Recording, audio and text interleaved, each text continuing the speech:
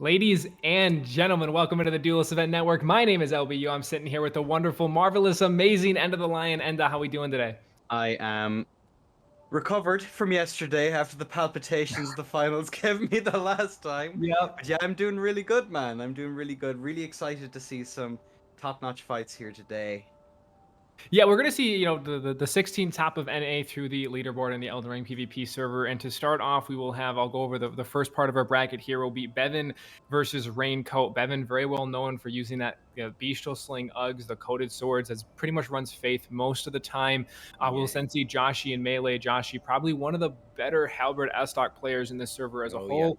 And Melee, probably one of the better Moonveil users in the server as a whole. So we're going to see, I would assume we'll see a Moonveil Slicer versus Halberd Estoc. After that, we'll see Daniel and Cully Coles, and they also have some very interesting builds. Cully likes to run some Arcane Faith type builds. So really, really cool stuff there. And then we want to go over the second half of our roster here. Yeah, I'm really excited to see here on the other side. We have, of course, Frosty. I've had the pleasure of fighting Frosty, not in this game, unfortunately, yet. However, he was definitely formidable from what I recall. What setups have you seen Frosty be kind of gravitating towards? For me, I've seen Frosty use a lot of different stuff. Frosty's one of those players that is just fundamentally very good at the video game. So he use a lot of different setups. So one of the things that I've seen him use a lot is heavy thrusting sword, but he typically tends to run more off meta stuff. I fought him a few times on Claymore, actually two-handed curved sword, and things along those lines. He actually has a really interesting two-handed curved sword play against Ultra Great Sword, which because you get the poise break and stuff with the Yeah. 49 poise is really interesting to play it out. But yeah, it is very very reactive and very clean in the decision making. So I do think we'll see probably heavy thrusting sword come out from them. That's probably the best pick that they would have for their play style Yeah, and for sure. taking off meta and stuff as well. And then of course Fuco and Monster. We'll Fuco. see the battle of the katanas as Monster's been using a lot of Rivers of Blood and Fuco's been using a lot of Moonveil. So I'm really If really we excited for that match as well. if we don't see Fuco on the Moonveil Turtle, I will be shocked and or disgusted, perhaps in that order, because One or the known other, for the right? setup, I wouldn't have picked up Katana on board had it not been for Fuco. So you know Sure. what? If he gives up that setup, I'll be deeply, deeply upset. So no warning to anyone. I I would never. suspect we'll see. I actually suspect, unless he's going against an Uggs, I suspect we'll actually see him on S stock instead of the turtle. Moonveil S stock is pretty decent as of a setup, right? You get two reaction roll catches, two weapons that are Mhm. very hard to react in general, but you don't get a lot of poise break. That's the only downside of it is you have to poise count extremely well.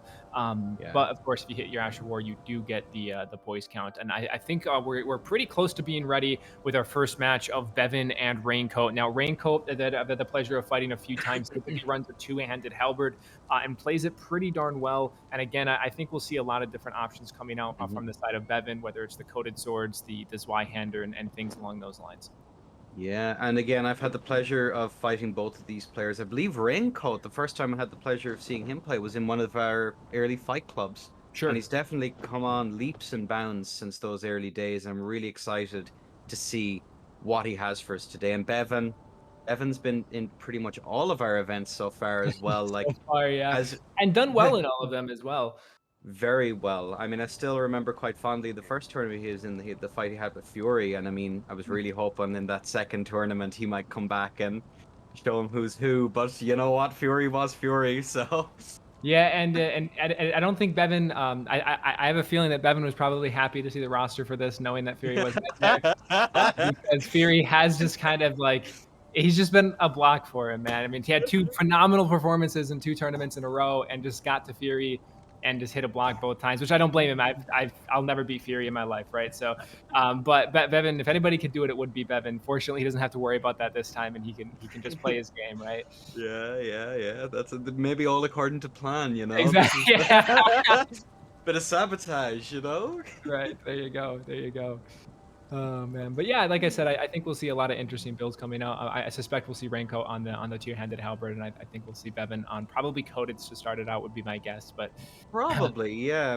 It seems to be the setup he's moved to. I've seen Bevan switch after the great mage massacre of 2022. Unfortunately, we've seen him move on to the faith build, and yep. he's been formidable with it. I can't Mhm. touch the dude with it. Honest to goodness, like he's a scary individual, our Bevan. Yeah, and I think we're very close to being ready here. I think we're, yeah, Awesome. cool, If you want to cool. go ahead and give us the count, Mr. Enda. Ladies and gentlemen, round one. Bevin versus Raincoat. On a 3, on a 2, and a 1. Ale. Oh, the And the bomb is bomb out. Bomb is out. We do see Raincoat on the two-handed halberd. It looks like Bevin is going to come out on the coated swords to start this out. We see the running attack coming in from the halberd. The beast roar on that halberd as well. Sorry, the war cry rather. Getting that AR as high as possible. Bevin displaying the space in here. Space is out. The regular R1 from neutral goes for a jumping attack. Chains it into another for 634 damage. Controlling the zoning of the map. There's the trade out from the halberd though. 496 to 630. Bevin's just going to win that trade outright and actually get situation over it. But he is clipped there for 496. Change into 538. The R1 here coming out. The jumping attack comes in. Raincoat spaces that out, trying to find the zoning in. I assume we'll see Bevin look for a flask here soon, as we do see that R1 coming out from neutral again. 634 though on the jump attack, going for the backswing there, unable to land it. Gives up the corner pressure. Looks like we are going to see swapping over to the talisman, perhaps looking for the bestial sling there. But 485 from the running attack into the jump attack, does not get the pressure. Goes for the poke to find it. The R1 comes out now from the halberd, and there's Bevin with the flask. He is going to go ahead and take that health there, and now keeping the pressure onto Raincoat, and the trade comes out in favor of Bevin. I want to say, Bevin in that first half, the amount of pressure forcing Raincoat into the corner there was really, really solid. Like, really, really smart plays on his side. Like, it's not like in previous titles where corner pressure is like a guaranteed way to put someone away. They could still jump out of it. But when you're going up against someone uncoded, like, you have to be cautious about trying to get out of there at the best of times. Now, add the pressure of not having that escape. Ooh, that was rough. But Bevin managed to let him go, unfortunately, and get himself corner pressured. But again, managed to creep out there and go for that really, really classy finisher on that last one. Really, really solid fight there from both players. From both players, yeah, played very, very well. One thing I would have liked to see Raincoat do there was actually take his flask when Bevin did. Bevin doesn't really have any range projectile that can quickly punish it out of recovery of his own, right? It'd be one thing if he's on Moonveil or something where, Raincoat has to play safer. He had enough space to simply walk back, drink a flask, and reset to a neutral there. And I think if you look at the damage that he did to Bevin versus Bevin's poke attack there, he actually was up in the trade in terms of overall damage done. He just didn't have the health to tank it. If he has the health to tank that, that changes Bevin's game plan. It resets you back to a more even neutral, and it doesn't allow Bevin to play quite as aggressive as it did near the end there. So one thing I think would have actually changed it differently. I mean, really good placement from Raincoat on a few of those running R1s. Running R1 on Halberd does hit very, very hard. It has very good range, very good forward momentum, but it is an attack that's easily strafable and things as well. And Bevin tried to do that a couple times and actually got clipped, and Raincoat did a good job of keeping that aggression. So very, very close match in our first. I don't know if we'll see just a clean sweep from the number 1 to the number 16 seed here. This was a very, very clean fight to begin with, and I think Raincoat has a lot of opportunity to actually pull this back in favor. And again, like, Raincoat has like a couple of advantages on his build that's like really simple. He has, of course, the guaranteed poise break from the halberd, which is, of course, really, really useful, especially when going for those trades. Which, trading with Coded's probably going to win it, but at least you get hit stun and are able to get out of it then. Well, and maybe the running set up attack for on some Knight additional- Rider might actually win that trade or be a lot more even, because you guys have to take into account that it does not only get thrust damage, but that's going to be in counter thrust frames as well. So the running attack actually should be pretty close to even. Now, if he trades with a jump, that's where it's going to be different. I mean, you're talking about a 600-700 damage attack from the jump there. I don't know if he's going to be able to get the counter damage that he needs to win that out, but regular neutral one very much can take and win those trades. So we'll definitely, like I said, there's a lot of play that Raincoat has here based on the performance we saw to actually just improve a couple little things that could have very easily flipped it around the other way. Well, that all remains to be seen how our players are going to adapt, as we seem to have both players in the arena currently. And it looks like we are completely ready to go. If you want to go ahead and give us that count. On a 3, on a 2, and a 1.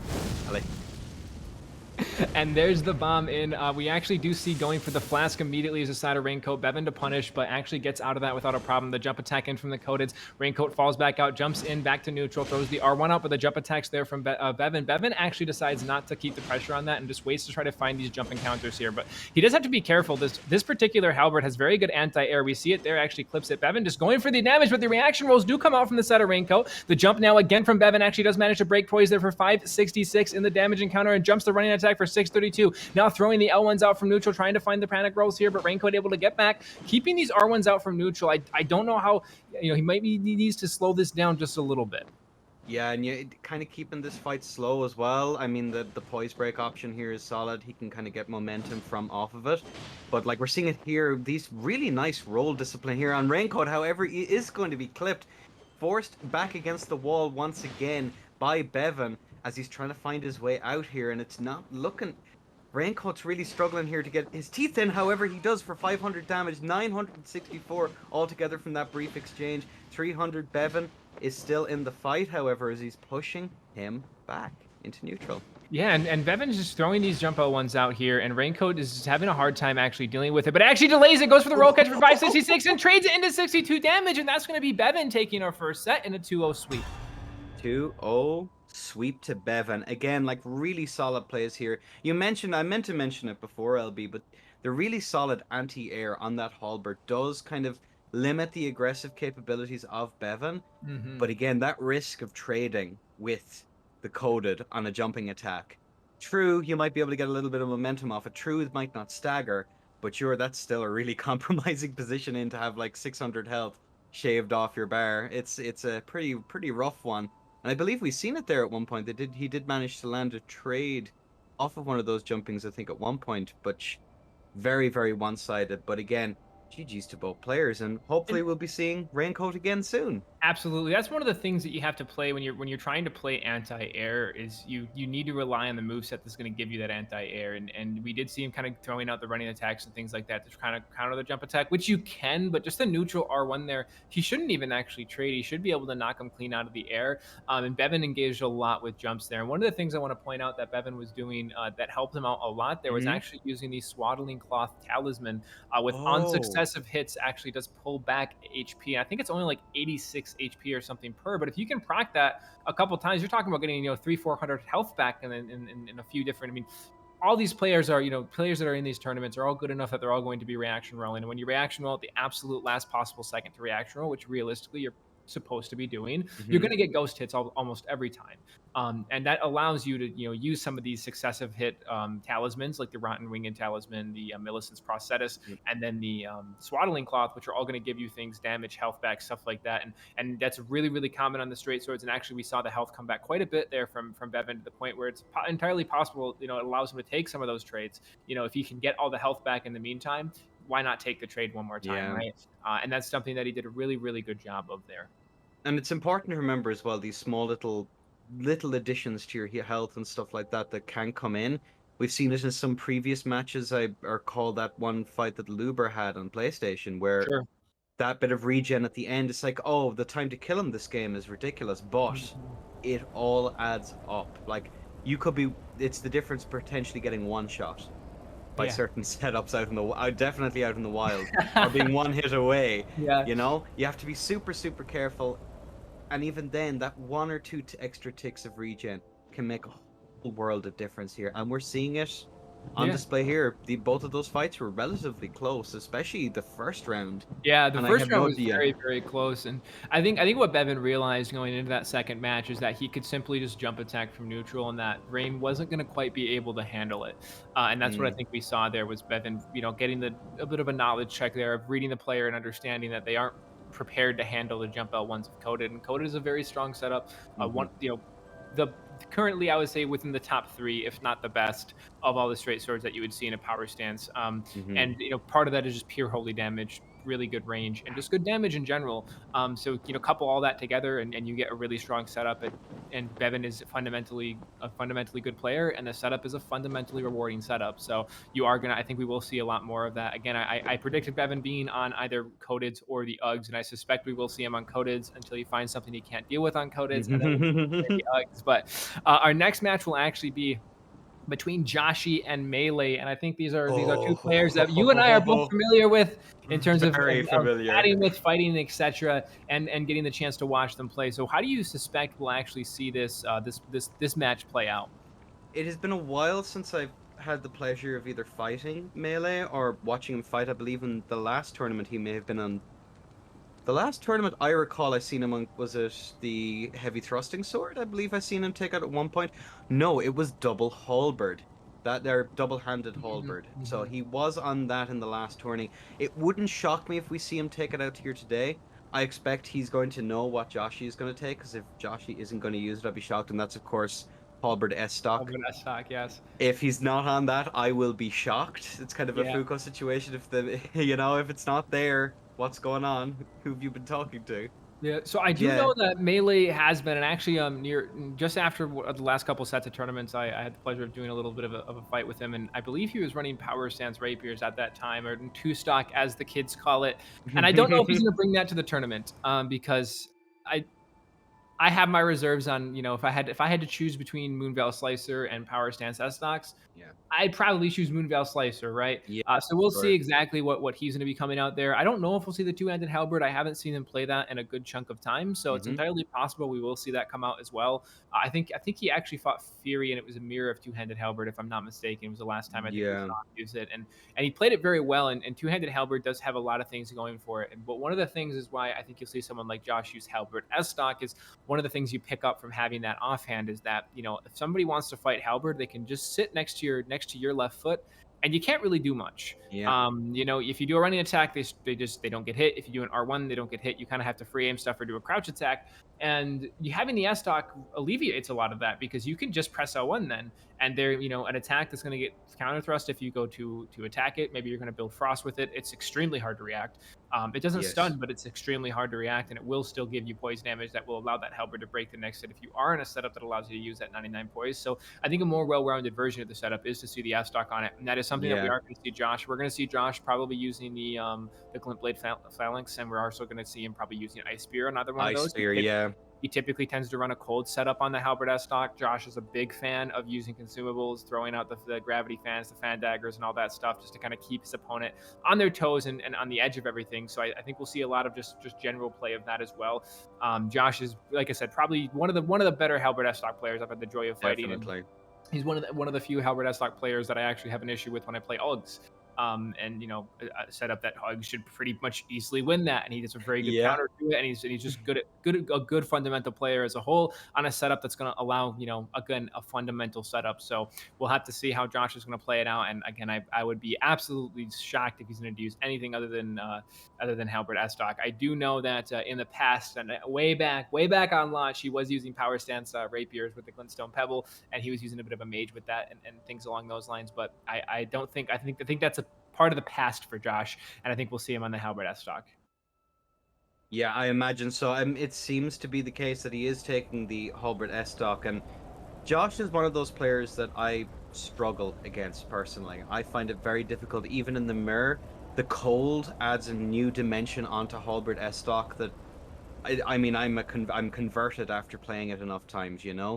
Having that extra bit of status pressure. True, it is kind of a more passive status pressure in that they can roll it, but the extra damage you get out of it after the fact is just Yeah, and absolutely perfect. that's the big thing with cold in this game versus Yeah, frost in the previous is that you don't if you're the one using the status, you don't want them to cure it. You don't want to hit yeah, them with fire. You aren't playing for the burst, you're playing for the debuff. And the debuff exactly. is extremely strong. I mean, if you get somebody cold, that S stock will melt them if they are cold and Yep. they're going to trade into your S stock, you will just melt them away. So it does actually look like both of our players are in. I do believe we are fully ready and set to go. Yes, indeed. The second set of round one, ladies and gentlemen. Josh in the far corner, Melee in the near, and on a 3, 2, 1, let it go. And here it goes. And it does actually look like we are going to see melee. I think that is the power stance and spurs, and immediately going for a punish on the flash there. Throws out the fire strike and actually goes for the gets punished off the glint blade here. And Josh is going to pop that up again and actually takes the time to eat a little bit of immunity here to go. Really just trying to counter this build. Goes for the charge for 553. Actually finds it the S-Stock now 230 and trying to find the pressure here. Melee forced to back off. Nearly 70% of his health is gone. He's going to hit the flaming strike. He's going to find it for 686. The rapier is now coming out, and we're going to see the gravity fans coming out from the side of Josh. He's going to get the glint blade phalanx out, but now that counter thrust damage is coming in from the side of melee, leveling this health out a lot closer. And now we're going to see him swapping over to Rot here. He wants to get this proc, and Josh forced to back off from this. There's the tears go for 458 damage in the encounter as well. And Josh has got to be looking for a bolus here. That's going to build up a lot of pressure. And there's the frost proc. Actually, we do see now these S-Stocks are going to be doing a lot of damage in the counter, and he actually catches him with the gravity fan for 212. It goes for the train, and Josh is going to fall 670 to 376. That's going to be melee taking the first round in a 1-0. What a round when he landed. So you set up with phalanx and then you come in with the R2. I couldn't believe it when he landed it. That was absolutely crazy. And some really smart consumable use here on the side of Josh as well. Clipping melee not once but twice over the course of that round with really well placed what seems to be free aimed gravity fans, which is just really, really solid play. It's not something we saw all that much of yesterday. They seem to have gone out of fashion, but they're definitely been used an awful lot here today so far, and Josh is showing just exactly what you can do with it. Again, really solid, very close match there come the end, very frantic as both players were like blood, the red mist descended as both of them went in to try and get it. Really, really solid stuff by both of them, and melee takes the first round. Yeah, and you see how quickly Josh decides to try to turn the aggression up as soon as that frost procs. That's what we were kind of talking about earlier, is that it really is a debuff status. Yeah, you get damage if you get the frost proc, but that's not what you're looking for. You're looking for that debuff to get it in, but melee was able to read that aggression and did a phenomenal job countering it with the flaming strike and then just the L1s off the rapiers. And I do think it looks like we have them both back in the world and pretty much ready to go as we have melee leading 1-0 in this best of 3.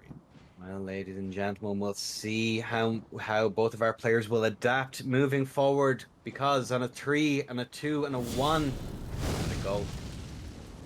And it is off, and we do see again going for the Bowless here, or not the Bowless, rather the Flask is both players, and Josh actually just taking the time to eat that immunity up really quick and actually going for the Flaming Strike as a side of melee. Josh able to roll that without an issue. The jump comes into the running attack at the Halberd for 325, 544 chained off of that S-Stock, and he is going to have a significant advantage in terms of the status here, but there's the jumping R1 actually coming out from the side of melee, the running R1 as well, and goes for the R2, gets poked out by the Frost though, so now a very big advantage both in the actual overall health as well as having that status proc now onto melee, and he's going to find the glint blade there, the running attack for 792. What an encounter, and actually counters it out with the gravity stone there, goes for the S-Stock, but melee's got to play careful now. Josh has a lot of health left. He can play aggressive into this. The jumping attack comes out for 332, and he chains it in for the running L1 there, but unable to land that as Josh is going to come through with the rolls, and now we do see a really good feint coming out from the side of melee, and Josh actually gets the bowless. So all of that status building up using these shorter rapiers that don't do as much damage to build that bowless, and Josh is just going to eat it out and take care of it, and there's 102 damage rather from the running attack, and Josh is going to level this back out on a 1-1.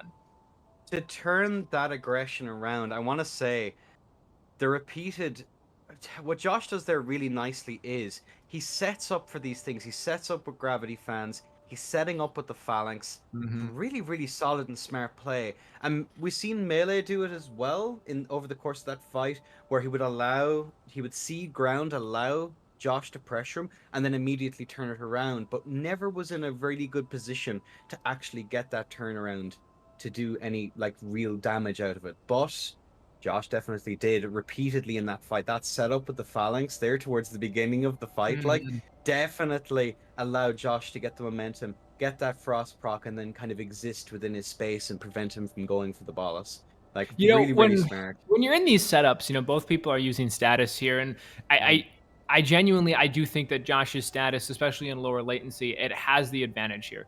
That has better pressure. It has more just overall potential in terms of that debuff is going to, every single time he attacks you, you're going to take more damage. When you roll away from something, your stamina takes longer time to recover. And these are things that matter. And not only that, in the terms of application, we're looking at power stance rapiers or thrusting swords is the Elden Ring term, versus a halberd and an S-Stock. One has the ability to poise break, one does not. That's really, really big right there. And again, I'm sure we do have melee on 99 poise here, but all Josh has to do is hit him with one of those fan daggers. All he has to do is hit him with the S stock one time. He has one of his phalanxes has to hit him and clip him from the side, and now he can break his poise with his halberd. You know, and it comes down to a poise counting match, and that's really, really important to keep track here. Is that Josh does win that match on paper. So I think the first match we saw a little bit of nerves coming out from Josh. Josh played a lot cleaner there. We'll see how melee can actually respond to that now and try to pull this back 1-1 even, anybody's game match point, and I do believe both of our contestants are in the world and ready to go. All right, ladies and gentlemen. Well, this is match point in this best of 3 between Josh in the far corner and melee in the near. On a 3, on a 2 and a 1. Let it go. Out goes the bomb. Yeah, and both of them are going to just go ahead and take the flask this time. You see the each running the bubble here, so probably planning for late flasks, but decide just to take the flasks here. And Josh getting those phalanxes up again and actually goes, I'm not sure what he tried to eat there, but he was out of whatever it was, and that's going to be a difference. Melee trying to trade out with the Beast Roar here, but not able to find that. Josh coming to counter out with the running attack. Melee able to roll that without a problem. Resetting to neutral here. The jump attack comes in, and we do see the gravity fans coming in, but the counter of the S-Stock there, the halberd rather, and trying to go for one of these mix-ups, but Melee is able to roll that out. I'm just going to point out rolling out off stock is incredibly difficult, but Melee up in the back corner here takes the roar to chain, goes for the running attack for 474, back up against this wall, has to be careful, jumps the halberd, 229 in the encounter here, but Josh is trying to turn this aggression back, and now we do see, I would say, a considerable advantage from the side of Melee, but he is going to actually take some damage there as well. Ooh, and both of them, we're seeing here really, really nice use of the Warcry ability here as, you know, Josh is being pressured off the bolus. He is trying to make that space, which is smart, but Melee has the ability to punish him all the way through here from across the arena. So Josh has to be really careful and really particular when he chooses to go for the bolus here, as he is going to land Frost. Melee is really trying to keep up the pressure here, keeping Josh on the back comes through. And that's going to give him the glip blade up as well, and that's going to allow him some pressure. And there we see actually changes it into it again and trying to find that damage forward as he is going to have time to drink the flash. We see the jumping attack coming from the side of Melee, but the trade comes out in favor of Melee. Josh going for that S-Stock there, perhaps predicting a Frost proc or something. Does not land it, and Melee takes this in a 2-1. 2-1. All of these have been super close so far, LB. This has been crazy. You know, Melee played very, very well there. So did Josh. But again, we saw, you know, I think Josh's nerves had the better of him in that first match, and Melee, I think, went into the second match not really, you know, with the same level of respect as the first match. Perhaps he wasn't really expecting Josh to come back at him as hard as he did. And that last match was so close. We saw both of the players at that point. They're fully ready. They know what they're fighting. They know how to fight it. And, you know, Melee did a really good job of keeping the pressure going with the Beast Roar. And what I mean by that is Josh actually did take a bolus there to alleviate that Scarlet Rot buildup. And Melee was able to get a counter on that and get the damage forward off the Beast Roar. So somewhere or another, that status does guarantee him damage in that encounter with the way that Josh and Melee had played that out. So really good play from Melee there to keep the pressure moving forward. And, you know, it's no doubt that the rank 8 and rank 9 players are going to have such a close match, right? Right there, they're neck and neck. But next up, we are going to see Garuwashi, and we're going to see Chancho McFly coming into each other. And I know Garu does use the Halberd S-Stock and uses it very well. He's another very good NA player on the Halberd S-Stock. There's a lot of strong Halberd S-Stock in North America that I've had the pleasure of fighting. And Garu is one of those players that is very, very good with the Halberd S-Stock and does a really good job of keeping the pressure forward. I have not had the pleasure of fighting Chancho, so we'll have to see what he's going to come out on.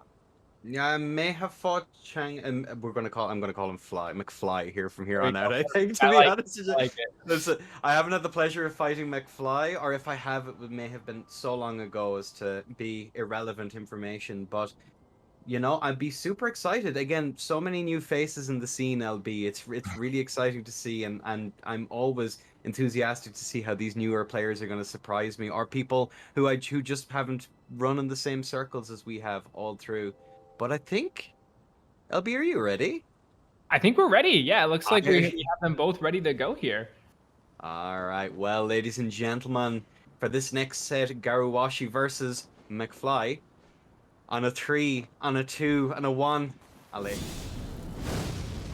And we do see the bomb dropping in. We are going to see Garu on the left. We're going to see McFly on the right. Again, Garu using that halberd S-stock build. The sword spear is his halberd of choice. You see a lot of different mix-up with backswings, jumping attacks from that weapon, and the high-poised thrusting sword coming out from the side of McFly. Thrusting sword is a very good weapon currently with the current rule set. You can use a lot of really good Asher wards, like, for example, Storm Stomp, which you do see coming out there. Garu going to punish it out, but the pokes are going to come in, trying to trade out with the running attack on the halberd there, as well as we do see Garu now going for the jumps there. Traded out by the running R2 is the side of Garu, and sorry, not Garu, is the side of McFly, but McFly actually finds the Storm Stomp and 600 damage there, as well as the running attack now coming out from the side of Garu. Goes for that jumping R2 to chain into the backswing, and he actually just walks right into it. The Storm Stomp comes out, and that's going to catch it, trying to chain that into running R2, but he gets away! He manages to get out of that one. That was close. An interesting choice there to trying to bait in the corner pressure. Oh, really nice Storm Stomp there. Manages to land it. We see both players going in and out, trying to find their way in here, as it's really difficult to really... Both of these setups require a bit of patience in terms of like looking for whiff punishes and stuff. As we see the running attack coming out here. Out comes the Storm Stomp again. Unfortunately not able to punish it. Probably forcing a roll there one way or the other. And now we're back into neutral, but... The running R2 actually does come out and finds the damage there onto Garu. So Garu goes to jump that, but the running R2 is there to actually just counter entirely and does kind of knock him out of the air. There's a really interesting anti-airs of running R2. One thing I want to point out from the side of McFly, which he did a very good job of, was using that Storm Stomp not to guarantee damage, but to bait a roll to get a pseudo combo. And what I mean by that is a few different times there he used Storm Stomp. He caught Garu on the end of that Storm Stomp, out of range to get the guaranteed R1, and instead just runs up to him, kind of cues that running attack, builds a little bit of pressure. Garu rolls and he lands the roll catch for 400 or 500 damage on the running R2. So really good play there, really good mixing with the Storm Stomp. Storm Stomp is one of those abilities that as you kind of see the matches play out, Storm Stomp does have quite a lot of counterplay to it, but it is one of those things that can be very oppressive in your face if you aren't ready to deal with it, you aren't aware you're going to be dealing with it, and you haven't had the experience fighting it. It is very hard to deal with at first, and you can kind of get immediately countered out. And Garu did a pretty good job of playing around it, but McFly was just there to mix it up enough times to kind of make the difference. I think the Storm Stomp here, Halberd S-Stock, is a useful setup to go up against Storm Stomp, because you do have the ability to not only whiff punish, but guarantee the poise break after, and then feign aggression after the fact as well, to bait out another one if they're so inclined, and just rinse and repeat. It's a really handy setup to do those kinds of things, but you have to be so careful you don't overextend, because after the update you have a risk of a backstab, or more importantly, interestingly to note actually, the backstab pressure, using the Storm Stomp to backstab pressure was really, really interesting. That's the first time I've seen it used. And all of these players are on the same page. They know what they can and cannot do. Risking the backstab might not land it. You're definitely going to land the roll catch off of the Storm Stomp afterwards. Really it kind of reminds me of that straight sword play from Dark Souls 3 where you would strafe out an attack and charge the R2 instead of going for the backstab, right? Because the player is forced to roll because you can just backstab them for 700, 800, 900 damage. So they roll, they get sort, and instead they get roll caught, in this case by the Storm Stomp. So it was really good play there. I'm not sure if it was intentional to strafe and feint a backstab or not, but it definitely was in the position to backstab, to the point where if he just tried to R1, he probably would have gotten a false grab on that. But yeah, it's a really interesting matchup that we see. I do think that setup-wise, I would think that Halberd S-Stock should be able to get a little bit of an edge here. So perhaps Garu will be able to come back a little bit cleaner of a mind and find a way to get around Storm Stomp, because that's the one thing when you're looking at a setup that has Storm Stomp and uses Storm Stomp. Is very interesting. And just so everybody knows as well, we did see a little bit of desync on our side of things with that running R2, but chatting with the contestants, it was not desync on their end. It did seem to go through without a problem, just to clear up any concerns that we may have had there. The contestants seemed to say it looked fine, and we did almost see the running R2 on our side as well. But it looks like both of the contestants are in the world and ready, and we do get to see the rematch here. It is 1-0 in favor of McFly. And yes, indeed, ladies and gentlemen, for this round 2 of the first round, let's see how this one is going to pan out. On a 3, on a 2, and a 1. Allez. There we have it. The bomb is out, as both players are going to go for the physic here. We see it here. We have the cry coming out to punish. Not once, but twice. On that. Yeah, interesting. I wasn't expecting it to definitely catch the second one there. Out comes Great Thrusting Sword is going to come out here. The Storm Stomp is going to pressure. However, the Halberd is there to try and reaggress. However, he will whiff, but no punish on that one. Running comes out here. Out comes Storm Stomp. No punish on that whiff. Storm Stomp again. That's going to be a mistake here that may cost him later on in the round, as both players are now back into this neutral. The running attack manages to land. The Storm Stomp comes out. Yeah, finds the roll catch on the Storm Stomp to get 536 damage in that encounter, and actually gets the counter aggression there for 511 in that. And Garu is just getting, you know, one chip damage at a time, one little thrust at a time from this Storm Stomp. And we do see kind of this, you know, very reactive passive play coming out. And the counter comes in! 565 counter damage, skipping right through the tiers as well to just secure the kill. And that is going to be McFly moving forward with a 2-0 victory. You know, LB, blink and you'll miss it in this Absolutely. fight. The amount of forward momentum you have on that Great Thrusting Sword. That running R2 is nasty, because if you're caught unaware, it just deals so much damage. It does. It does so much damage. Really unfortunate there from Garu that he wasn't able to punish some of those whiff Storm Stomps early on in the fight. Honestly, I think that really cost him. It allowed McFly to really aggress much more freely. He's like, okay, I'm safe.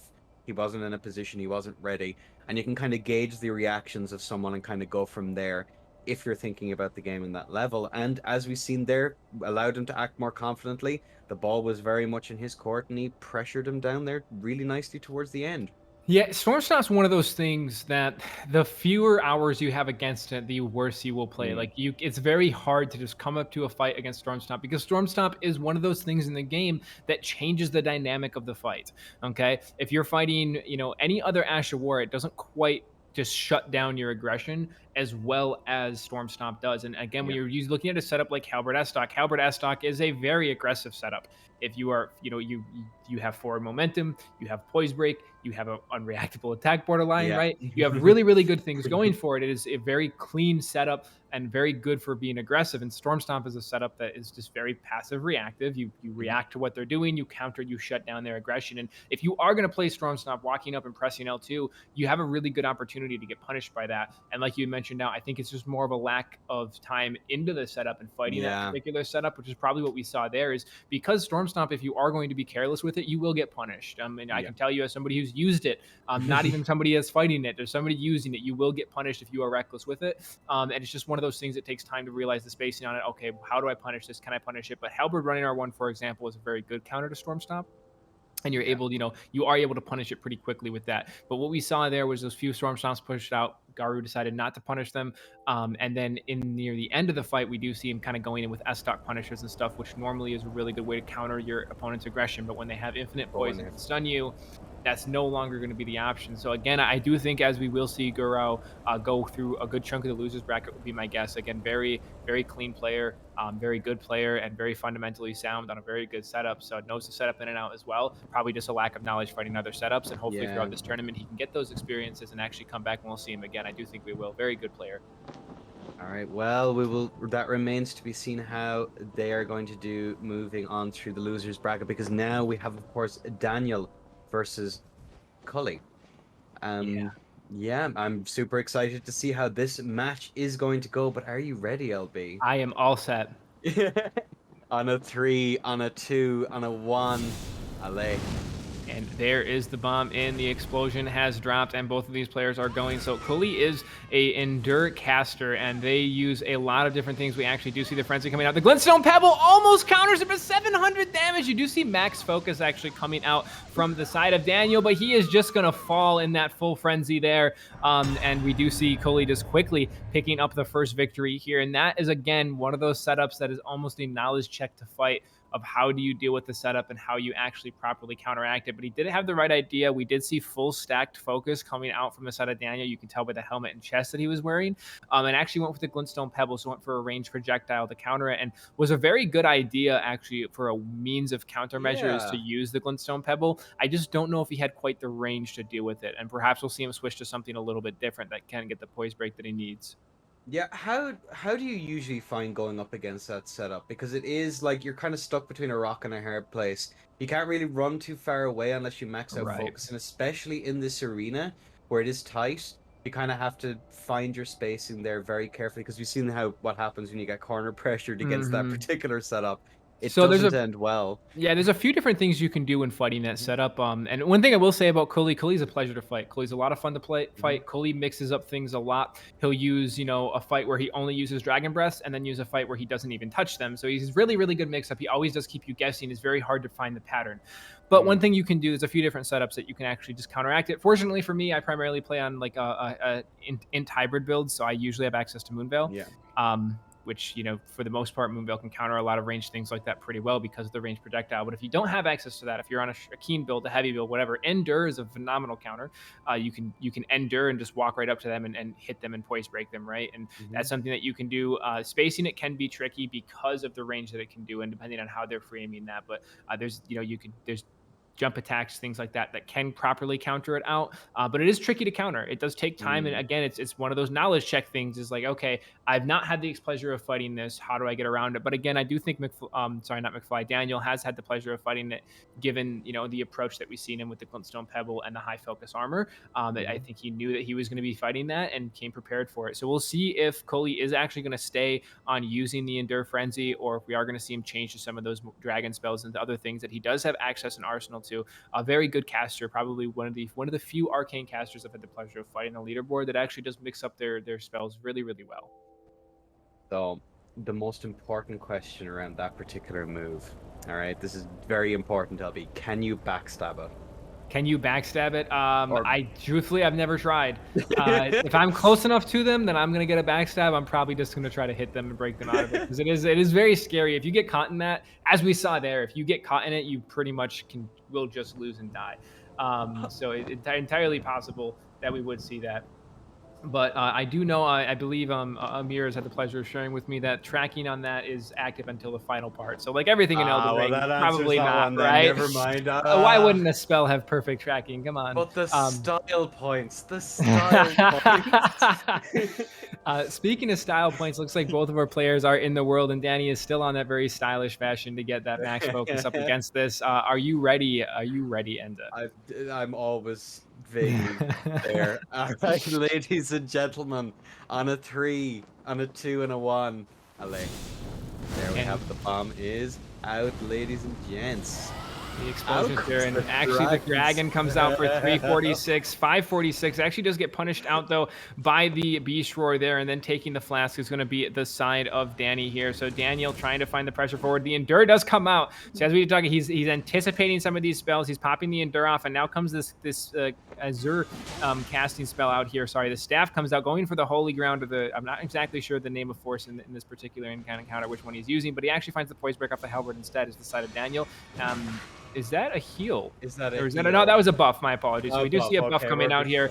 I was a little bit worried there for a second, but a buff comes out, gets punished out for 429 damage, and a 293 from the S-Nox there. So now Daniel playing this really, really cautious and playing very smart. Again, he found the things to try to counter this, and we do see the Flaming Strike coming out on the heavy thrusting sword after that running R2, and there's the Dragon Breath right there, and gets punished out for 201. Very low now, and the roll's coming up in the corner, and he finds the tree, but it's not enough to win it out, as Daniel's going to even this out in a 1-1. The cheek. Right off the gate, going for that dragon spell. And then they buff. Listen, I've taken half your health, bro. Sorry about that. Now we can have our flask. Right, yeah. I'm gonna take my flask really quick. Don't mind the fact that you just took 1,000 damage and have a debuff. It's okay. You can take care of the debuff if you want. I'm gonna take my flask. Don't worry about it, man. We're good to go now, right? But that's one of the things that I just mentioned about Cully, is he does have access to those dragon spells. And dragon spells, if you are not ready to fight them, can be devastating. If you are not ready to fight a dragon, it can be very devastating and take even more than just 1,000 health that we saw drop from the side of Daniel. And again, it's one of those things where you kind of have to have an answer for it. You have to be ready for it. And again, fortunately, we did see Daniel come through. Daniel must have done a few matches with Cully on our leaderboard to come out with Endure on the halberd as stock to find the pressure there. The running attack off the halberd actually had Beast Roar to start to keep the dragon out of the air, and did actually do a lot. Again, if he didn't knock him out of the air there, he would have taken more than that 1,000 damage that he took. He was able to cancel that out, sacrifice 1,000 of his health to do it, but he still did do it. So it's really, again, really important to talk about those things and look at it, is how you're actually going to fight it. And one of the things I want to point out as well, we did notice in the beginning of that, Daniel was using two-handed halberd and had the robustness shield on his back. So if you're anticipating going against a Dragon Breath, one of those Dragon Breaths is Scarlet Rot, and that is going to give you a lot of defense against Scarlet Rot. And that was a really good play that we saw him, because he immediately swapped off of that and went right over to the S-Stock when he realized that the Rot Breath was not what he was fighting. So I just want to point that out. It was really good game knowledge came out from Daniel there, and it would have helped him a lot if it was actually Scarlet Rot Breath that came out, and he probably maybe even gotten away without getting procced. Yeah, I mean, there's so much counterplay in terms of the build making that it's, there's really, really nice things you can do to preempt some of these things, but we'll see how the preempting went this time around. I think as we were 1-1, if I'm not mistaken. We are 1-1 even as match point. Match point. All right, Daniel in the far corner, Cully in the near, on a 3, on a 2, and a 1, ladies and gentlemen. Cully. And there is the bomb, our explosion dropping down, as it looks like we are going to see another Rot Breath coming out, and actually it's going to be the Frost, and 273 into 720. It is not a good trade, but he goes for it again and does actually manage to find the damage. 546, there's the first into 1046 total, and the Scream comes out again, and there he is, taking his buff, strafing both of those out, and now we're going to see the Flash coming out, and there's going to see the Roar coming out from the Dragon, but punishes it out with the Halberd. So really, really good play from Daniel there, not to panic that Roar. That was, I believe, the AoE Roar of the Dragon, which will just kill him when he's not low. As the running attack comes out again, the dagger with the Endure there for 257 damage, and goes for the Frenzy, but he's going to drop to the S-Stock for 159. And again, we do see Daniel, figuring out a way to get around this build using the Endure. Again, be able to get around some of the knowledge checks that we see. So Daniel played that phenomenally well, able to take it in 2-1, and really, really clean play comes out there.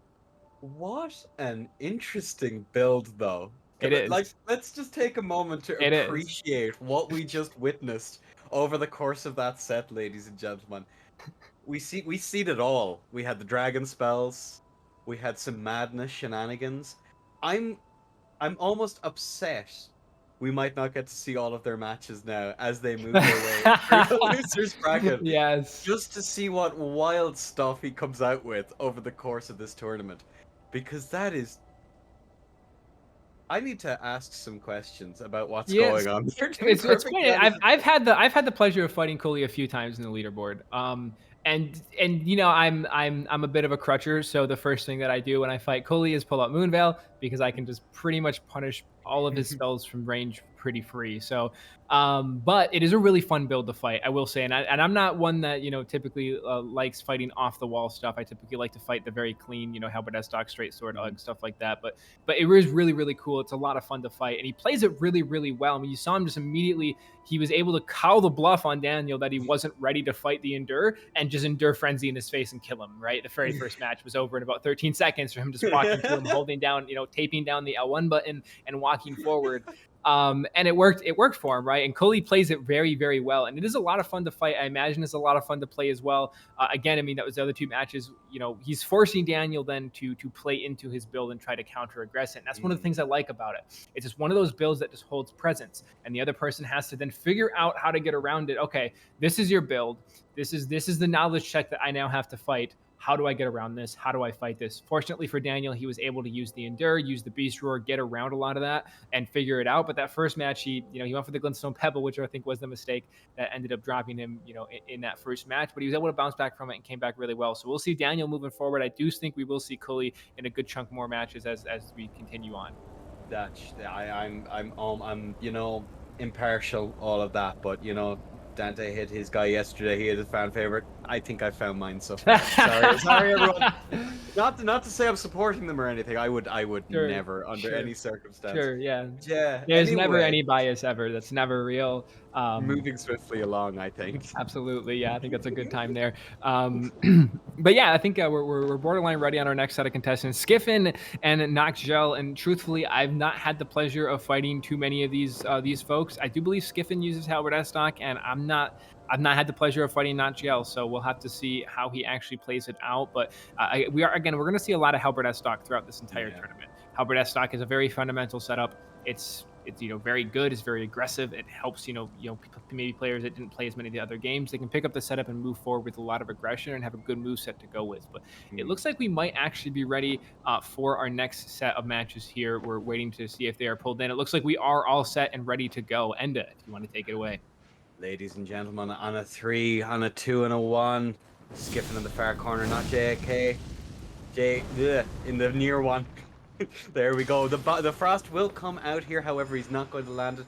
Both players are going to go for their respective love. Is that a Claymore? Is it? I think it is a Claymore. So actually, getting the buffs up.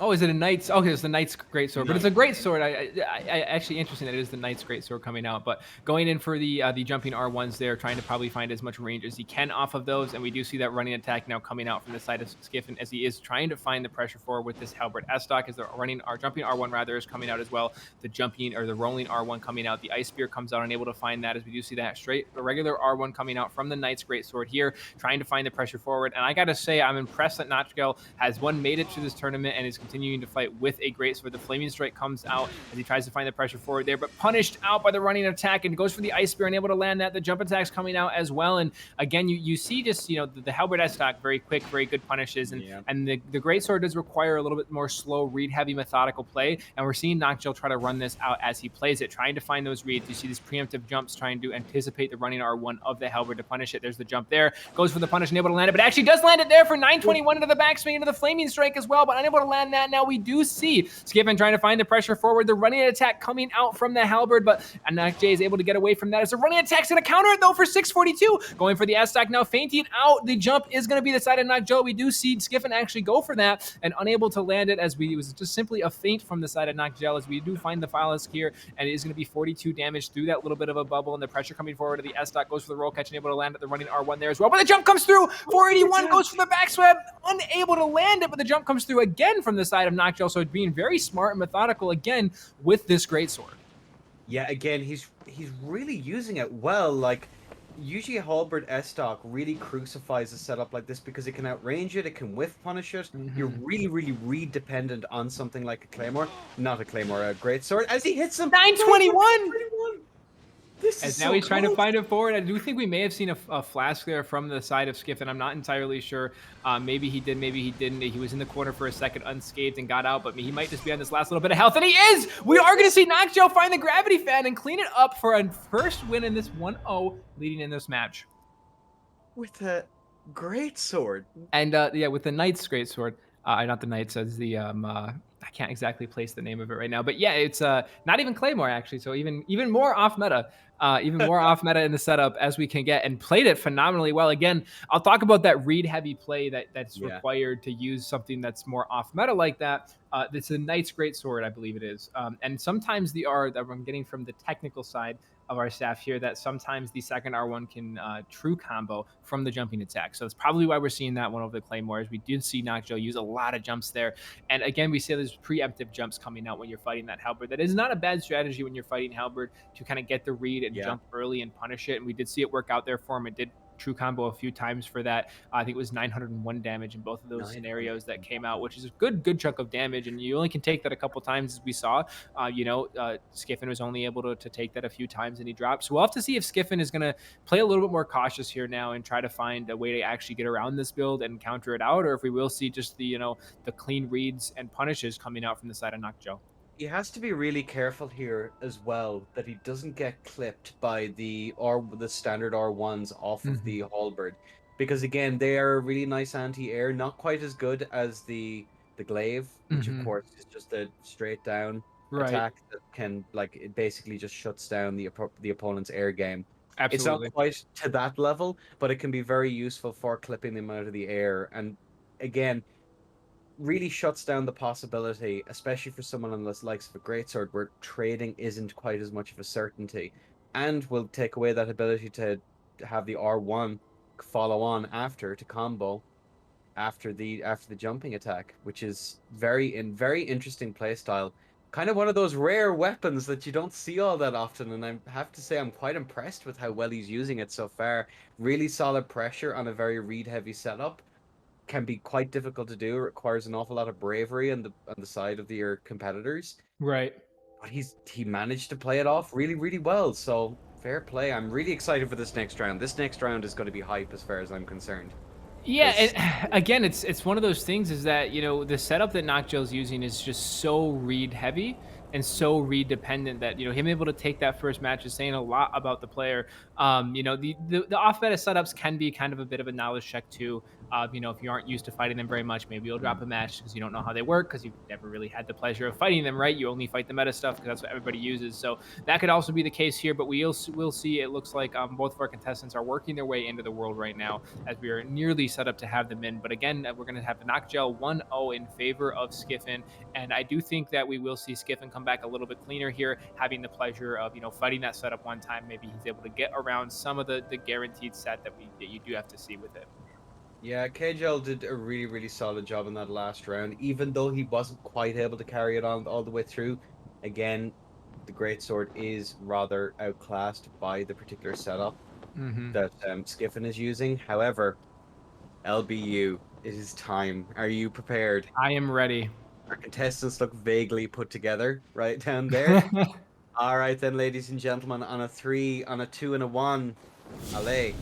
As the bomb is going to go boom, both of our players are going. Frostpot comes out to try to punish the Boil Prawn. The Boil Prawn gets in. The Perfume's going to pop up there as well. We do see the Boil Prawn traded out, and the Frostpot actually in retaliation. The jump comes in from neutral from Knoxjel here, trying to find a little bit of aggression going, but he actually gets punished out for 365 at 378. The trade into 847 from the jumping attack into the flaming strike, going to try to find the counter there, and the jump comes through again to feint out the running attack. Is the side of Knoxjel, and you know, Skiffin was able to find that early pressure, but Knoxjel is just right there to turn it back on his side and flip it back over. The jumps in to come through for the anti-air, does not knock him out, but 847 in total as the flaming strike comes out, nearly lands the roll catch, but not, you know, Skiffin's able to get away from that a little bit clean. Actually do see the two-handed downward, is it a drop? The jump attack comes in for 440 damage, and that's going to be Knoxjel moving forward. 2-0 sweep in this set. What did that Yes, just happen? I think it did.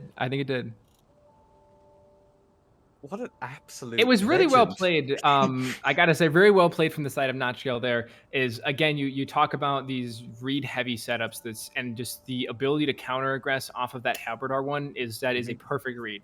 He gets damaged and he already just knows that the other player is not going to keep that pressure forward, you know, isn't going to keep it on them. They're just going to sit there and take the damage, right? Because who would attack after that run, right? Well, in this case, Knoxjel was, and he was there to flip it right back around, chains it into the jumping attack, and does a really good job of it. Again, the jumps just very, very good from the side of Knoxjel throughout that whole match, and they only actually got countered out of the air 1 or 2 times, and I think it was from the running attack of the Halberd. You did mention the anti-air that Sword Spirit does have. Sword Spirit does have a little bit of anti-air. The way that hitbox works, it swings up near the end. There is a little bit of anti-air play there, but yeah, it was really, really clean, came out from the side of Knoxjel, and I gotta say, I'm quite happy to see it. It looks like we are going to see Arturo and Sary coming up next, and Arturo is another one of those Halberd S-Stock players we see coming through from the North America side, and Sary's actually a colossal sword player.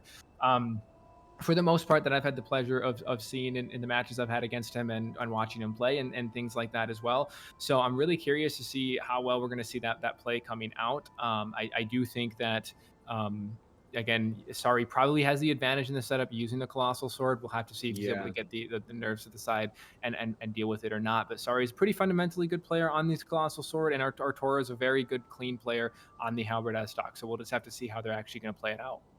Yeah, it should be pretty interesting. Again, like Halberd S-Stock versus Uggs is kind of interesting. It plays very, very close to some of the older games wherein everything pretty much staggers, right? Right. So you get that really solid back and forth. Both players have to be careful because, especially the person on the Halberd S-Stock, has to be super careful because if they get hit, then they're going to stagger.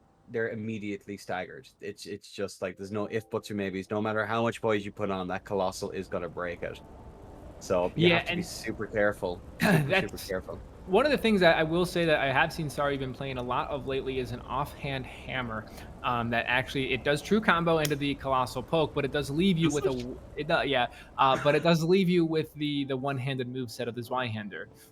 So you get a lot of potential to get a lot of quick burst damage in, but you don't get as much of a vortex out of it, you know, and that's one of the big things with Uggs, which is why a lot of people use it two-handed, is it does give you that really clean vortex that can be very hard to get off a nearly unreactable attack to get away from and find everything like that. And that's, you know, you do lose that, but you pick up guaranteed damage, you pick up a true combo, and a little bit more mix up outside of that if you're going to backswing the hammer, if you're going to do the R1 on the Colossal. So we'll have to see exactly which setup he's going to be using coming out today, as I know he uses a few different Colossal style setups. And again, I think it's pretty clean that we will see. It looks like we do see Arturo actually summoned in on the Halberd S-Stock. So we will see a little bit of play coming out from there as well. one of the things, I suppose now, as it's highly likely that we're about to see a colossal sword come into play, like, let's just go quick. We can just quickly look at the rules here for the one-hand and two-handed use of colossal swords. We're Yeah, looking at absolutely. 49 poise, bull goats, and spear talisman are gone. Ash of War that are no longer permitted to be used on it are Storm Stomp and Quick Step, and of course the Great Sword is of course.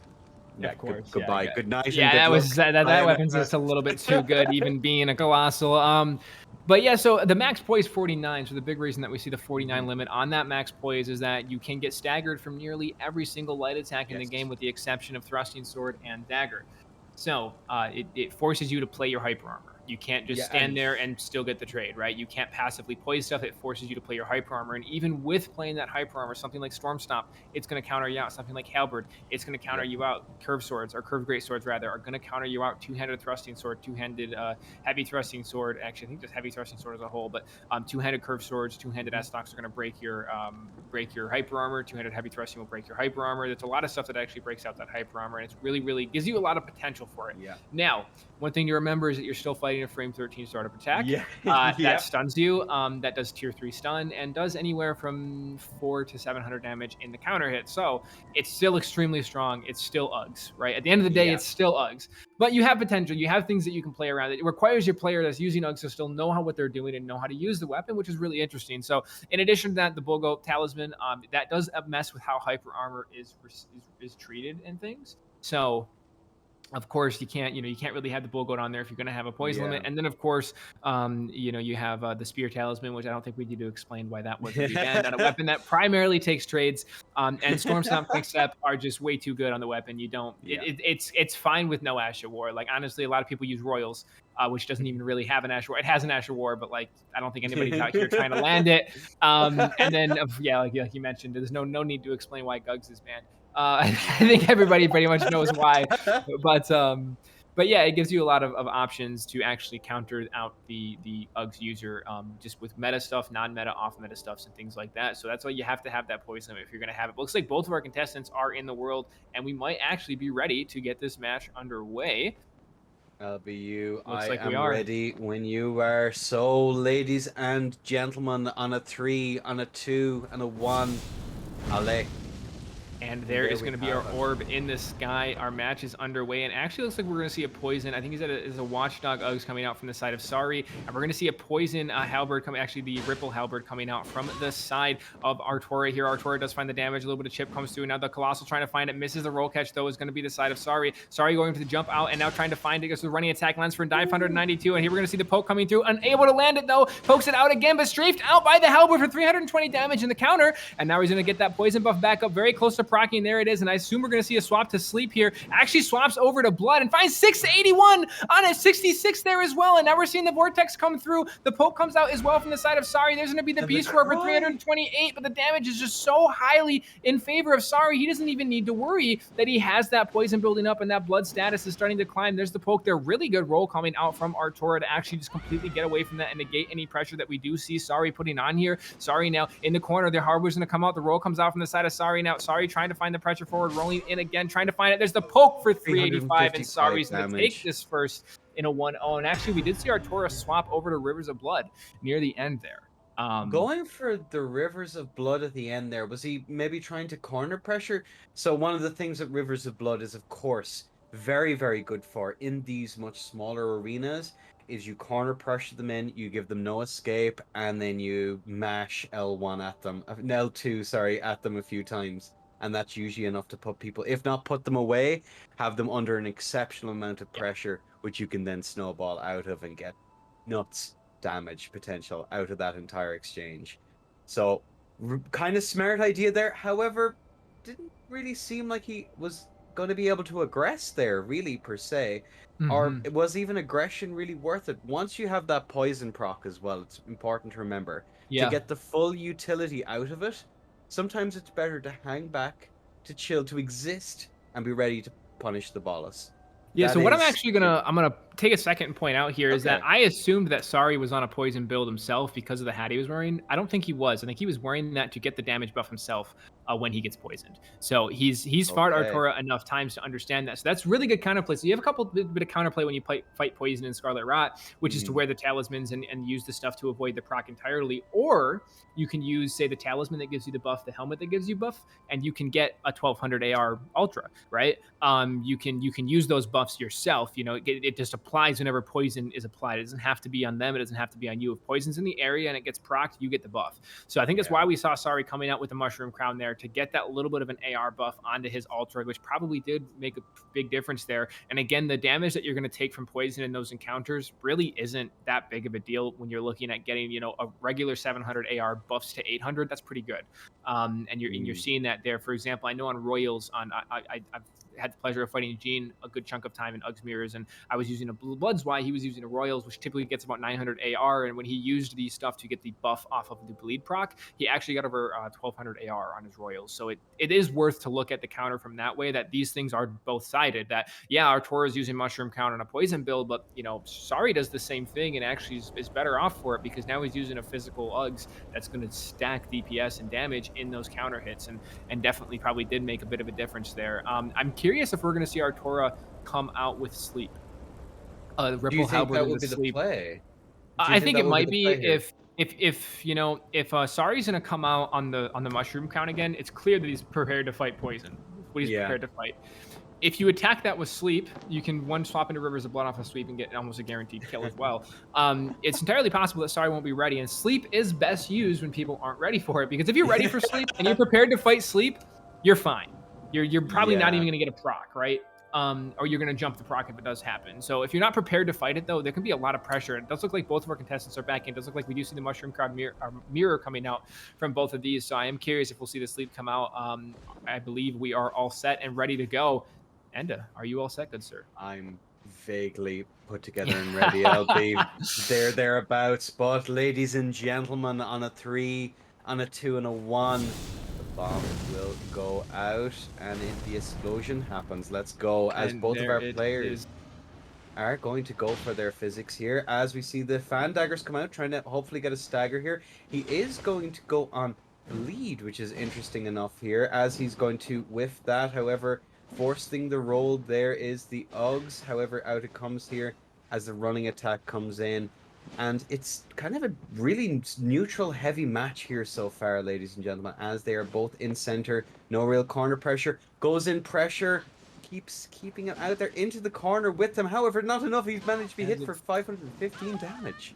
Into the weapon art for the bleed proc for 1064 rather, on that, and then counter hit for 614 in terms of the S-stock there as well, but the trade's going to come in 515 into 1030 as the Vortex comes out, throws the R1 out, unable to land either of those. The Beast Roar to counter it out, but health is getting very low now for the side of Sary. There's the running attack for 172. The S-stock's going to be there to punish. There's the poke. The Blue Feather is helping him a lot here. We do see that Twin Bird Shield trying to get through these fan daggers as well as full Royals remains minus the helmet, so pretty good chunk of of HP coming back now for the side of Sary as well. Sary needs to play this out. The kick comes out. I think that was probably supposed to be a Rivers of Blood swap. Instead, just probably unequip the weapon there, as it looks like we do see the S-stock coming out now on the offense, still trying to get into the menu. That's me 622 damage, and now the wave dash comes in trying to catch it. Does a running attack again, and he actually finds the punish for 252, and that's going to be Sary cleaning this up in a 2-0 lead. Sary is not sorry for what he just did there, even though he probably should be. That's 600 damage on that one poke.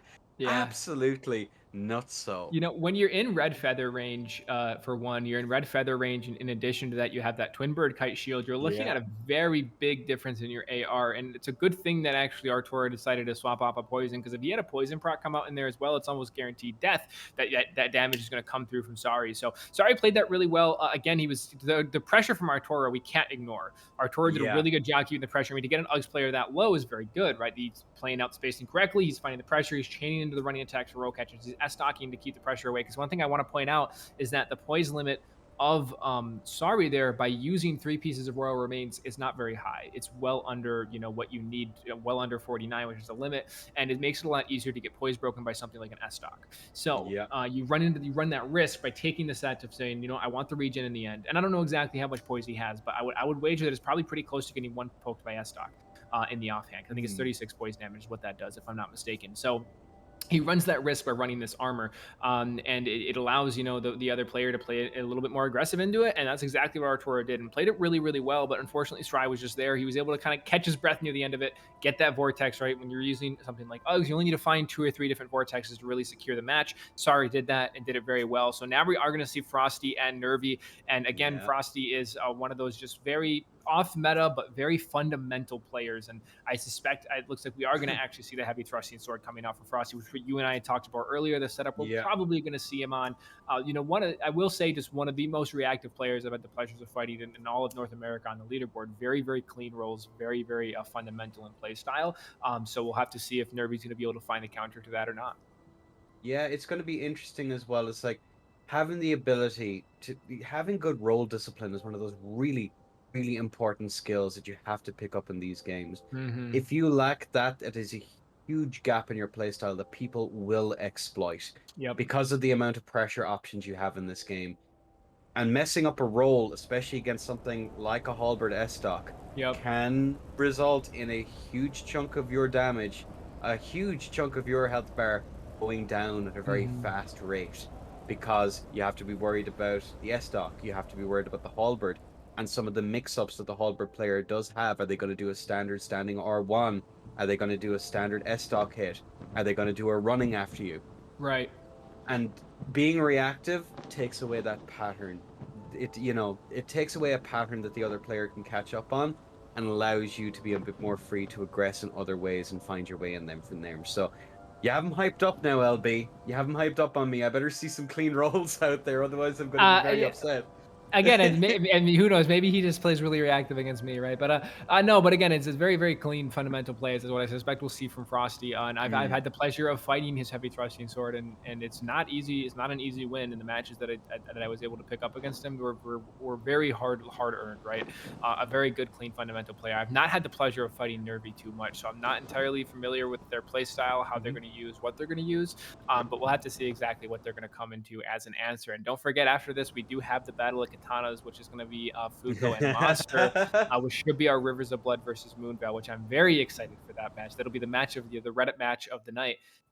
Is going to be that match, hopefully. But again, Frosty and Nervy, we'll see the heavy thrusting sword, clean fundamentals coming out. I'm not sure what we're going to see out from the side of Nervy. Waiting still to get them in. But what do you think of so far, the matches that we've seen so far, other than of course finding your fan favorite? What do you think? What do you think so far of the matches that we've seen compared to you were actually around the EU tournament yesterday? There is so much halberd S-Stock. It must have been like, there must have been a crate of halberds down the back that you found or something over there in NA. Like, actually really unreal. We've seen an awful lot more power stance straight swords, I believe, and a whole lot of other setups, double-handed halberd as well. I'm really surprised by it seems that halberd S-Stock is dominating the NA ladder, at least in these early rounds. I expect it's going to be like the last few tournaments we see.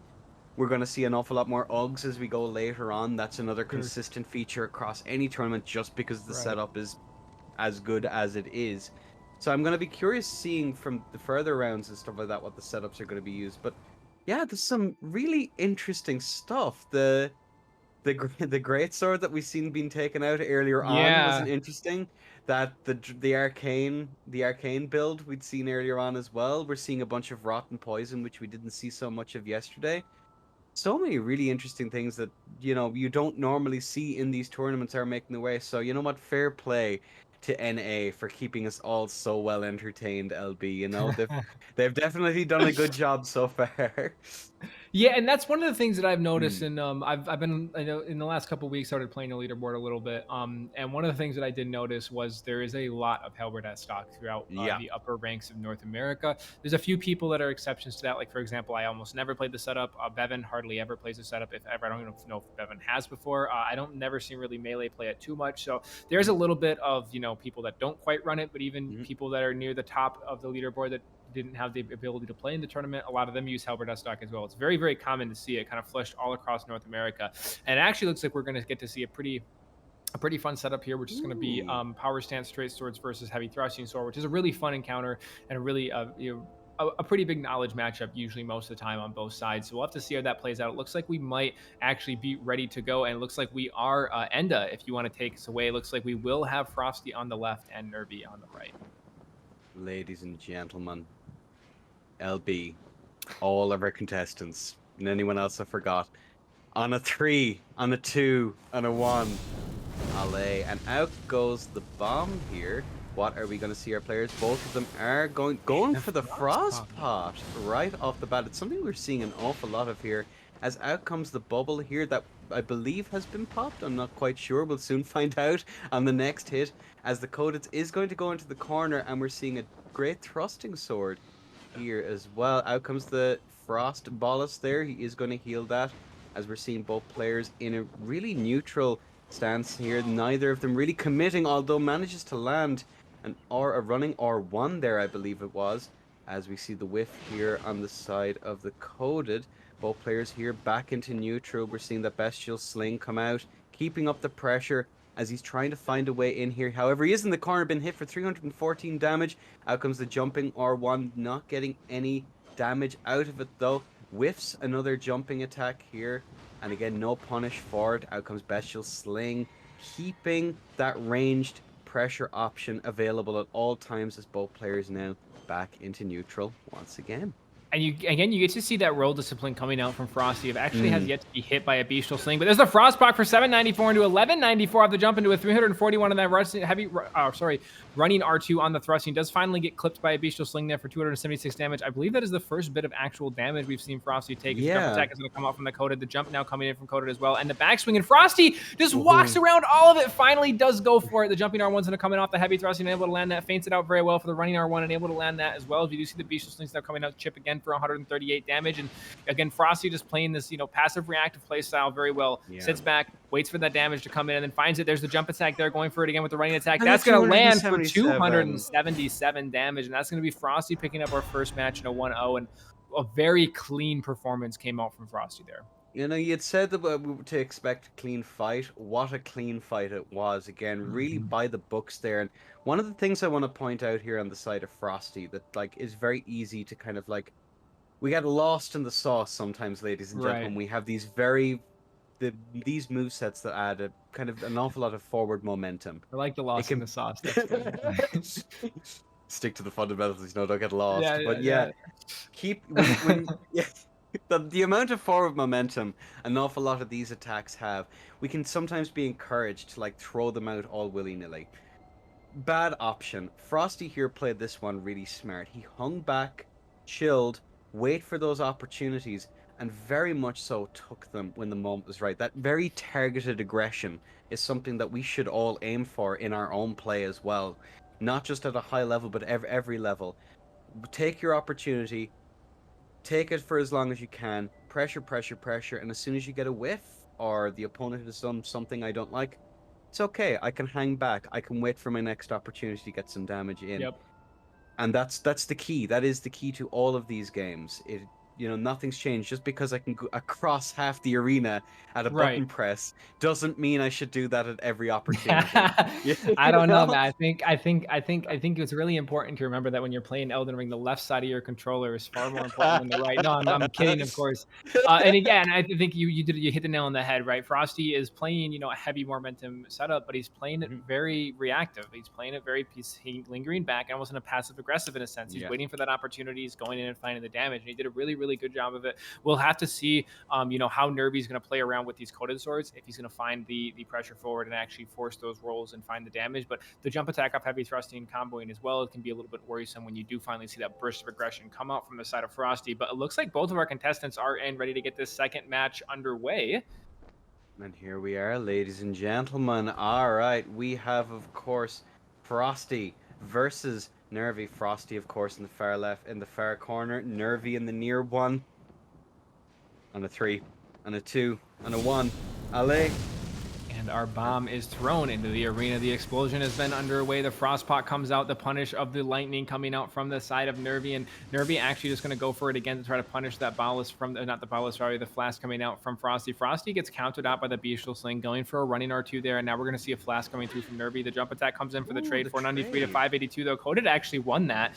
373 in the running attack, though, as we do see Frosty being a threat. And he's going to get the Black Flame protection as well, but he's not before he gets Frost procced, and 740 damage comes through. I'm not sure if it's really worth it too, because you take the Frost proc, so all the buff that you're getting from Black Flame protection, a lot of that is getting negated by the Frost debuff in itself. So we'll have to see if he's going to find a Ballless or something, as well as the running is coming out from that. Sorry, jumping from both players, and the rolls coming out now from Nervy. Frosty looking to find a way to keep that. And again, you see that very clean reactive play comes out, baits out the jump, rolls it out, going for the backwards jump into the running R2 there is going to be the side of Frosty, rolls out, clean reaction from the straight swords right there, as the jump trade's going to come through, but actually is going to favor Coated there as the frame advantage, but Frosty's able to get out, the running R2 comes in and able to land that, the jumping R1 for 278 into 740 with that Frost again, the rolling attack now coming out from the side of Nervy. He's trying to keep this pressure forward, but Frosty will not let him aggress. He lingers back and just waits to punish, and these jumps from neutral really forcing him back as the running attack's going to come through, unable to land that. The jump is going to come for 344. That one's finally going to clip, and 300 for the running R2, and Frosty's going to clean this one up.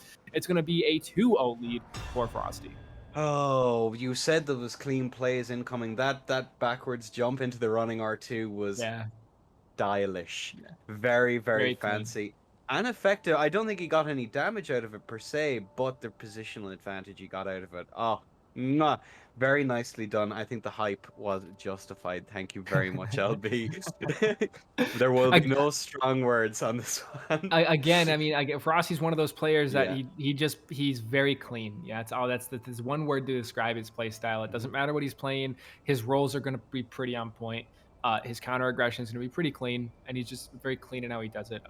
He handles aggression very well, as you saw there. Every little bit of aggression was usually countered out by a jump or just the thrust damage that he's going to get. And our next set of matches is going to be Fuco and Monster. And again, if it's what I hope it is, and I'm not sure, maybe they'll switch things up. I know Monster was running a main hand Rivers of Blood, offhand Halberd setup for a good while on the leaderboard, and it is a fun setup to fight. It's very difficult to get around and actually counteract. And I'm guessing that we're going to see Fuco on the Moonveil. Again, like you said, if Fuco's not on Moonveil, we might actually have a problem. I'm going to personally start a riot. I'm sorry. Listen, it's just how it is, okay?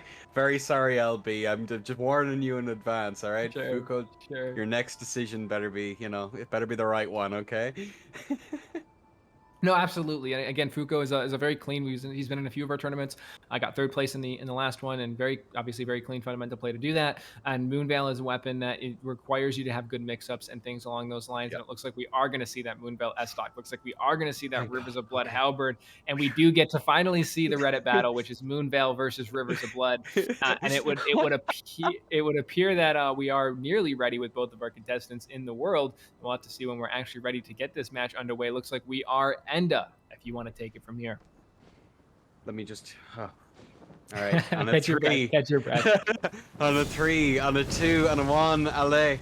And there we have the bomb is out, ladies and gentlemen. Fuco is going to chill back in the corner here as the monster is going to go right towards the aggressive posturing here as Fuco's. They're both hanging back, kind of chilling here at the moment. They're under no rush to get it started as the running R1 does come out.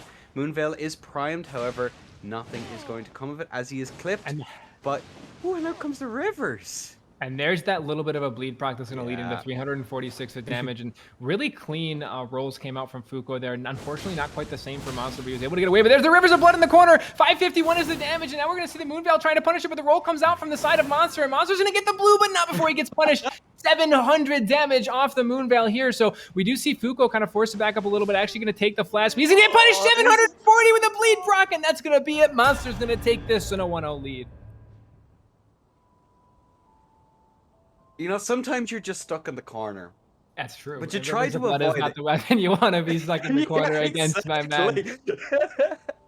It happens. When it happens once, you're like, you know what? Yeah, accidents happen. It's not. We're not all perfect. But if you get caught twice by it, it happens. Unfortunately. And especially when the opponent is giving you the impetus to be there, especially when they can just stagger you immediately with the halberd. You're in a really rough position there. I'm not quite sure what the counter is. Maybe the shield might be a good idea here to be able to pressure against the halberd.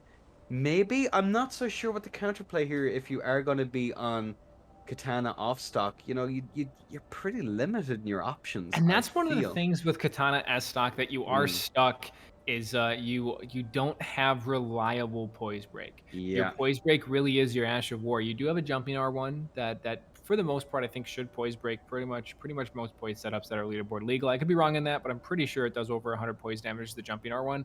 So you do have a reliable poise break in terms of having to jump, but just from your regular move set, you don't get reliable poise break. Halberd Rivers of Blood, or just Halberd Katana in general, I've done countless fights against Halberd Nagakiba, and it has very consistent poise break. Especially Moonveil is limited to 65 poise here, meaning that the Moonveil user is forced to use 65 poise to not get those passive poise trades with the Ash of War, and that's not the case for Rivers of Blood. Rivers of Blood's going to be able to do that. Obviously, not quite the same level of Ash of War that we're going up against, but it has a lot of potential in terms of just pure zoning and crowd control. As we did see near the end there, that zoning into the corner and getting the punish. It looks like both of our contestants are in. Monster is up 1-0 in this best of 3.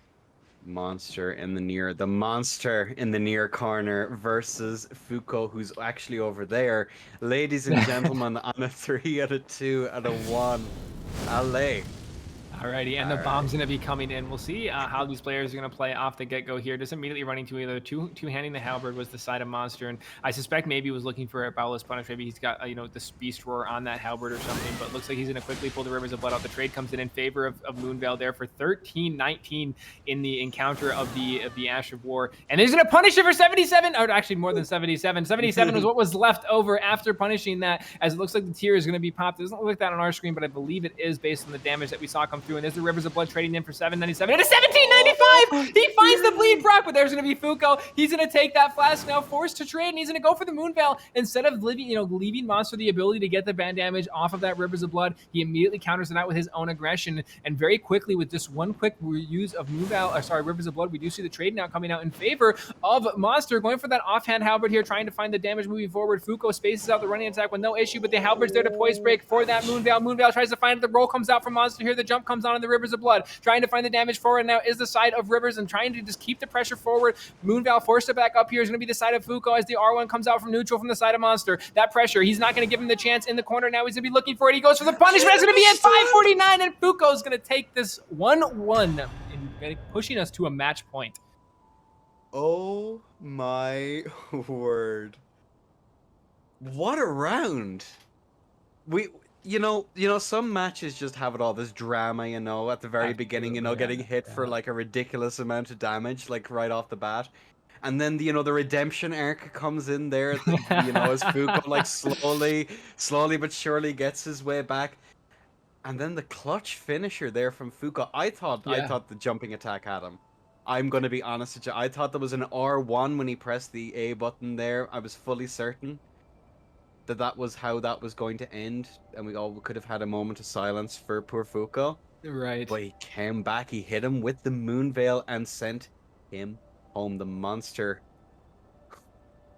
Yeah, really interesting is that we saw Monster had the corner pressure there, and instead of going for an Ash of War, instead of going for the poise break of the halberd, he opted to do a jumping attack, and Fuco timed it out perfectly to get the punish with the right version of his weapon art. So really clean play came out from Fuco there, and I'm going to point out at one point Fuco lost 1,700 health in a single encounter. That's a lot that can very easily mess with your head and mess with your mind. That can be something that is very hard to actually deal with when you're up so high in the battle, and just with 1L2 you drop 1,700 health because you missed a roll. That can feel bad. That can really mess with your mental. But Fuco, he stuck it out. He was like, okay, that happens. I'm fighting Rivers of Blood. It's a blade weapon. It has procs. It can chain into itself if I don't roll it correctly. It happens. I'm just going to keep level-headed and go into it. And he did exactly that and did it very well. So I think we will see a much cleaner fight between the two of them here. I don't think we'll see any of those big damage spurts, whether it be the Moonveil into R1S stock or whether it would be the Rivers of Blood. I don't know if we'll see too much of that high burst damage in this match. I think we're going to see a lot more clean. Most of the damage is probably going to be from stuff like that off-bird, that R1 from the Rivers of Blood, and that S stock and R1 from the Katana, or the Halberd, Moonveil rather, is I think what we'll see in this last match. I think both of these players have fought the setup enough now that they aren't just going to walk into these Ash Wars. They aren't just going to walk in and take the damage. They might be playing a little bit more cleanly moving forward. What's the old saying? The fight doesn't begin until the feathers are active. That's kind of exactly right. Absolutely. You've done the full swap over to the Royal Remains armor, and you're kind of chilling. Right. Yeah. That's when the fight starts. Yeah. that's when it really goes down. But Jeff, one of the things you have to be aware of is like holding your composure together when you are that low and you're at that risk of getting like knocked out.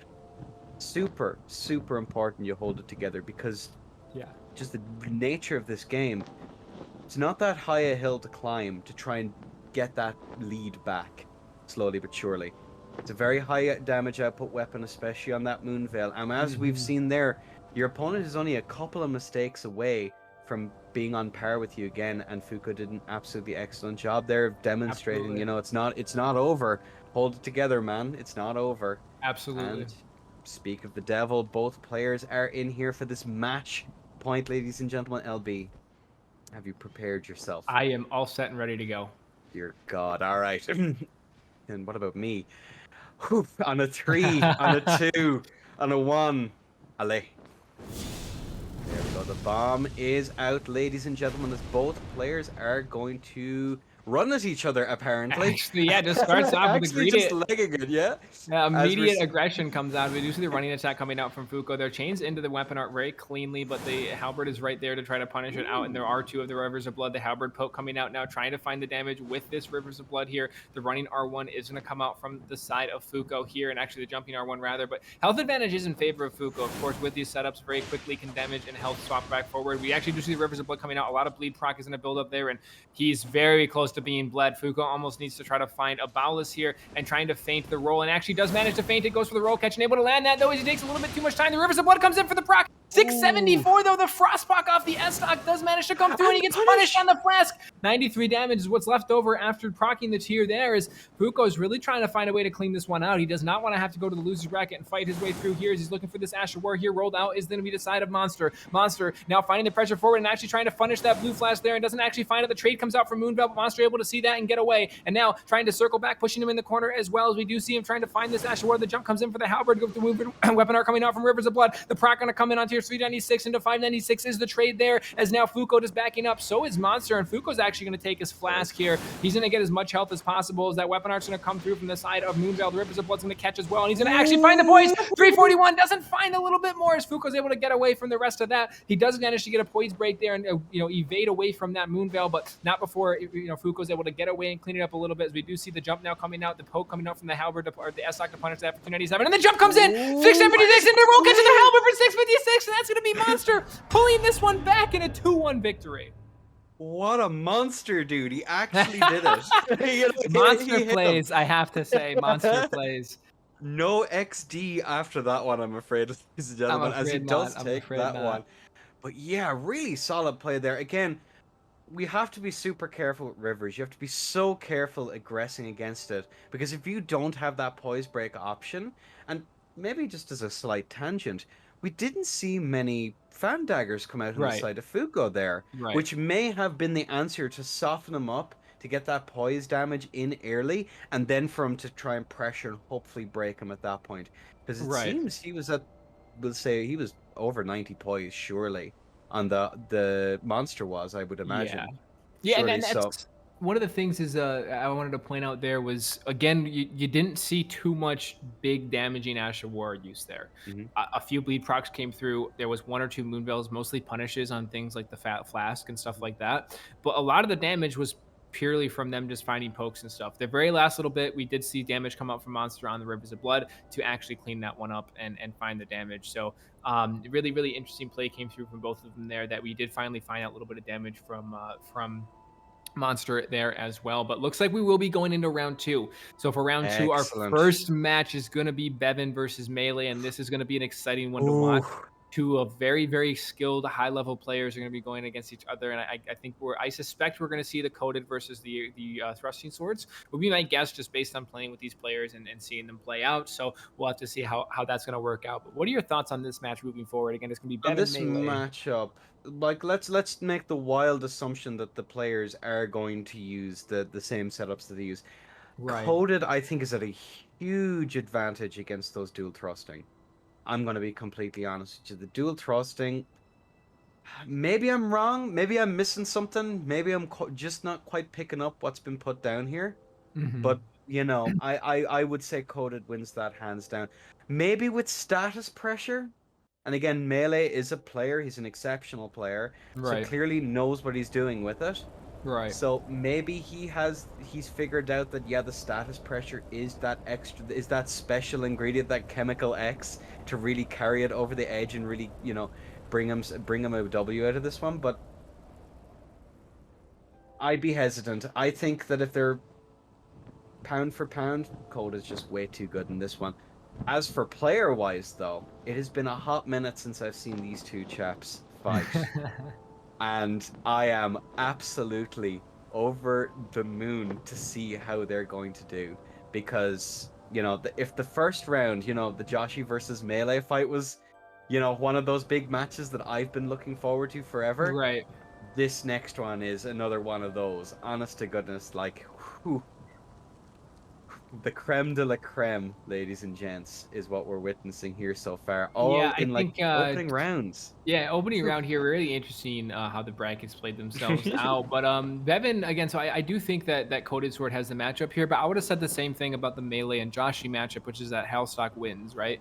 On paper, Yeah. Coded Swords wins. If Bevin plays Coded, on paper, he wins. So that's what you're looking at there. It's really just a question of, you know, it's going to be player dependent at this point. So is Melee going to be able to make up the difference that he has a worse setup on paper versus the Coded Swords or not? And that's what it really boils down to here is what you're going to have to look at is, you know, whether or not they are capable of actually playing around that. And I think Melee is a good enough player that he is capable of playing around that and moving forward. So again, it's just one of those things. We're going to have to see exactly how it plays out between the both of them. We are waiting to get them both in the world here as we're about halfway there and trying to find some very interesting gestures going on the player side. Ladies and gentlemen, however, a thing of great beauty is going down currently. Oh my word. But yeah. And again, I don't mean to disparage players when I'm talking about setups. I'm just talking about, you know, exactly. And that's what I'm saying. like, We looked at Josh Melee. Realistically, Halberd Estock should win that matchup 9 times out of 10, and Melee was that one time, right? There's no reason he can't do it again. He's a very good, clean, fundamental player. He definitely has the ability to make the setup work. He was able to show that in his last round. I don't think if Bevin does manage to inch this one out, it will be very well thought out to get there, even being uncoded versus the Ant Spurs. Like you said, you do have that status. You do get counter thrusts. You get 99 poise. Coded, you don't get that, but you do get insane damage. That's pure holy. So there is a really good mix up of balance off here. But again, I would be surprised if on paper that you would be able to say that the rapiers are going to win, or sorry, the thrusting swords. But Melee is enough of a good enough player that he very well could very cleanly pull this one out in a 2-0 without a problem. So we're gonna have to see exactly how it plays out. You have some really cool stuff. So you have the multi-hit, of course, as well, off of the running L1. You have the forward momentum that's on it as well, which can be incredibly powerful, incredibly useful at keeping the other person on their toes, and also, let's not jinx it, but also going off the edge. It could be an unfortunate thing that can happen if you're not careful with it. So, you know, something to keep an eye out for. Not that I'm wishing it happens or anything. I would never. But ladies and gentlemen, the content's there. The content's there. But yeah, looks like we are ready to go. Both of our players are in world. Ladies and gentlemen, the first set of round 2, Bevin in the far corner, Melee in the near one, on a 3, on a 2 and a 1. Let it go. There we have the bomb is out. Both players are going to run at each other. They're just going to run at each other, going for the rot buff on the Ant Spur there, it would seem, as Bevin is trying to keep up pressure here. Does a jumping attack, no damage out of it yet, unfortunately, as we see that jump over the running attack there. Jumping is, of course, going to be very useful in this matchup, as Melee doesn't necessarily have a solid anti-air option here, as he is going to go for 827. Yeah. But the jump's actually countered out for 813, and actually we are going to see him drink the flask there. 43 damage comes through, able to break the barrier there. Is going to be the set of Melee. So now Bevin is going to be forced to play this a little bit cleaner here. The punish has come out a few times from the side of Melee, but Bevin has been able to land a few of those back swings to get some of that damage in. The running attack comes out 235. Very difficult to actually react to it. However, it is very well telegraphed. Able to get the Bowless though, and that's going to change this fight up a lot. All that pressure that we've been building and working on from the side of Melee. And now Bevin goes for the trade, but actually unable to land it. So Melee able to get that damage out for free, and he's going to go for the running attack to punish it. The jump's going to come out, the delayed L1 is going to give Melee just a little bit too much time to roll that, as he's going to go in and try to punish that out. And now we are going to see these L1s coming out from the side of Bevin. Bevin's ready to play a little bit more aggressive now. He doesn't want to play into the hand of Melee. He wants to just come in a little bit cleaner and find the damage forward. As you do see the L1 now coming out, as Melee kind of forced it back up here, trying to circle back in the neutral, trying to find it, runs underneath the jump. Very clean play there as well from Melee. Bevin trying to find the damage, able to clip that one for 646, 1224 as the second L1 matches, and he's going to actually try to find the damage. Now he misses misses! Unable to get the punish there. As another Flaming Strike's going to come out for 28 damage on the side. And there's the jump for 588, and that's going to be Bevin taking it in a 1-0. Ooh. It's interesting here. Like, Bevin is very much dictating the pace of this fight, it seems. Melee is content to cede as much ground as he can. We see him going from one corner, ping-ponging from one corner to the other as that fight goes on, and really waiting to kind of do those turn and burns there and get some really solid damage in here. But Bevin's not really having any of it. Really, towards the later half of that fight, I find that him getting clipped there by him missing, that L1 to punish the flask was a really unfortunate thing that could have cost Bevin the match, but he persevered. He got his act together. He came back in and he punished them from there. It was really interesting fight there. I'm not sure. Maybe Melee has to be a little bit more aggressive here and really force the jump, like forcing his way underneath those jumping attacks to try and find some really solid damage. I think what we saw there come out from the side of Bevin was Bevin realized after he took his flask, after he got the Bowless off, he's almost like it was a switch in his head. He realizes, okay, I'm fighting power stance thrusting swords. I'm using codeds. Like, I think he kind of had that in his head, because from that point, he just immediately started aggressing him. He got 2 jumping attacks for 12-24. Found another one to finish him off and kill him in the end. Was forced to flask out from him and just really kept the pressure forward, spaced out the running attack, punished it, etc., etc. So Bevin really played that really well near the second half of that duel, and that was when he almost didn't even get hit by Bevin from Melee, and just kept the pressure forward. So it's like I said, it's almost like he clicked in his head, was like, oh wait, I'm fighting thrusting swords, okay, and he just cleaned up his act and was very clean from there on. So we'll see how well Melee is going to be able to combat that, because he definitely, Melee's a good enough player. He can make almost any setup work, and this one's not a really bad setup that would even take a lot of time to make work. So I will think we'll see a little bit different here, depending on how these players come out. But looks like they're both in the world and ready to go. Enda, if you want to count us in. Ladies and gentlemen, are you ready?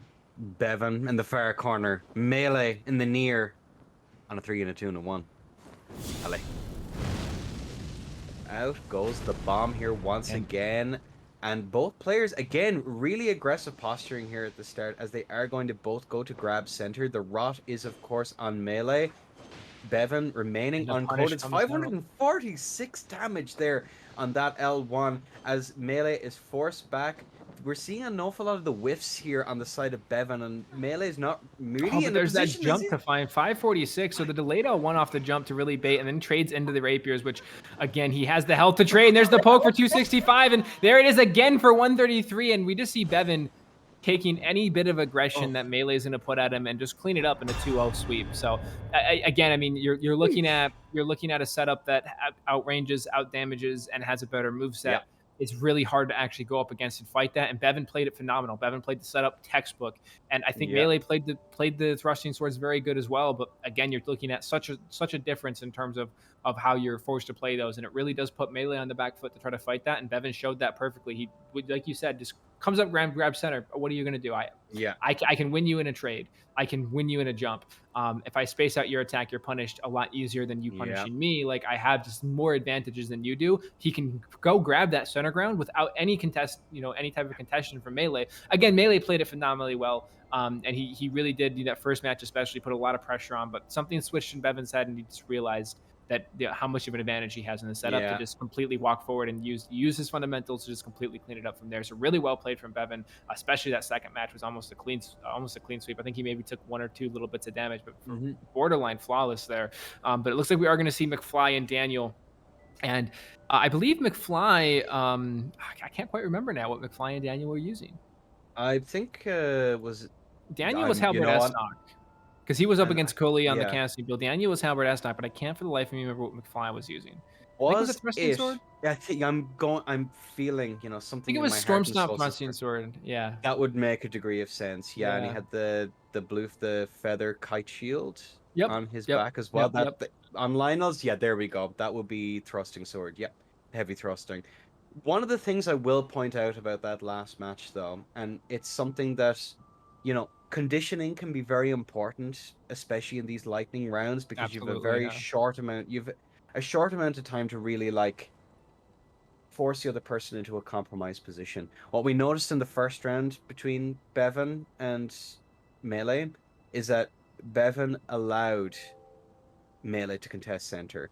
He allowed him to take that ground. He was very, he was generous to him. He was like, you know what? Listen, you have it. I'm gonna chill here for a minute. And it's no mistake that there was a complete turnaround in his attitude towards the later half of the second fight, and then of course really turning it around in the second fight there. Yeah, really, absolutely. really solid play. And was it conditioning? Was it just him realizing what it was? Because I think Melee expected it to go very much the same way as well. He really wanted to fight for that center, and then got immediately swatted away and sent back to to the guard. It's like, no, absolutely. you're not allowed. So that was pretty interesting. We'll just have to see. I'd be curious to pick their brains at a later date. Was that absolutely. an intentional thing on Bevin's part, or was it? Yeah, maybe a little bit of conditioning to try to let him think that he can be aggressive. That's a very, very interesting play. If that was the case, that was very well thought out by Bevin. But it looks like McFly and Daniel are both in the world. We are going to see the heavy thrusting sword, which I assume will have Storm Stomp on it, and we are going to see the halberd S-Stock coming out from the side of Daniel. If you want to go ahead and give us that, I believe we are ready. Chango on the far corner, Daniel in the near one. Ladies and gentlemen, on a 3, on a 2, and a 1, a lay as the And bomb there is our going bomb. to go. It's going to go, and we're going to see the pop coming off. We are going to see the glintstone scraps coming up. It actually gets punished out for 845 into 48 damage onto Daniel. So Daniel didn't really care about the glintstone scraps. Instead, he was able to punish that himself, as we do see the Van Dagger coming, or Gravity Fans coming out for 151 damage for 200 off the S-Stock poke. The Storm Stomp comes out. Daniel's able to get around that, actually switching to his heavy thrusting sword of his own for the swap on the running attack. And it looks like we are going to see him swap right back over to that sword spear halberd to kind of reset in this neutral and find at the running attack. And there is going to be a disconnect on the side of Daniel, but I think it's pretty safe to say that Daniel was at a pretty clear health advantage in the beginning of that match. That we will probably see a reset there. We'll double check with staff and make sure, but I believe Daniel was quite in the lead in terms of health. Yeah, it's an unfortunate thing. I believe that was the first one we've had so far. It was, yeah. We've made it all the way to round 2, second match of round 2 before it came in with a disconnect. So that's a good thing. Yeah, that's a good let's thing. not tempt fate here. Right, okay? yeah, exactly. Exactly. But again, like, the heavy thrusting sword is an interesting choice. It does give you access to some really dangerous Ashes of War. And we are just hearing from our judges now. We reset. That is a very clear reset there, ladies and gentlemen.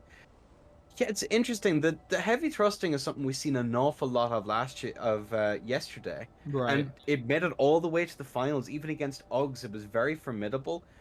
Wouldn't have expected it personally. I haven't played an awful lot of it in a ladder setting, so it was kind of surprising. I was expecting Uggs yet again to be very dominant in yesterday's tourney, but it seems halberd S-Stock is the flavor of the month in NA, and heavy thrusting sword teams seem to be the flavor of it yesterday in EU. I think a good reason for that is that you're seeing in EU, Uggs is very prominent.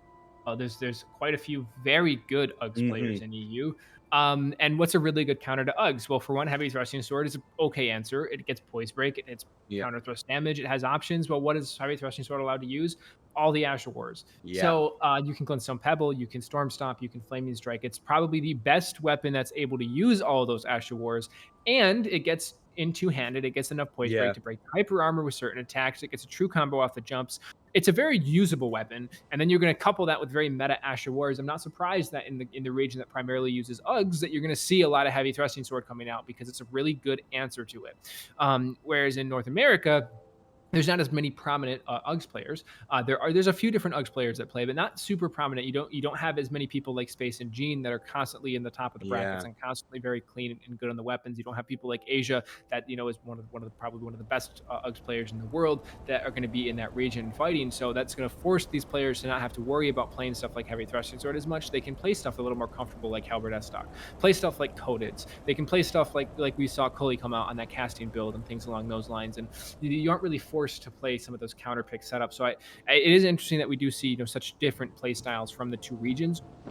But I think that's why we see more halberd S-Stock here, is that there's not as much of a presence of Uggs to shut it down and force them to play something a little bit different. Because even Misama, who was using the heavy thrusting sword, I believe in the tournament prior to that, was using halberd S-Stock. So just something to kind of look at and consider there is that the players are kind of you probably do see the meta shift a little bit depending on what the other players that are near those Yeah, higher for ranks are sure, for using. sure, for And if sure. everybody's using Halberd S-Stock, there's no need to swap off of it, right? You don't need to play those other play styles. But we will see how we'll actually be able to. We get the reset here 0-0. We will have McFly on the left. We'll have Daniel on the right. All right, ladies and gentlemen, on a 3, on a 2, on a 1, allez.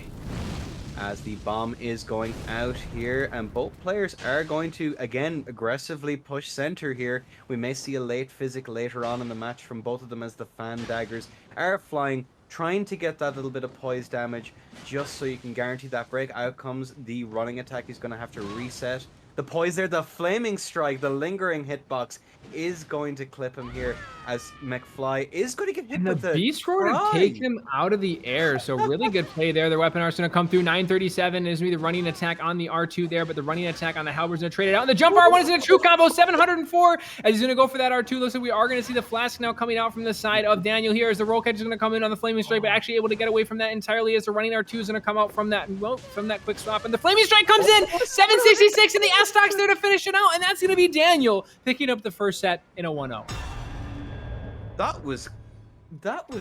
There was more drama. There was more redemption arcs. That heavy damage early on, I'm not gonna lie, I thought Shango had that one. I was fully sure that we were gonna see a fan dagger or something come out, do a lot of damage, to put it politely.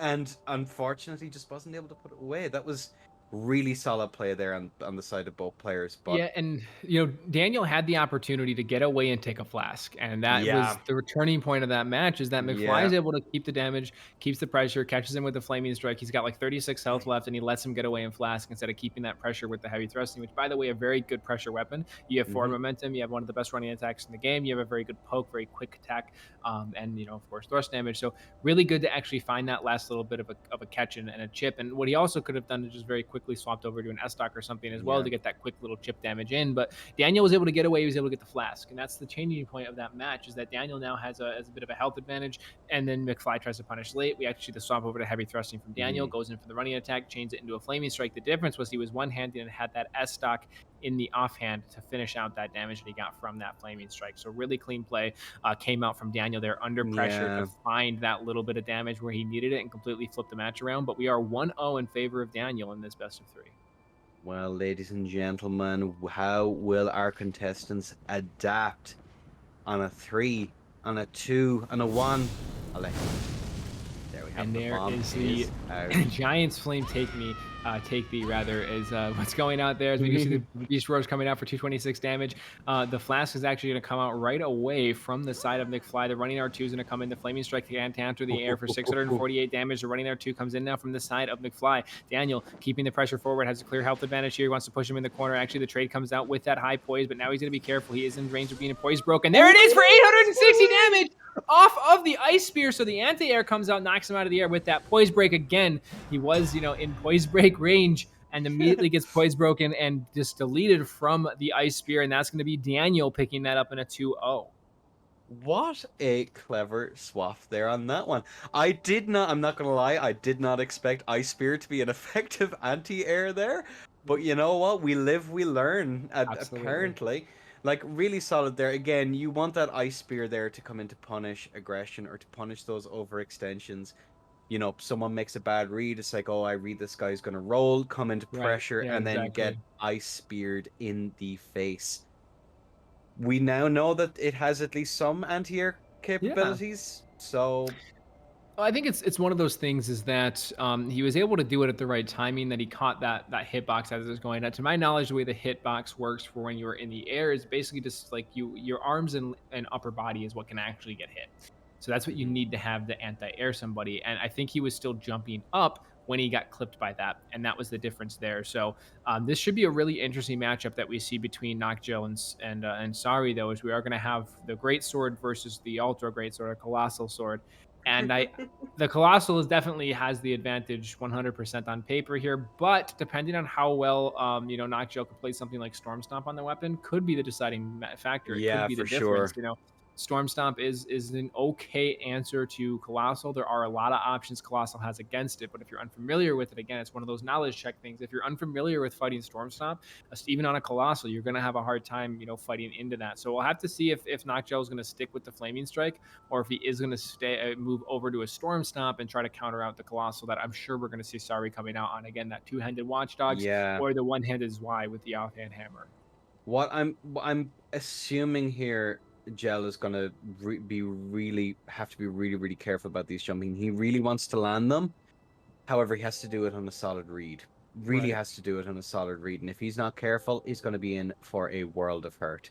Yep. Because one mistake, you're put into that vortex, you're going to get chipped, roll caught, and it's good night and good luck. But what we've seen from him the last fight is he knows what he's doing. He is going to come out with those jumpings, which Uggs does have to be worried about. One of the things you have to be careful of when you are using Uggs is misreading, thinking you're going to go for the timing for the roll catch and end up getting bonked from yeah, on exactly. high, I mean, I gotta say that's one of those things. Like counter aggressing a Colossal is an answer, but it is risky.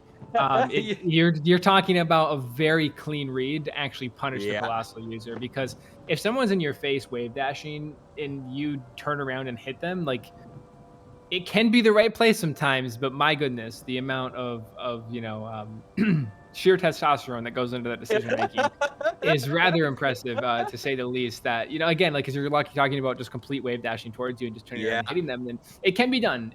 I've seen it done. It absolutely is an answer, but you have to be careful with it because of the counter that you're going to get with that. Hyper armor is, if your read is off and they see that you're going to do that and they just go into hyper armor, you just take the poke and you put yourself in the vortex. So it's very risky, but it is an answer, right? And sometimes these high-end tournament matches, risk is all it takes to actually get over that edge. It's okay, we're both pretty even players.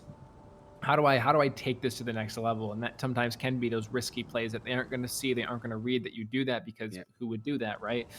So I do think that Knockjel definitely does not have the stronger setup here. Sorry.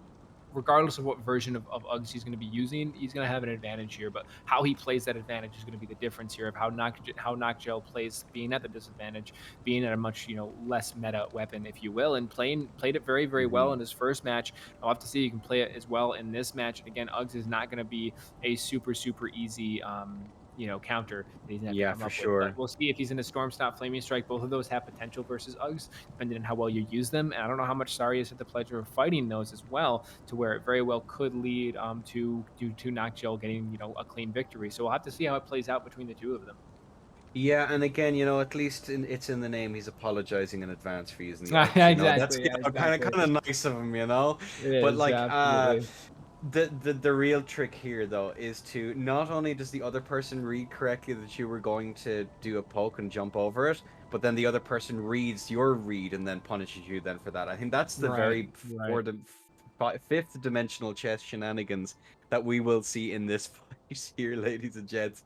But yeah, it's a risky maneuver, You're gonna be caught in a blender if you mess up one way or another. The failure state, if you do mess up, is brutal in this game, regardless of what setup you're going up against, because it can be very hard to get that life advantage unless you get that life advantage back, unless you have a very, very strong hyper setup. If you are low. But Uggs does a considerable amount of damage, but at least it's manageable. We don't have that counter damage to really have to worry about. We have counter damage, but not with the talisman. So there is that going for it. You have that little bit of leniency given our rule set. But it looks like both of our players have been summoned in and are ready to go. We are going to see the Watchdogs two-handed Uggs versus the Knight's Claymore here. And it looks like we are all nearly set and ready to go. We're finalizing everything with our contestants here. But again, I mean, you're looking at such a setup difference. It's going to come down to the very small little bit of mind games that these contestants and stuff can play and get even clean fights in. So we'll have to see how well Knoxjel is going to combat the Colossal use that Sary is going to be applying forward. And looks like we are all set and ready to go. Enda, if you want to count us in. Ladies and gentlemen, Sary in the near corner, Gel in the far, on a 3, on a 2, and a 1. And there is going to be the Giants Flame take the in the map to start us off here. As we are going to see the Ficet coming out from the side of Sary. We are going to see the Boiled Prawn and the Perfume coming out from the side of Knoxjel, but he's going to get immediately hit by a poke. We are going to see the damage buff coming out from the Poison. Actually was using that spine. He's going to do the jump attack there. 630 is the counter, though. Really good play from Sary there to get away from that jump attack and punish it out with a poke. So that's 670 now is what we're going to see stacking up into 1214 off the running attack. And now he's going to try to find the poke and goes for the jump, but he's going to get countered out by the running attack for 1609. And that is a very sad force, set of events for Knockjel, but Sary was just right there in his face. I have, a borderline unreactable weapon. You don't. Let's fight, right? And just runs up to him and counters out everything he tries to do. I will say a really good play that we did see Sary have there was Knockjel went with a counter on the jump. Now, if you sit there and try to vortex, you will get punished by that. It will hit you, and you're the one that's now in the back foot. But Sary just circled back. He hit him once. He backs up. Now he's going to jump. Really, really good, clean read came out from the side of Sary there to actually just get a clean punish off that. And that's what led to, Knockjel being in the corner and being punished from that. Poison Wugs is very strong. Any type of status on Colossal is very good. Now, if he goes heavy on a strength build or something, he is going to get more damage. He goes Frost on a strength build, he is going to get more damage. But that pressure, that AR buff that you're getting from Poison does add a little bit of pressure to it. Is if the player doesn't decide to ignore that Poison, it definitely can make a difference, and it definitely can, punish them quite a lot to have to deal with that. So it looks like we're getting our contestants back in the world right now. What are your thoughts on that match, Enda? I think that the Poison is a really smart move on something like a Colossal Sword, for the simple reason that the person is already under an insane amount of pressure. That even if they do, by chance or sheer luck, reaction roll everything you do, they're still taking damage. Yep. And you're still in a position to pressure them. And not only that, the likelihood that they're going to be able to actually ball us is slim. Unless you make a huge blunder.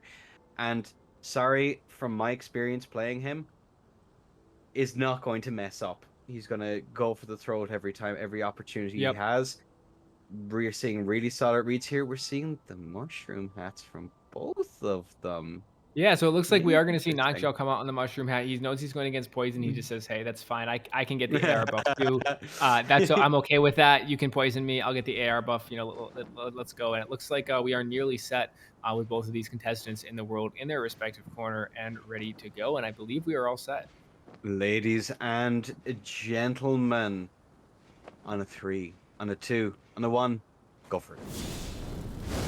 There we go. We have the bomb going out, ladies and gentlemen. We are going to see the Prawn and the Physic here coming out. No, both. We get both. Yeah, we do get both Physics coming out there as the poke comes in from the Colossal, goes for the R1 there, as we're going to see the bundle now on the Knight's Greatsword here, as we're going to see the Frostpot traded out by the Beast Roar there. It looks like we do get the Frost proc as well. It looks like we used to see that debuff lingering around Sary here. So with the lightning damage as well, there's going to be a lot of damage that comes out. And actually switches over to the Serpent Hunter. So very interesting. Decided to change his mid-match from the Colossal Sword onto the Serpent Hunter here. And perhaps a much more, off-meta even matchup here. Is I would probably still give a little bit of advantage to Serpent Hunter, but nothing that Claymore can't handle. The jump attack's going to come out. He's going to go for the Vortex, finds it 281 damage in the poke, and decides to back off with that jumping attack. Counters it out with the running attack for 359. Goes for the roll catch and able to land that. The jump attack now from the Greatsword finds it, but actually counters it out for 821 with that backswing. Goes for the poke. Forced to back off is going to be the side of Knockjel, and Knockjel now goes with that damage forward. We do see Sary trying to find the damage forward. The Storm Stop comes in for 90 of damage. Goes to chain it into the running attack, and there's the poke coming out from Sary trying to counteract it here, but unable to, as we do see a nice soft reset to neutral here. The Frostpot comes out trying to reapply that Frost. The running attacks on our jump rather is going to get countered out by 331 damage from that Serpent Hunter. Quick little poke there, and the jump attack is going to find a little bit more damage there as well, and goes for the roll catch and able to land it as the jump attack comes out, and then into the Storm Stomp for 103, into 490, and the jump attack for 486, and the backswing for 877. The Greatsword Vortex does come out and actually find it, as we do see him using some of these consumables now, just trying to finish it off. The Royal Remain swap coming out, but the R1 from the jumping R1 is gonna find it, and that's gonna be Knockjel evening this out with a 1-1. What a match! What? You know what? What? I'm just trying to comprehend. You'll get there, Enda. Bear with me. Bear with me. You'll get there. Why swap off the Uggs? I think it was an honor play. I think it was an honor play, honestly. I think he was like, you know what, man? I can't use Watchdogs into Greatsword. I can't do it, man. Well, I'm he gonna did use it the Serpent first Hunter. time. Come on. Well, He did it you the first time. know, Shamelessly. Shamelessly. Well, apparently there might have been a bit of shame. That's interesting. Yeah. I think he may the blunder here was the setup he decided to use. Again, very similar properties to the Uggs poke is with the Yeah. Serpent Hunter. You have all the same issues without as many of the benefits of it. right. Kind of a bit of Well, call it a blunder. what you want to look at when you're looking at Serpent Hunter, Serpent Hunter is still pretty good. It's like a try Yeah. easy weapon, right? It's a very Mhm. try easy off meta setup.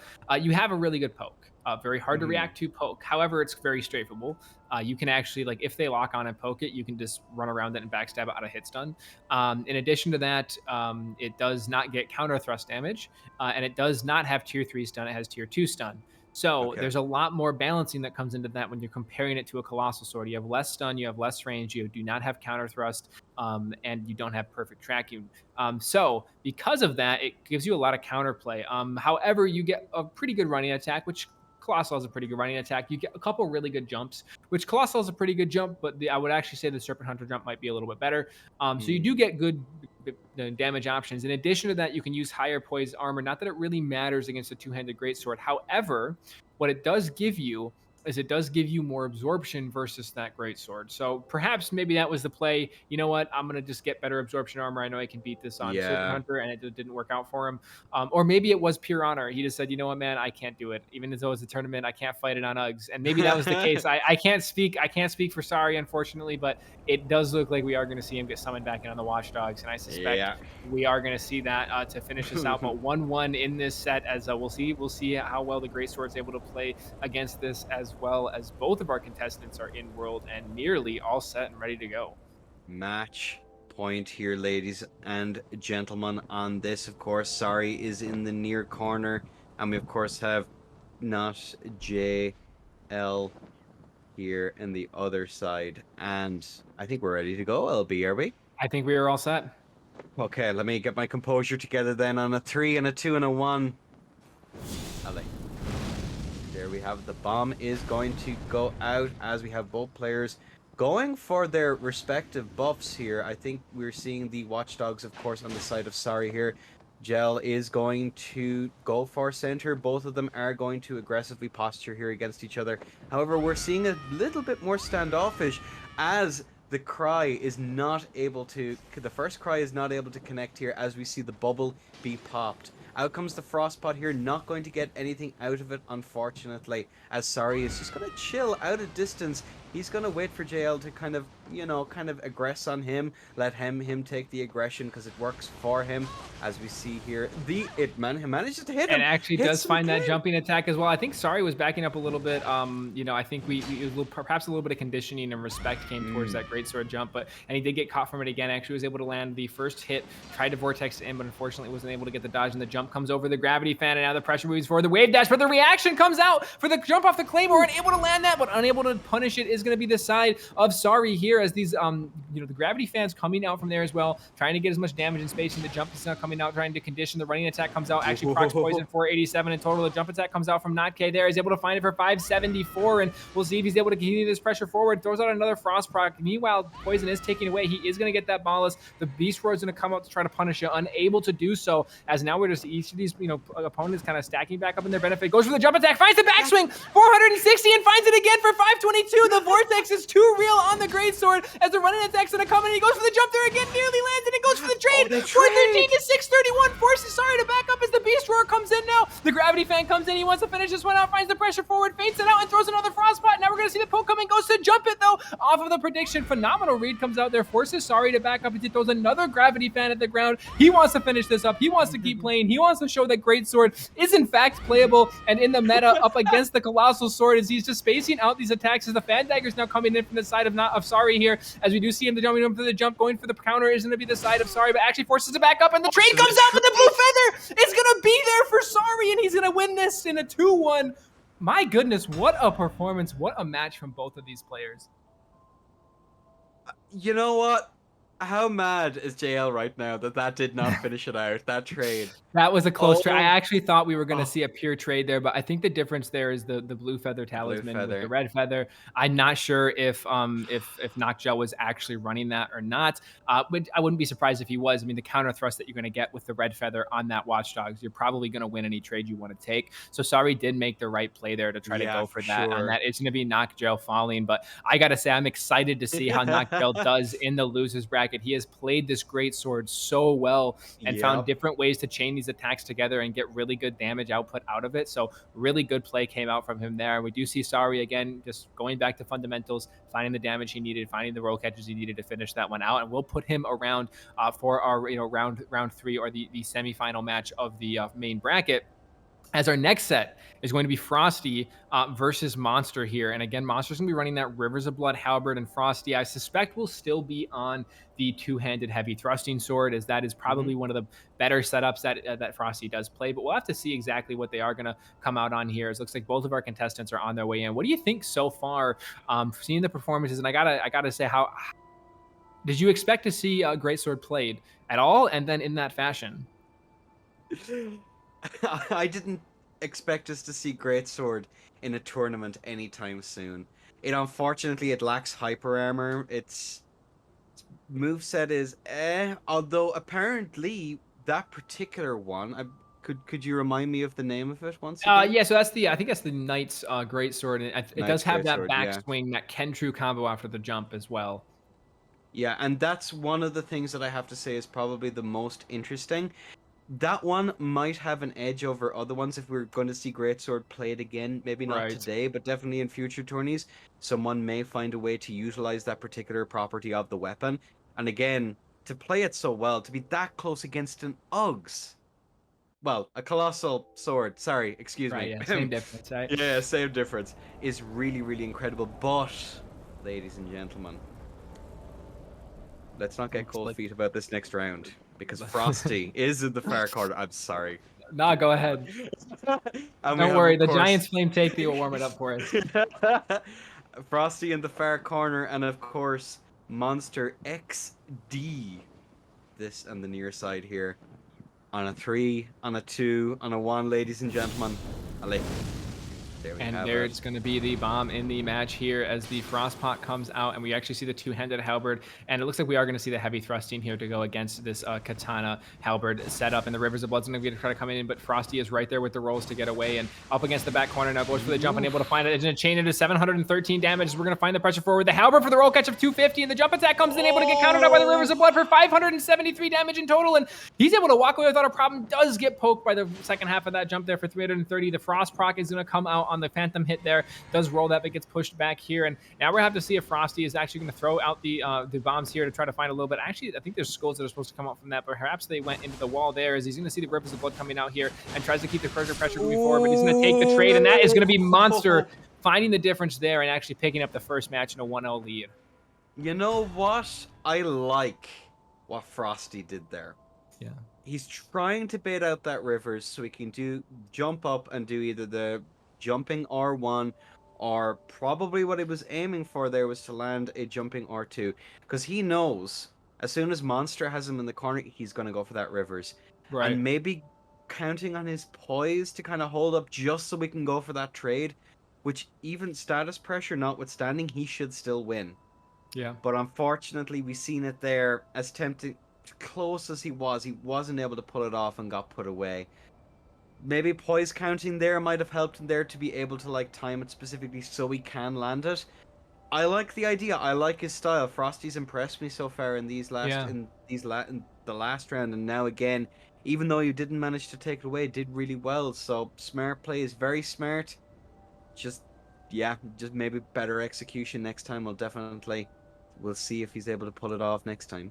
Yeah, and that's the things that Monster did really, really well in that matchup is, again, we've talked about Frosty's, very clean rolls and very good roll discipline, and Monster actually landed a roll catch with the halberd. So that goes to show that the ability to mix those attacks up very well is that, you're expecting to try to react to that running attack from that or the Rivers of Blood, which are pretty quick attacks in general, and then you get hit with that slower halberd that actually does find the roll catch and does get some damage, chains into the Rivers of Blood. Did a really good job of baiting out Frosty to try to get those punishes, right? Frosty's trying to land those jumps.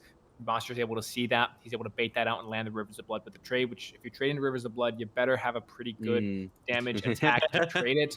And unfortunately, he just was able to get the reads correct there to actually properly land that. And it looks like we actually see the S-Stock coming off on the offhand now as opposed to the Halberd. So that is a very interesting play that we'll see Halberd, I mean, not Halberd, Rob, we're going to see Rob with S-Stock instead. But looks like we are nearly, Sire, both of our players still on their way in. Any predictions for how this round's going to go?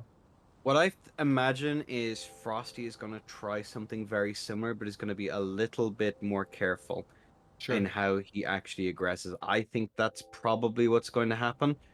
Again, it's hard to say. It's been super close so far. I've been very, very impressed with their last round. Again, I expect a further refinement of Frosty's attempt to try and bait out that Rivers of Blood. That's what I'm expecting. But enough speculation. We don't need to speculate any more, ladies and gentlemen, because we have both players in world currently, from what it seems, and I think we are ready to go. Ready to go. On a 3, on a 2, on a 1, 2, 3. Better rip.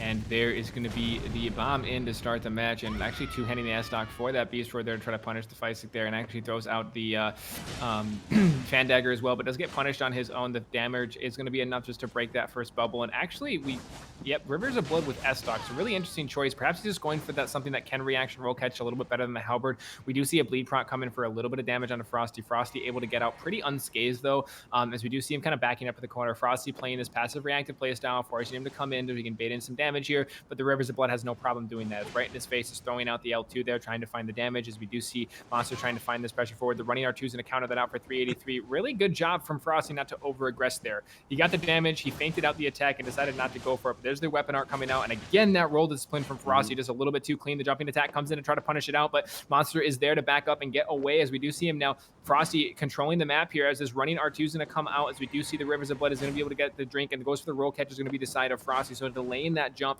or sorry, delaying that attack out of jump to try to find the roll catch, and he's going to get the counter is 857 off of that Rivers of Blood. So now that feint finally pays off for him, and he catches it, but there's the Rivers of Blood to keep it going. You actually see Monster a little bit afraid there. He takes the first hit and backs away, and there it is again for 539 is going to be that exchange, and now Frosty needs to be a little bit careful he doesn't overextend into this Rivers of Blood. The running R2 is going to come out, and there's the weapon art coming out from the Rivers of Blood, trying to find the damage now as Frosty's going to back up just a little bit more, and now into that corner. Not a place you want to be against Rob. He's going to get chipped for 256 damage from that, as now we do see the running R1 coming out. Great roll comes out for Monster to get away from that, rolling out the running R2 as well. So the feints coming out from Frosty, finding a little bit of time that he can actually aggress this and find the damage as the running R2 as well. The jumping R1 from the Katana, forcing Frosty to roll that one out. We do see a little bit of the ghost hit coming out from that little bit of blood that surrounds him, as he's going to try to find this damage moving forward here, as well as the jump R1's going to come out in the Rivers of Blood. Almost finds the roll catch there, but there is the chip damage of 258. That is what he was looking for, as this weapon art comes through again, trying to find it. So the blue juice has to be low, but he's going to try to punish that out with a jump. Delays it, forces the panic rolls,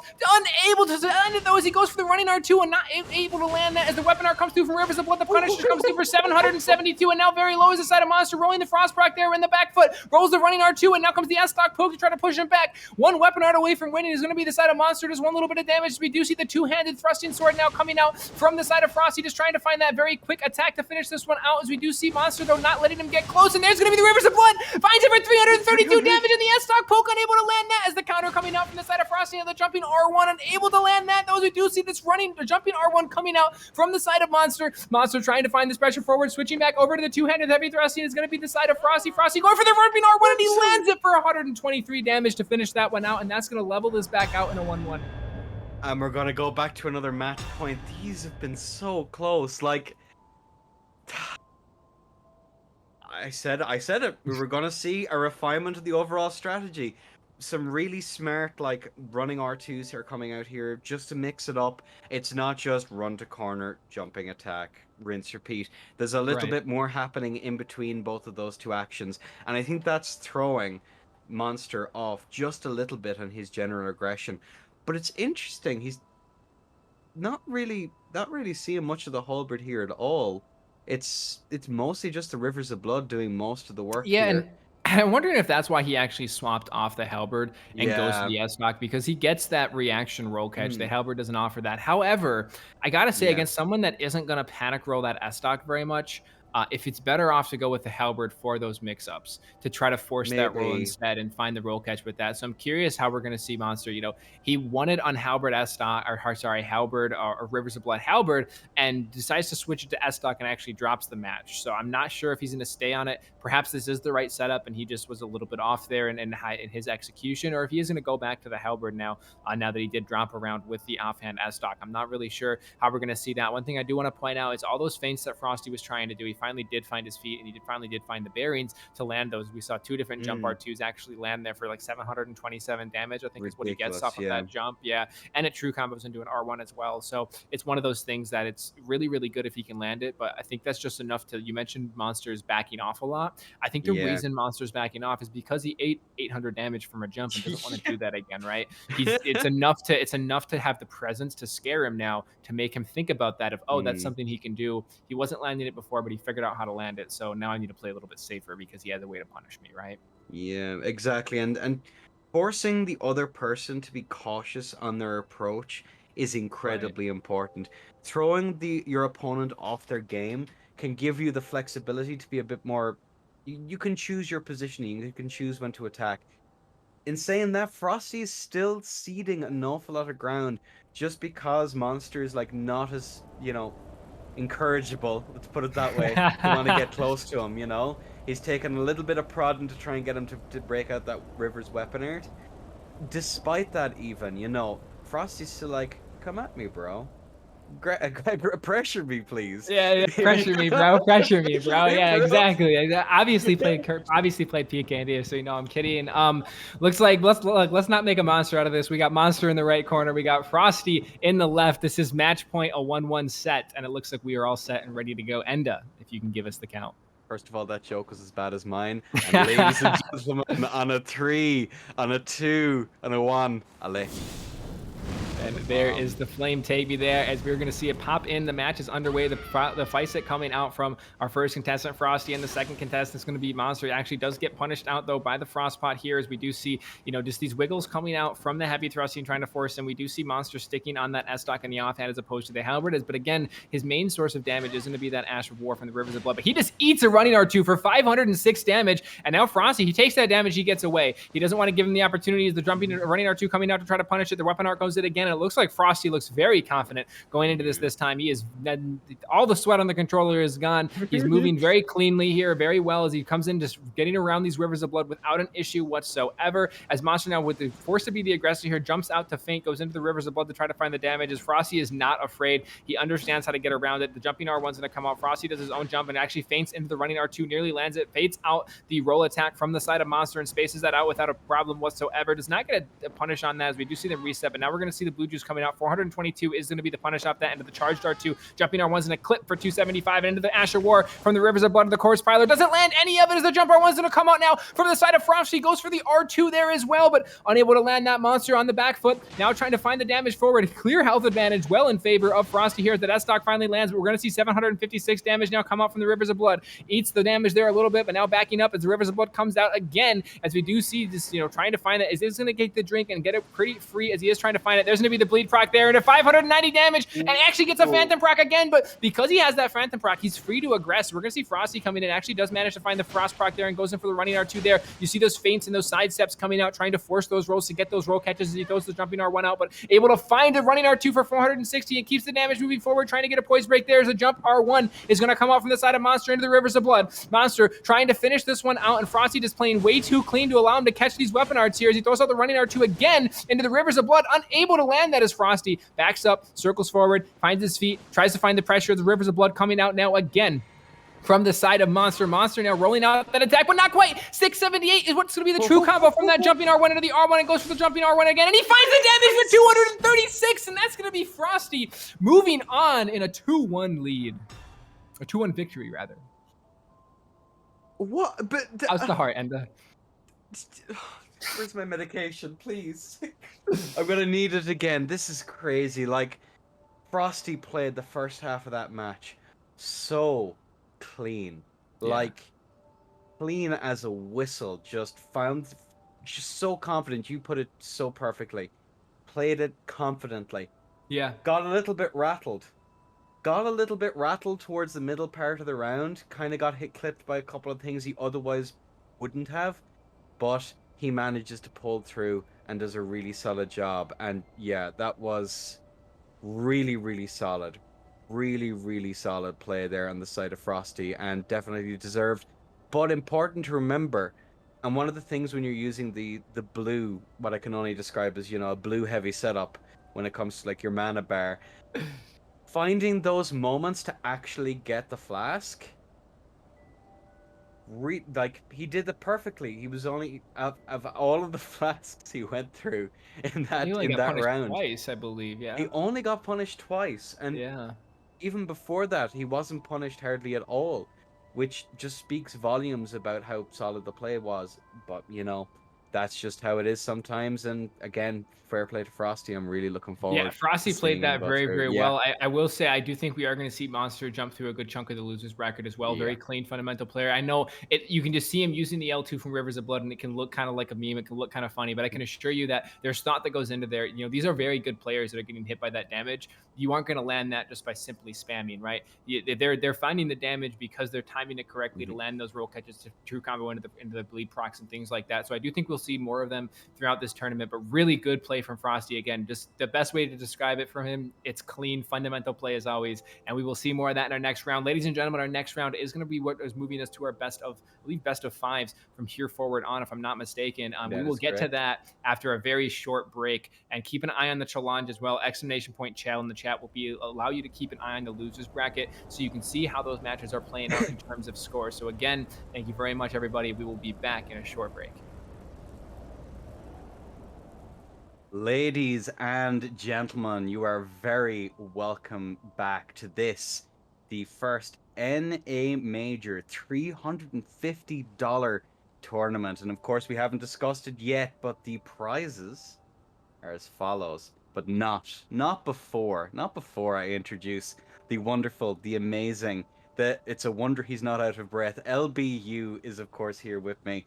LB, those last few matches, man. And those are some nail biters for sure. They were really, really interesting to watch. I gotta say, it was very fun to see some of these setups. Again, we talk about heavy thrusting sword being quote unquote off meta, but played super well from the side of Frosty there. But yeah, I mean, all these players, they want to secure their funds and their tournament prizes. If you want to continue on, Yes, they're actually competing for as we get near the end of these rounds. The prizes are as followed. For third place, they will get 50 buckaroos in their pocket. Second place will, of course, get $100 that will not get lost in the mail because I took it honest. And then first place is, of course, $200, ladies and gentlemen. Again, very, very good. This is, of course, a community-driven event, ladies and gentlemen. We could not do it without the wonderful support of all of the people. And you can, of course, exclamation point donate if you wish to contribute to further prize pools. But we have both of our players in World, LB. We do. We are going to see Bevin and Daniel. Daniel has been running that Halberd S-Stock this whole set, and Bevin's been running these coded swords throughout the whole tournament. So we'll have to see. On paper, I would be inclined to give Halberd S-Stock a little bit of an edge here. Not much of an edge. It's still very player dependent, maybe 55-45, 60-40.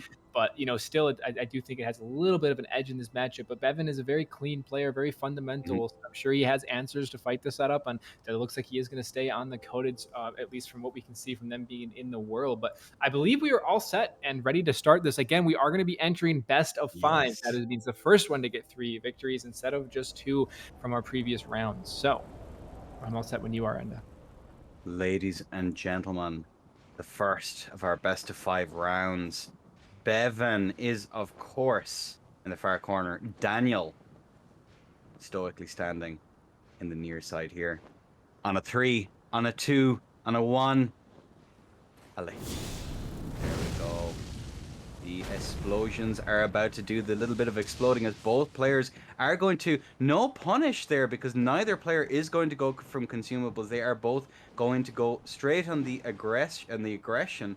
as we are trying to keep Bevin at bay here with the halberd and S-stock pokes. However, that's not going to be enough, as Bevin is going to be clipped by that very, very nice swap there onto the heavy thrusting, as we've seen another running attack here on the halberd, trying to land it. Daniel is trying to hold his own against the dual straight sword, which can be quite a difficult matchup in here, as he's going to have to get the spacing just right as the heavy thrusting sword gets out, but he's not able to land it and gets a few hundred damage for his troubles here as he manages to clip Bevin. Bevin is forced away, however, Bevin is going nowhere as he's going to stay on the inside here, forced into the corner as Bevin manages to force him off once again. Both players back into neutral, and yep, there we go. Yeah, we do see this neutral trades coming out, and not a lot of damage has actually been swapped between them. It's very clean rolls. Again, you're going to see Bevin using that swaddle cloth to get any little bit of health that he's lost back. But there's the jump attack, 648. The running attack coming out now from the side of Daniel. Daniel pushed it back in the corner to find a jump there as well from the side of Bevin. The backswing off the running L1 for land for 286 damages. Now Daniel lost a lot of health in that encounter, but pushes it back forward with 440. Actually, he's going to take the flash now, 356,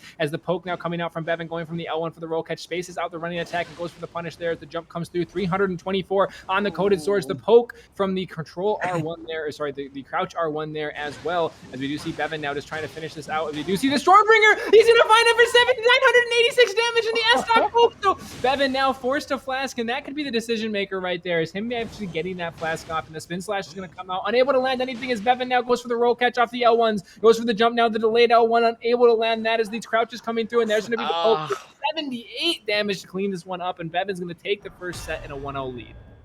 You know, very interesting to go for the spin slash there. I think at the end that was a surprisingly close match. Yeah, I think, it was a really good play from Daniel to really leverage the hyper armor that you get from that Stormcrawler axe there to get right into that. Basically, it's very similar to Storm Stomp, and it gives you a lot of hyper armor, if not infinite, and you get damage through the whole thing as well. And he just nearly was able to finish Bevin off with that. Just couldn't quite find that S-stock to roll catch. So really clean play there. The decision factor there again is that Bevin is able to get away and actually get that flask off, and that's going to give him the health to go back in. I think the spin slash was there for the same reason as the Stormcaller, just to punish Bevin.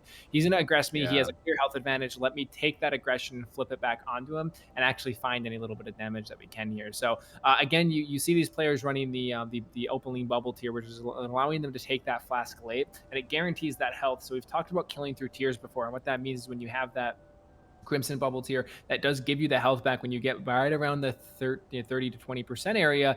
It's possible to kill through that if you do enough damage. And so these players do is they drink late to secure that. And in addition to that is if the other person wants to drink early to get there, it allows them to punish it because they don't need to take their flask yet. So it really opens up a lot of outplay potential in how they play their match, but you are foregoing a lot of other buffs that you can get, whether it be, faith, intelligence, strength, dexterity, things like that you can get from those tiers as well. But looks like both of our players are in world. We're working on getting them in their respective corner and ready to start. And again, we have Bevin up in a 1-0, played it very clean versus this setup, and we'll have to see what Daniel has to actually counteract this.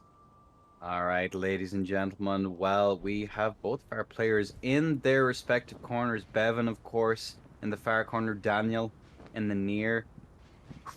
This is going to be a close one again. I think I have that feeling in my bones, as ladies and gentlemen, in this best of 5 on a 3, on a 2, on a 1. I like.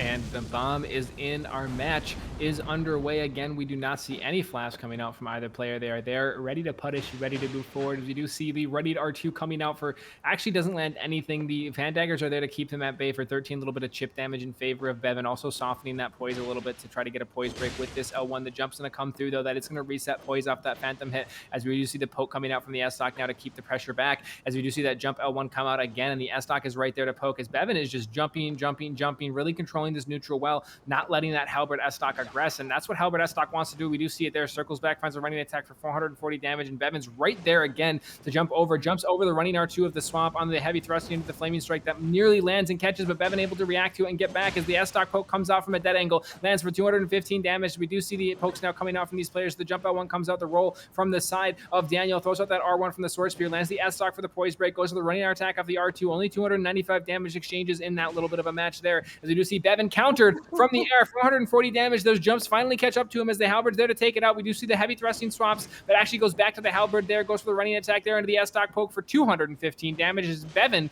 now forcing the back foot here. The jumping R2 comes out, going for that true combo to finish this out, but not before sacrificing 548 health as the S-stock comes out for 215. The halberd's there to punish it, trying to find the pressure forward. Now Bevin swapping over to the talismans here, and he does not want to let him get back, but Bevin actually could take a flask here if he wants it, but we do see the glintstone pebble now coming out. Looks like Bevin is going to try to take that flask. He does get it, not before he's punished off of it though, but there's the jump L1 coming in, countered out by the flame strike there off of that heavy thrusting sword, as the jump L1's going to come out now again on the coated swords in his face, trying to find it again. The S-stock's there to punish it, but now at a clear health advantage is going to be the side of Daniel here, as Daniel's trying to find this pressure. The jump comes over the halberd there. The S-stock there to poke, actually finds a poise break, 107 damage exchanges, and on the back foot here, Bevin goes for the jump, actually takes a frost ballast there. It's crucial that he doesn't get frost proc here, because he will just simply melt the S-stock at this low health, even through the blue feather, if he does get poked here. But there's going to be the L1 coming through here, trying to find the damage forward. The S-stock pokes there to punish. Very clean play coming out from both sides here. Daniel playing this very smart, not getting over aggressive with his health, but the punish comes out. 500 running R2 whiff, and he's going to find a jump for 486, and just like that, the match is turning in favor of Bevin. Bevin goes for the jump, gets a little bit of health back from there, goes for it again, finds a roll back, 37 damage. Is never going to see the running R1 coming out, the R1 coming out from the side of Bevin. The flaming strike lands though. Bevin able to get away, and he goes for the poke, and he's going to land it for 78 damage, and that's going to be Bevin picking this up for a 2-0 lead. What? That was not how that one looked like it was going to go, LB. I'm not going to lie to you. That was very clean coming out from Bevin there. So Bevin at such a clear health disadvantage, does again find the flask. And that's really the difference there, is if he's able to time that running R2 to actually punish it and get the damage to kill him, he probably would just flat out kill him there. But instead he punishes late, he gets the flask, and that kind of gives Bevin some room to aggress. And Daniel did not do a very good job of handling that aggression. And we did see those S-stock pokes coming out, nearly got a frost proc. Bevin's able to get away from that frost. Again, that's crucial, not getting frosted there. You're that low of health, because it doesn't give him the opportunity to rely on the blue feather to actually punish and find some damage. So really clean play came out from Bevin near the end there. Daniel was very clean throughout the whole match. He made a few mistakes, and those were enough for Bevin to actually capitalize on. And what Bevin did differently there that Daniel didn't do is when Bevin had Daniel low and in flask range, he didn't let him flask. He stayed on him. He kept the pressure forward. Even though he had such low health, he didn't want him to get that health advantage back and flip the match around. And that's something that Daniel didn't do, that allowed Bevin to kind of get a little bit of a reset. And Bevin was able to do that on his side around. So really good job pulling that around, keeping the nerves calm, and just finding the damage. And that's going to be Bevin up 2-0 in our best of 3. And we'll see if Daniel's able to kind of come back from this and try to take some matches back. And one of the things, there's so much to talk about in this fight, but I think the highlight of that really is the composure that you have to have, because you can get real trigger happy when your opponent is like one shot and you're like, oh, I really want him. Get a victim of over enthusiasm, perhaps, is our Daniel in this case, as over aggressed, got punished, and slowly but surely Bevin was able to really turn that fight around. But one of the things I want to mention, and it's how close both of our opponents are to each other at all times. Both of them are in positions where they are just outside of each other's range and really able to just punish whatever their opponent throws at them. We've seen it really well here on the side of Bevin, that once Daniel became overly enthusiastic towards the latter half of the fight, he was really able to come in, do some really solid damage, and punish those mistakes. Right. Always be in a position, and this is for everyone, no matter the skill level, if you are in a position to punish your opponent's mistakes, you learn much easier how to actually punish those mistakes. Stand closer, not too close. There is a sweet spot. There is that neutral sweet spot where you are in that position to be aggressive in your spacing and to take advantage of those mistakes. And Bevin, I think, was a prime example in that entire engagement from start to finish of where that position is. Take note, everyone. I know I'll have this one in my back pocket. Where's Bevin?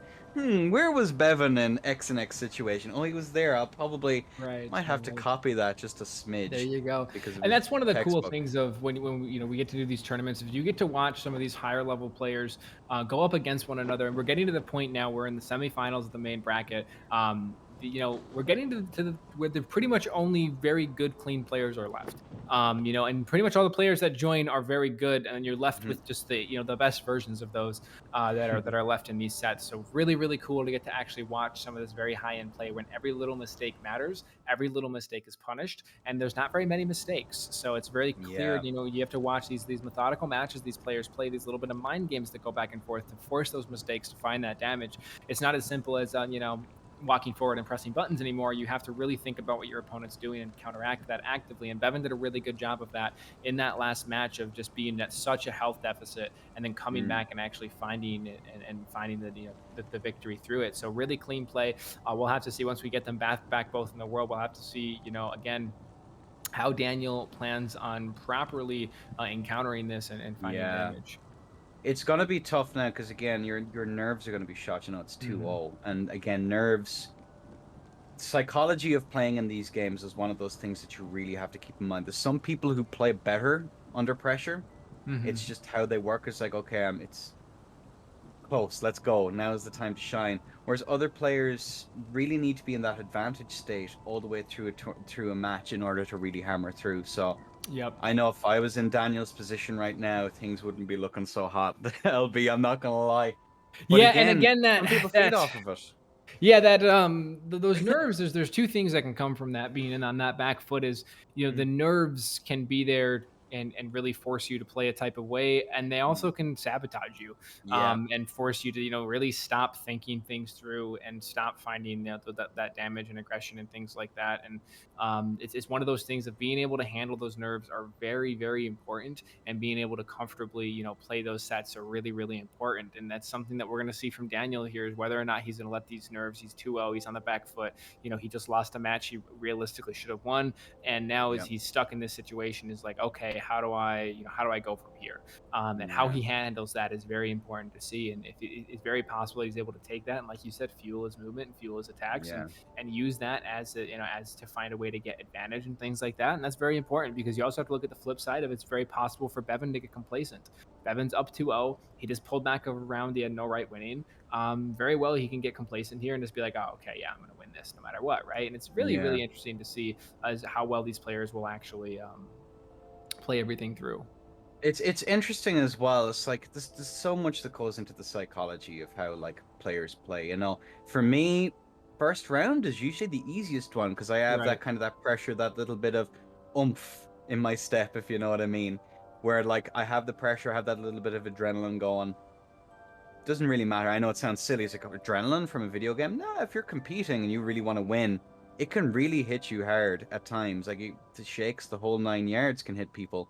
But we will finish that story for another time. Story time later, ladies and gentlemen, as both players are in world currently. LB, are you okay? Is everything all right? We are all set. Set and ready to go. Okay. On a 3, on a 2, and a 1, ladies and gentlemen. Allez. And there is the bomb in. We are going to see again, neither of these players going for a buff at all. Bevin has the seal out ready to punish, and I assume we have the Beast Roar on the Halberd ready to punish. And instead they find each other in the middle, this neutral ground here of Bevin kind of spacing in and out. You see these little small stagger steps coming out, trying to condition the opponent. The S-Stock trade goes in for 548 counter damage from this, or damage from the side of Bevin. So not a trade he wins. However, he does soften that, soften him up a little bit, and he's slowly building up that frost as well. He is going to go with the Ice Spear there, tries to find it, unable to properly land as Bevin now just backing up, and there's the running R2 off of the heavy thrusting sword as the Halberd comes back into play now, throwing that running R1 out. Bevin now going with the jump attack, almost gets punished by the S-Stock. Both of those are going to actually see some frost build up, 295. Bevin now has to be careful with this frost. If he gets procced, he could be in a bad situation, perhaps trying to make some distance to actually find a Ballas here as the Flaming Strike comes out, trying to find the damage there. And now we're going to see this, this frost less presence for Bevin, but he is going to take it though. And then 0-9 to 1128 from the Ice Spear and the S-Stock poke for 1169. So very quickly, Daniel takes that very passive-aggressive play that Bevin's doing and flips it right back on him, softens him up, finds the poise break, and just breaks him through and gets the Ice Spear for the full combo and the S-Stock to roll catch. So again, that's where that Halberd can come in so quickly and just flip it around, is that high DPS that they get, and as well as they're able to just flip around in that Asher War. If you don't respect that space, Halberd S-Stock has a lot of options to deal with you if you just kind of linger in their space. And Daniel did a really good job of showing that and actually pulls this back to 2-1 now. 2-1, and again, really impressive there, showing the power of Ice Spirit shutting down aggression. I mean, one of the things you have to look at when you're going up against Ice Spear is you really have to be really clever with your feints, feigning aggression, so they Right. can put it out in neutral, because it is very punishable in neutral if you play your cards right. True, they can free aim it to kind of throw you off. That is true. However, 9 times out of 10, you can duke that pretty easily. Right. But Bevin over-aggressed, and for that over-aggression managed to get clipped and unfortunately shipped with that one. As now we're seeing now exactly how strong that Ice Spear can be on the Halberd. Again, you know, like I said, when you look at the Halberd as stock setup, there's a lot of options you have to keep people away, and that Halberd doesn't want you close. If you're close, it can have troubles to actually land the attack and keep aggression. They want you just at the edge of their range. They want you to be on the back foot. And so when you're able to aggress that, they need ways to shut you down. Ice Spear is a phenomenal Ash ward doing that. If you're able to land it correctly, you just stun them and do, what was it, 1,000 damage just over? And that, you know, very quickly can just, you know, finish the match out entirely and just land a kill. And that's what we saw come out there. And Bevin's going to have to respect that a little bit now. And one of the things we talk about, that mental game of very quickly flipping a match like that and just winning it that fast, you do put Bevin kind of on a back foot of like, okay, I kind of got to be careful now. I got a little cocky, I got a little aggressive, and I just got, you know, all my health taken away for it in 2 attacks. I need to be careful now. I need to respect that. So we'll see how well Bevin flips back from that and how well Daniel uses that to kind of find these next matches. Yeah, it's going to be super interesting as well. The pressure now, really, I think, is now on Bevin to kind of like pull this one through without any more hassle. Again, there's going to be an awful lot of pressure now to actually end this ASAP, because he does not want a match point on this one. Like, the amount of damage that Daniel can do is pretty scary. I still think Coded wins for the most part from a neutral position, but a couple of counter hits can really turn around. And of course, once you land that Ice Spear, it's a different kettle of fish. But ladies and gentlemen, looks like we are all set and ready to go. Enda, if you want to go ahead and give us the count. On a 3, on a 2, on a 1, Ali.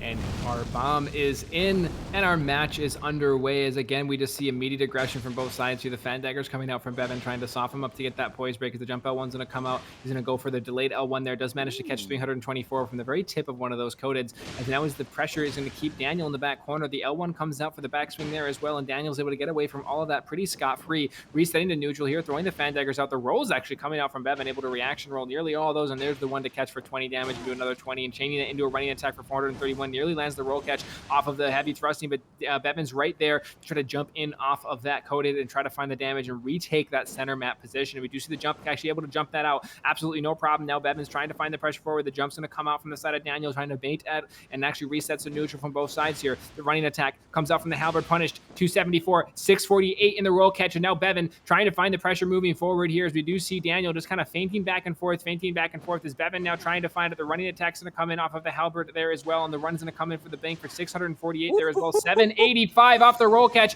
Ice Spear coming from neutral. He's looking for answers to finish this one off, but Bevin doesn't care. He's there. He's going to come out punished for 356 rather. The backswing nearly lands, and now he's got to try to find a way to counter aggress this Bevin. He's not giving up easily. He dropped one match. He's here to play. He's here to go on. The running attack off the Halberd again, chains into another 440 damage. Bevin now trying to flip this back around as the Frost Stomp comes out for 82 damage. Jumping out the proc is going to be the side of Bevin to get away from a lot of that damage. The jump attack comes in for 168, and the crouches are going to come through to try to find the roll catch, and there are ones going to come through. Not quite the L1, but unable to land a little bit of poke, and there it is for 17. Last little bit of damage. Bevin is going to clean this one out and make it into our next set of final rounds.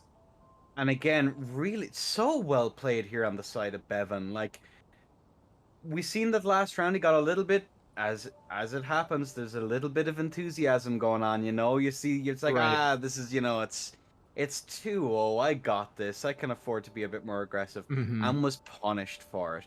This time, however, was a very different kettle of fish, as we see Bevin very, very clean, very textbook match there, as really targeted aggression, waiting for his opportunities, trying to bait out that Ice Spear all the way through. And we even seen a swap to Frost Stomp. We did. Is this the first month of the game? What is this? Hoarfrost Stomp actually, even after like the changes and everything they did to it, Hoarfrost Stomp is a really good zoning tool, and it does help Mm, keep some of the pressure back. It does help keep people away from you. So it's a pretty clean swap there. As you do see, Bevin is now forced to back up a little bit. He can't freely aggress him. He's got to zone out a little bit differently and move around it. And mm. that's I think why we saw that there is Daniel's low on health. He's got to be careful. He pops the frost proc. Pops the frost stomp and then forced to roll away from that. So Yeah. again, we are going to see Bevin cleaning that one up 3-1, moving himself into the finals of the main bracket. And then we are going to see Sary and Frosty. So we are going to see the Colossal Yes. Uggs versus that heavy thrusting, I would assume, coming out from the side of Frosty. And I got to say, someone with the roll discipline and the clean fundamentals of Frosty, I could very well see Frosty actually picking this up pretty cleanly. However, Sary doesn't mess around. He's very good on that Mm. setup. He's very good on that Colossal. It's pretty much all he plays, and he's very good at it. So it's got to be something that, Frosty's got to be aware of, and he's got to respect that going into this fight. So we'll have to see what he's going to come up with to actually counter that. I'm very excited to see if we're going to see maybe two-handed curved sword or something. I know he's got that in his arsenal, maybe the two-handed thrusting sword, stuff that can break that poise even in the hyper armor and kind of get those counters. So I'm really curious if that's what we're going to see coming out from Frosty or not, or if he's going to keep it on the heavy thrusting and just play clean like he's been doing. Yeah, that I think of anyone who looks like they're going to be able to take out the Uggs that Sary is running. I think Frosty's probably the one who can do it. Again, I was deeply, deeply impressed the last couple of rounds with his roll discipline first and foremost, even under pressure. Like getting cornered by rivers of blood is it's an experience that we can do a little bit of button mashing to try and get out of. Listen, Yeah. I'm guilty of it. We're all, it happens to the best of us. But yeah, Frosty has impressed me again, really living up to the reputation that you've built up for MLB. Right. And you know what? It's going to be a really interesting matchup. We seen it yesterday. How effective the heavy thrusting can be even against Uggs. Those jumping attacks hit for a truck ton of damage. A lot of damage can go through with those heavy jumping attacks. And you know what? It's going to be really interesting to see if Frosty's going to show us how it's really done.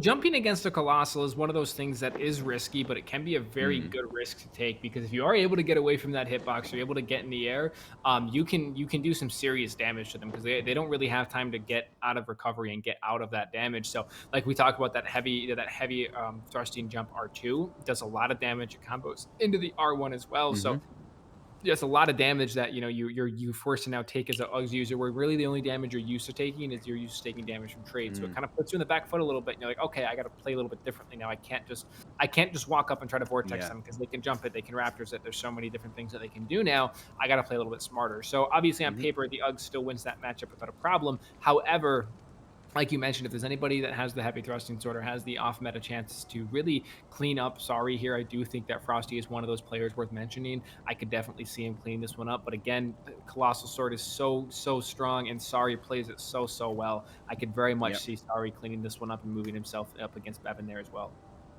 Yeah, and again, it's going to be super interesting as well, because we're at the creme de la creme has slowly risen to the top as we've gone through this tournament. Again, all of these people are exceptional. We have Bevin left, we have Sary, who I've had the pleasure of fighting, and Frosty. Right. These guys have really shown what they can do, and I've been very impressed with Sary as well all the way through. Lest we forget, his Uggs play is formidable. His very targeted aggression, which is going to be the buzzword of today, because that's really what these players are showing, is like, we can chill in neutral. You've done a thing, I like it. Let's go. Now is the time to jump on exactly. you. And knowing when is the time to kind of like hang back then as well. It's like, okay, my aggression's over. He's done something that I'm not really he's put something down that I'm really not picking up, so I'm going to move back.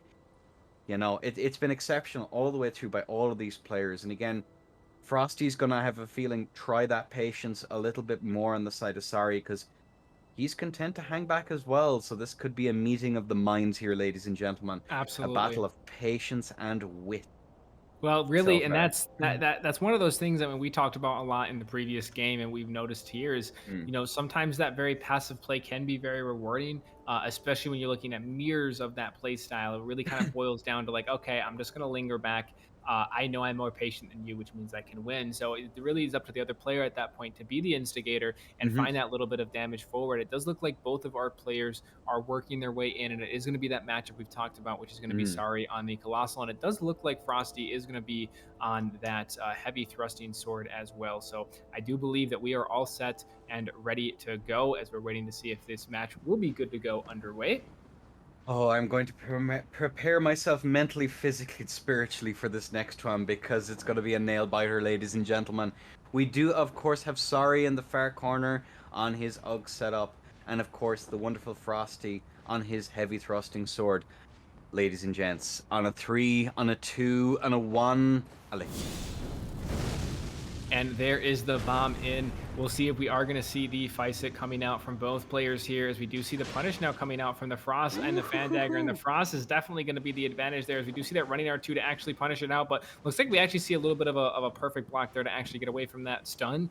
Blocks out the damage, just still takes it and rolls away. And see if he can't find it here. He's taking the jump to try to find the pressure forward and goes for the Beast Roar there to try to keep Frosty back. Frosty trying to find the punishment there, and he's going to go for the roll. Nearly gets roll up, but the Panics are going to come in, unable to land it though. That's the opportunity that you have on the Uggs to actually find the damage is going to be when they are just kind of back to you panicking away. That's when you have to try to find it, as the jump R1's going to come in as he's trying to find this Uggs to find it. Goes for the running attack as opposed to a poke. Frosty jumping back in, spaces it out without a problem, and the trade comes in favor of Frosty, and the roll comes out as now we do see the Beast Roar coming out. He's got that poison on. We'll see if he's going to be able to find a way to punish the Ballas, if Frosty's even going to bother taking it. Frosty might just flip this aggression right back onto him here as he goes for the jumping R2, unable to land it, and the roll comes out, but rolls out the Uggs without a problem there, as we do see Frosty now trying to find this pressure forward. The poke comes out from the side of Sary. The R1's coming in, chained together. 313 damage in total as he goes for that Freisig again. He's going to find it. 22 more damage. He's go for the roll there and gets away from the Ugg. So very clean roll comes out from the side of Frosty. The running R2 there is going to be enough to force him back. The jumping R1. The poke comes out from the side of Sary. He's going to take the trade there. He's going to go for the running attack. 791 damage is the trade. Is it 215?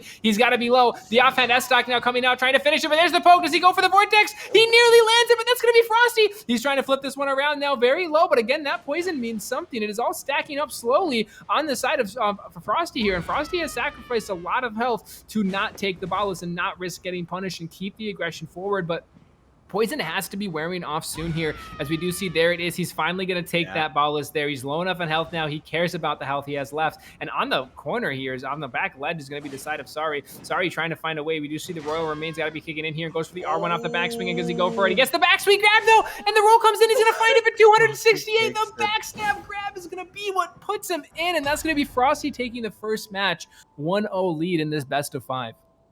What a play. We've seen the Royal Remains come in handy there for Sary. He's not going to be sorry he had that regen in, ladies and gentlemen, as put away. That was so close. Like thinking of it there, let's look at status pressure. Let's talk about this, because Frosty, I think, made the right decision there. He's like, okay, Sary's going to be on top of me all the way through this fight unless I'm able to counter aggress effectively, force him off, and take that split second that it takes to get that Ballas active and not get punished for it. Very, very smart play on Frosty's part there. That's exactly what you kind of have to do when you're up against a status build. Yep. But the status damage all the way through that I'm not sure how much of it was maybe an odd clipped R1 here or there, but he must have had like 1,000 damage dealt to him over the course of it. Like, that was insane amounts of damage to come out of it. But that's how you play status. You land the proc, and then they're on a timer so you get the full utility out of it. That's the beauty of a status build. Yeah, and that's the thing is you have to look at is, you know, when he's got that poison build up, he builds it up quickly. He gets the proc. He's going to get an AR buff off of that, and he has the ability to punish them when they continue. But it looks like we do have both of our players and contestants are working their way back into the world. We'll see how well we're actually going to see Sary come back from this, if he is going to try to, because Sary did have a couple very clean fights there. But Enda, we are all in, ready to go. Sary on the left, Frosty on the right. Can you count us in, good sir? Ladies and gentlemen, on a 3, on a 2, and a 1, and the bomb is out, and the explosion has happened, and both players are going to go for buffs here. Sary is in the corner currently, almost punished. 24 damage there is landed. It seems that the bubble was popped, and I believe Frosty's bubble is still active. However, they both are desynced for us, ladies and gentlemen. However, we're seeing this very aggressive spacing here. Frosty is going to see ground to Sary as they go for a trade, and it seems as if Frosty has been poisoned and has been clipped. However, 800, 1200 damage. Frosty is not playing around here, as he's going to go for as much damage as is humanly possible with the few opportunities Sary is giving him, as both players now are in a standoff. Sary is going to be content to hang back here and wait for that poison to do all the work he needs as Frosty comes in, hits him for 435 damage. That is a lot of damage here as the Storm Stomp comes out, and we see to counter it out. So again, we see this heavy aggression coming out from Frosty here. The Storm Stomp is a bit of a knowledge check when you're going against the Colossal setups here, and I mean, when you're on the Colossal, there is a way to counter it. It's a matter of finding it, but Frosty is not backing off, and there it is. The counter attack to clean it up through the tiers and kills him, and Frosty, he just flips the aggression back on him and finds the counter hit there, and that's gonna be it to clean it up, and that's gonna be Frosty leveling this out in a 1-1. We might very well see all 5 rounds. It wouldn't shock me with how well both of these guys are playing. Again, the first half of that round, we're seeing it time and time again, is like someone gets advantage, keeps advantage, and then there are a couple of mistakes away and it snowballs into catastrophe, ladies and gentlemen, as poor Frosty throws that life advantage and just gets slapped about the place. That was really unfortunate. Again, we're seeing so many turnarounds. The Clutch Lords are smiling upon Sary today as he clutches that win through. And again, do you think poison there had anything to do with, you know, the so typically, I'm not a huge fan of poison on Colossal. And the reason I personally am not a huge fan of poison on Colossal is because the poison dot can pop the tier. Colossal's a weapon that's very good at killing through tier. It's almost better to not pop that tier, right? But there it works out for him because he doesn't get low enough to actually pop it unless there was a desync on the tier and it had already popped. But I believe he killed him through the tier there, even with the poison on there. So that there was really good pressure, and it does kind of force because you see that Frosty's health is just slowly dipping down. Frosty doesn't take the bolus. He doesn't find the time to do it. I think Frosty what could do is after he gets that bolus, I mean after I guess that poison proc, he jumps at him, he gets the attack, he gets the damage, and phenomenal play, but he doesn't back off and take the bolus off of that. I think that's when he needs to bolus. He finds that aggression, he forces Sary to back up, he needs to find the bolus there. But the poison Colossal is definitely controversial on whether or not it's worth it or not. I personally am of the camp of just stack the AR, right? Stack the damage, kill them through tiers, and it just win off of damage. But the pressure that poison, I mean, you're absolutely correct. Poison just applies a sense of pressure that's very hard to get away and very hard to actually counteract. So and Frosty was doing a really good job of not panicking throughout that and just got a little too aggressive. And that's the one thing is that Colossal can punish you if you're low health. You have that red feather. You're doing a lot more damage, and you see it there. He just flips the match around in a single swing of his sword and just completely flips it around. So really good play from Sary there to understand the terms of everything, realize that he's going to be pushed, realize the aggression, get the counter in to get the damage and get the victory there. But we do see again 1-1. This could be a very close match all the way through. Sary is going to be coming back in on that Colossal, and we are going to see, I believe, the heavy thrusting coming out again from the side of Frosty, as both of our contestants are in World, and we are nearly ready to grab them in. And looks like we are all set and ready to go. Enda, if you can count us in, I am ready, good sir. Oh, let me get my heart medication ready for this round, because it looks like I'm going to need it, ladies and gentlemen. On a 3, on a 2, on a 1, allez.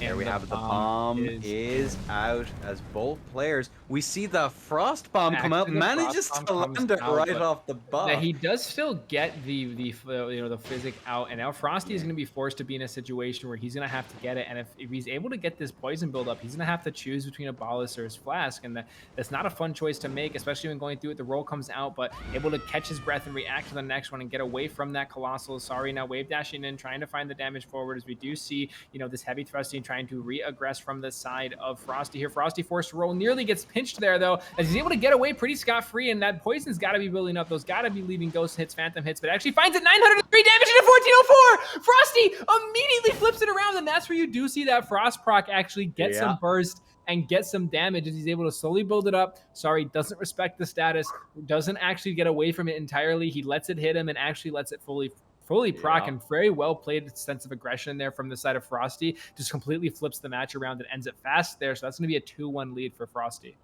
Frosty, again, all the way through it, has been showing how good their targeted aggression is.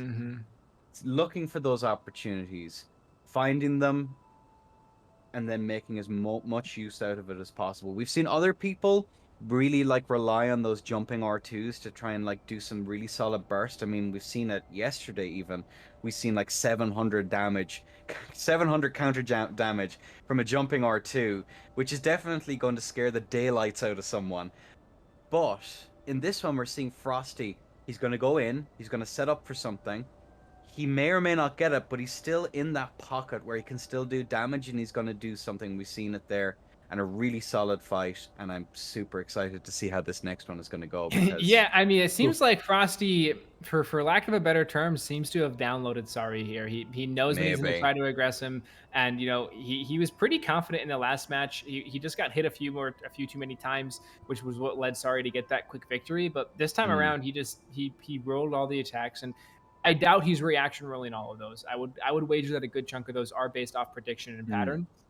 Knowing Sary's pattern, being able to understand the pattern of the Uggs user is very important to get away from some of that damage, because not all of those rolls are going to be pure reaction, right? There's too much input delay, things like that to consistently react it. Maybe he is, maybe I'm wrong, but I would guess that a lot of that is actually off of prediction and understanding the pattern of the side of Sary. So Sary needs to now switch that up a little bit. He's got to put Frosty on the back. He's got to catch him in a few vortexes to really make him consider that and really force him to back off, because that's one thing that you have if you understand the pattern of the Uggs user. If you can just aggress freely, you will win the matchup, because if they have no option to counter you, you get poise break, you have status, you have everything going for you, which Sary was able to do there, and really funneled aggression there is a very good thing to actually counter it out. So Sary needs to switch things up a little bit in terms of how he's vortexing, his patterns and things like that, if he really wants to clean this one up.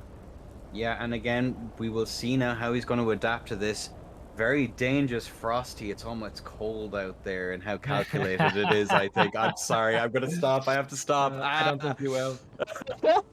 But anyways, ladies and gentlemen, we of course have the wonderful Sary in the far corner and Frosty on the near. On a 3, on a 2, on a 1, a lay. And there we have it. The bomb is going to go out, as both of our contestants are. We're going to see the bomb go out here with the Frost procking, but however, Sary is going to get their buff off. The physic has been drunk, as we see this cascade of fan daggers come out here to try and keep Frosty at bay, as he has managed to keep Frosty off him for just long enough for him to escape. However, we're seeing panic rolls against a great thrusting sword running R2. Sary is under an awful lot of pressure right now, it seems, as he does not want to get caught in another vortex. He is, of course, still frosted, as he will force Frosty away once again. We're not seeing that really strong amount of aggression that Frosty showed the last round. Really, Sary is not giving him the impetus to do so, as we're seeing a very patient match here from both of them.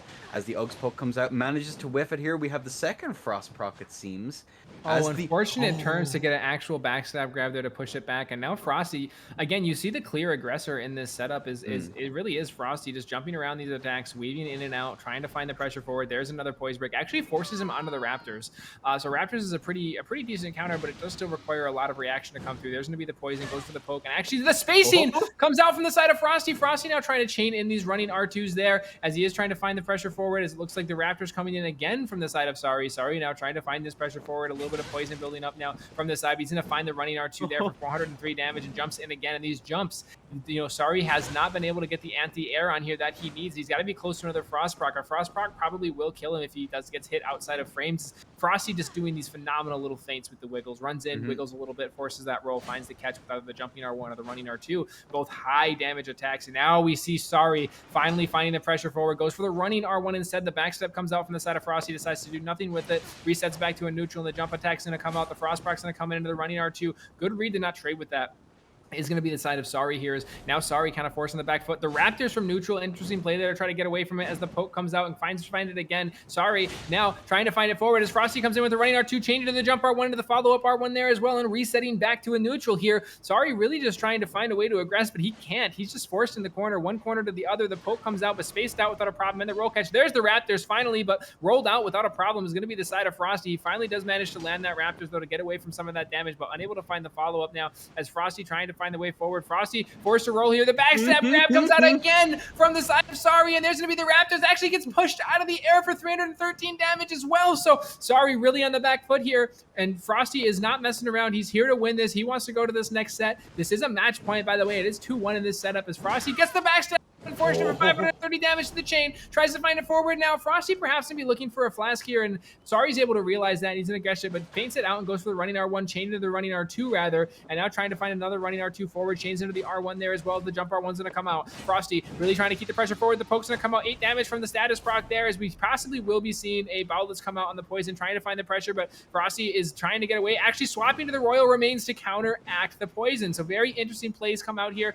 from the side of Frosty, as now the poke comes through, and that's going to be Frosty falling as Sary picks this up and brings it to a 2-2. A 2-2. You said this was going to go to 5, and I was like, I did. After that last round, I don't think so.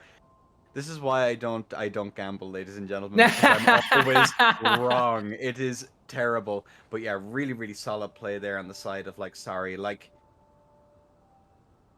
it's interesting the different style that like Sary is encouraging out of Frosty overall. Sary, like, Frosty's really having to chase him down. He's the aggressor here. The more actions that Frosty takes, the more likely that he's going to make at least one mistake. And that seems to be Sary's bet here. That if he can slow the match down, make it drag out a bit longer, force the impetus to be on Frosty to keep the aggression, to stop Sary from aggressing on him. Sometimes a good offense is the best defense, especially against a setup like Uggs, where if you give them the freedom to do what they want to do, it's going to end very badly for you. So it is interesting to see here that Frosty is more or less taking the reins in this fight overall. But the more things you do, it's like a monkey in a typewriter eventually. Maybe not writing Shakespeare, but getting close, Oh my goodness, boy, oh boy, I don't know how I feel about that one. But it looks like we are going to work on getting them back in. But yeah, one of the things that we've kind of both pointed out throughout these matches is Sary's ability to kind of weave in and out and set these feints up.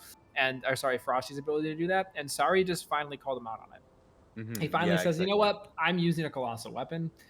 I can trade.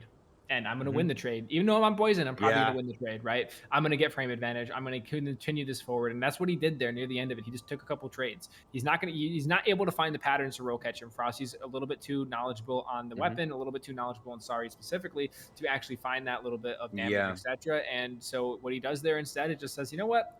I'm not going to try to chain attacks together. I'm not going to try to have a flashy thing. I'm simply just going to play pure trades here and win it out with the ability to have being blue feather range, etc. Sure. And he did that well. But what I'm curious to see is I actually would give Frosty the upper hand here, is because when he played that same match, Frosty came back and did 1,600 damage to him in 3 seconds and won. So I think it's really important that Sary doesn't fall into that pattern and only uses it when he has to. And we'll see what actually levels out. Looks like both of our contestants are going to be in the world and ready to go. Again, this is a 2-2 set. We have Sary on the left. We have Frosty on the right. Enda, you could do me the honors. On a 3. On a 2 and a 1 in this match point, Ale. And the bomb is going to be dropped in here, as we do see again. Neither player actually goes for Fight Security, waits out the Frostpock and then takes it. So really good play there. As again, we're seeing Frosty just completely negate using that whole buff and tries to punish it, doesn't actually punish, and instead just gives his opponent the free buff and the free advantage. So back up in the corner though is the jump R1. Storm R2 is going to come out, actually chains into an 821 as the Frost Stomp's going to come out. The Frost Stomp, the Beast Roar comes out for 494 damage, 700 nearly knocks him off the match, but Frosty's able to get away from that. So very clean play comes out from the side of Sary there to push Frosty back, and now Frosty's going to take that Visik, and he actually delays the jump just a little bit too long and unable to land the damage there, as we do see these jumps just chained together from the side of Frosty, and now he's going for the backstab roll. So the rolls there, as we do see him catched by the R2, 424. The Raptors actually misses entirely, somehow just doesn't take damage at all as the Frostbox, the wave dashing comes through, trying to find the damage forward. The running R2 now, great spacing from the side of Sary. There's that Phantom proc, 1624. That poison is tacking up here, and looks like we might be actually looking for the ball is here, as actually no, decides to run forward, and his tears are probably going to proc very, very soon here from that. Actually gets the backstab grab again, and the Storm Stomp's going to catch 422 under the Raptors in the miss, but the running attack's going to trade it out, and that's going to be a pure reset. I was wrong, Enda. We're going to see a round 6. What? No shot. They actually did it. The mad lads. They actually push this to a round 6, so very clean play comes out from both sides there. And again, we talked about Sary just deciding to take the trades and Frosty Yeah. flipping that back on him, and that's what was happening in that match. And I want to point out that Sary did a really good job with his mix-ups in the whole first half of that match. He forced Frosty to the ledge. He was able to get him in a chain. He probably nearly broke his guard in addition to having him right on the ledge there. I mean, Frosty blocked one of those attacks with a heavy thrusting sword. I can't imagine they get very good guard boost. So you're looking at that situation is forcing him to do unoptimal things, and that's really good from the side of the Uggs player to force that. But Frosty's ability to adapt in the match is what really separated that there and allowed him to find those trades near the end to actually just completely, take the trade, take the reset, and go back into it. And I said I favored Frosty, but I'm starting to be a little bit more even now. That match, Sary's ability to also adapt, we have yet to see him fully adapt, and he did there in the near the end of the other match. And in that match there, he fully adapts to what Frosty's doing and does a really good job countering it. So let's see if he can manage to do that and stay alive this time. Otherwise, I do think Frosty will see a victory if Sary's unable to adapt to it. Frosty does have the benefit of that burst if Sary doesn't roll correctly. If he messes up once, he could be in for a world of hurt.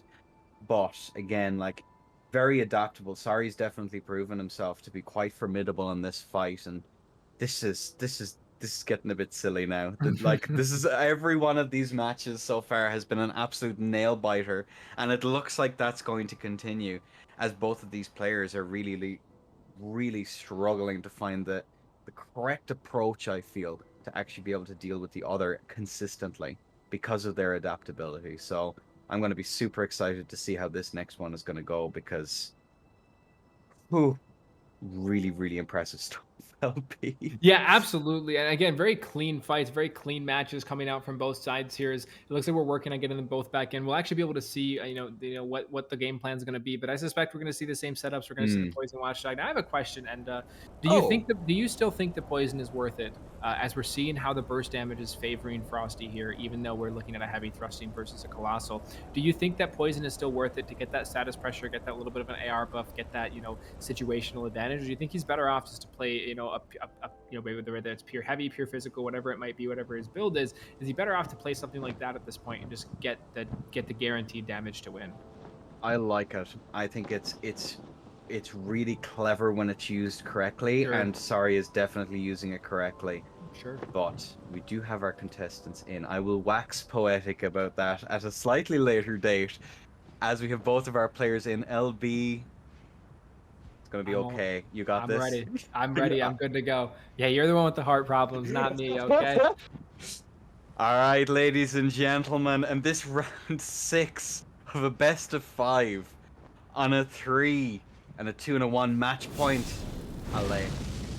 And there is the bomb in. We are going to see the redo of match point here. Actually ways to throw the Frostpock this time for 246 damage. But again, just foregoing needing the flask here. And that's something that Frosty's doing a really good job of. Punishes out the ball. It's 443 damage. And now the poke's going to come in from the side of the Watchdogs here. Goes in for the running attack. Unable to land that as the Storm Stomp's going to come through from the side of the heavy thrusting. As Frosty just kind of backs up a little bit here. Resetting to neutral here. Sary allowing that as well. That's one thing Storm Stomp is good for, is forcing a reset to neutral here. And we do see that play out as Sary backs up, trying to find the way forward, drops the bomb on the ground, trying to get a little bit, throws out these little skulls here to try to find a new little bit of pressure and damage. The jump R1's going to come in. Does he find a way to chain it? He doesn't. Actually forced to back off. So a little bit of a false read there from the side of Frosty, expecting Sary to actually pressure that. Sary decides not to, resets back to neutral. Again, we're going to see the same use of consumables coming out here as, the wall, unfortunately, is going to eat those little skulls that they lure towards. And now we're going to see Frosty still controlling the center of the map. The jump coming out from Sary, going for the wave dash. No roll comes out, decides to back off to a neutral, actually corners himself here as the pressure coming out. The Frostpot rolls that without a problem, though, is going to be the side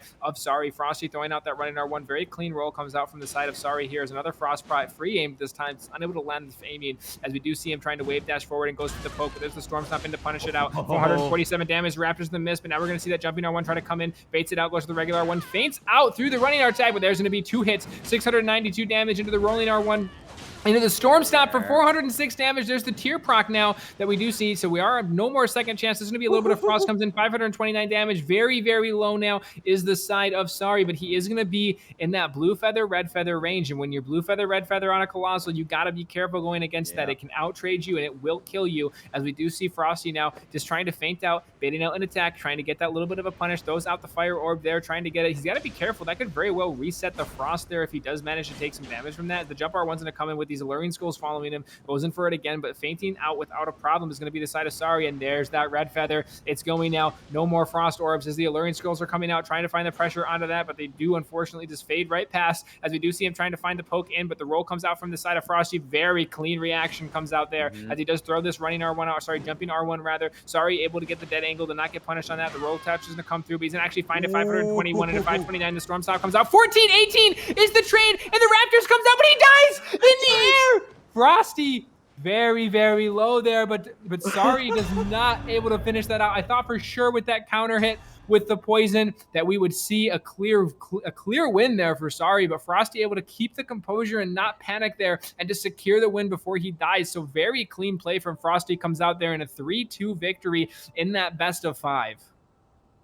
You know, that was so close to being another reset. I was so worried. It was. I might have been a little bit concerned that we're going to see another one there, especially with that poison proc. Like, that would have been within milliseconds if he wasn't careful. If the match had gone on just slightly longer, like, you have no choice. You either have to end it right there and then, or you kind of die. That's kind of the unfortunate reality of how that one pans out. Yep. And again, a really solid play on their side, and that was probably one of the best fights we've seen so far. It really was, and again, what you had said in the very beginning was that if anybody can clean up the Uggs play here, it's probably going to be Frosty, and Frosty did a very good, clean job of doing that. So that's definitely, again, very clean play came out. Very glad to see that. It looks like we are going to have Frosty and Bevin coming in. So this is going to be our main bracket final. So again, this is going to be a best of 5 between Bevin and Frosty. The winner of this secures them, I believe, at least second place. So the loser of this gets the chance to fight for bronze. Though actually, no, the loser of this gets the chance to fight to go to the bronze match. The winner of this secures at least second. So it's a very important matchup. We are going to see the heavy thrusting sword versus the coated swords, and this is also, I would say, a matchup that does favor coated swords. Yeah, agreed. Just, it favors the power stance straight swords moveset as a whole, right? And it's something. Bevin is a very clean fundamental player. I would be inclined to give him a bit of an edge here. However, Frosty is a clean player. He does a very good. I mean, power stance straight swords are good for roll catching and things like that. And Frosty's not a player that rolls very much. We just saw him fight probably the best roll catch setup in the game and hardly panicked it. So how Bevin finds the damage here is gonna, come down to his ability to really mix and weave in those jump attacks and find the neutral pressure. And Frosty's a player that plays a very strong neutral and very passive aggressive with it. He's a good job of baiting you in to find the damage. We'll see how well Bevin can actually counteract that and if he's able to secure any type of victory over that. So again, we see a best of 5 coming up here. 0-0 is the rounds, and it's going to be Bevin versus Frosty. Yeah, and the winners finals so far, ladies and gentlemen, as we will move on then after that onto the losers, and then of course the grand finals after this. But one of the things that I will keep in mind, that we have to keep in mind here, is that Bevin is going to live and die on how well he's able to mix up those jumping L1s. That is going to be the key to success here. How he is going to find the damage, how he's going to make his way through it. And honest to goodness, like, if there's anyone that can do it, I think it's Bevin, but Frosty is going to be hard to hit in this. I mean, if he's able to keep a cool head going up against Uggs, he's most certainly going to keep a cool head going up against Coded. And it seems both of our contestants are in, ladies and gentlemen. It would look like we have them both in the world, and we're nearly ready to go. We're right on the edge here. Looks like we are ready to go and good to go. Again, this is going to be a best of 5 for our main bracket finals. Bevin, I believe, on the left, Frosty on the right. Enda, go ahead and count us in. 3, on a 2, on a 1. Allez. And I don't believe what I see, but I think I see Frosty on a Claymore. What?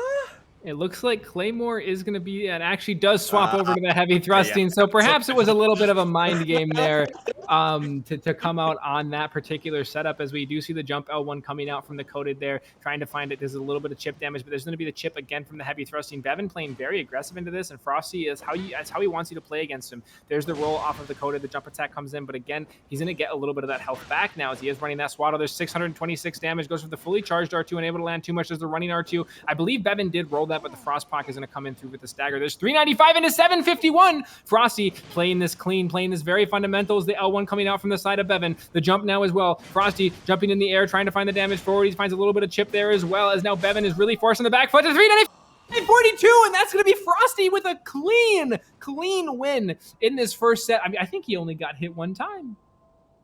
That was like I was expecting, you know, I've seen early on in that round there, we've seen Frosty immediately get, not immediately, but thereabouts get hit by something. I was like, maybe these rolls are kind of more geared towards Uggs after that last round. Maybe he needs a round or two to kind of reset just a little bit, get back to basics. But my God, what an incredible round that was. I mean, Bevin trying to find the aggression, but as soon as Bevin would whiff, Frosty was right there, right back on top, getting those frost procs to try and set up for some devilish shenanigans, which of course he does manage to land it in those R2s.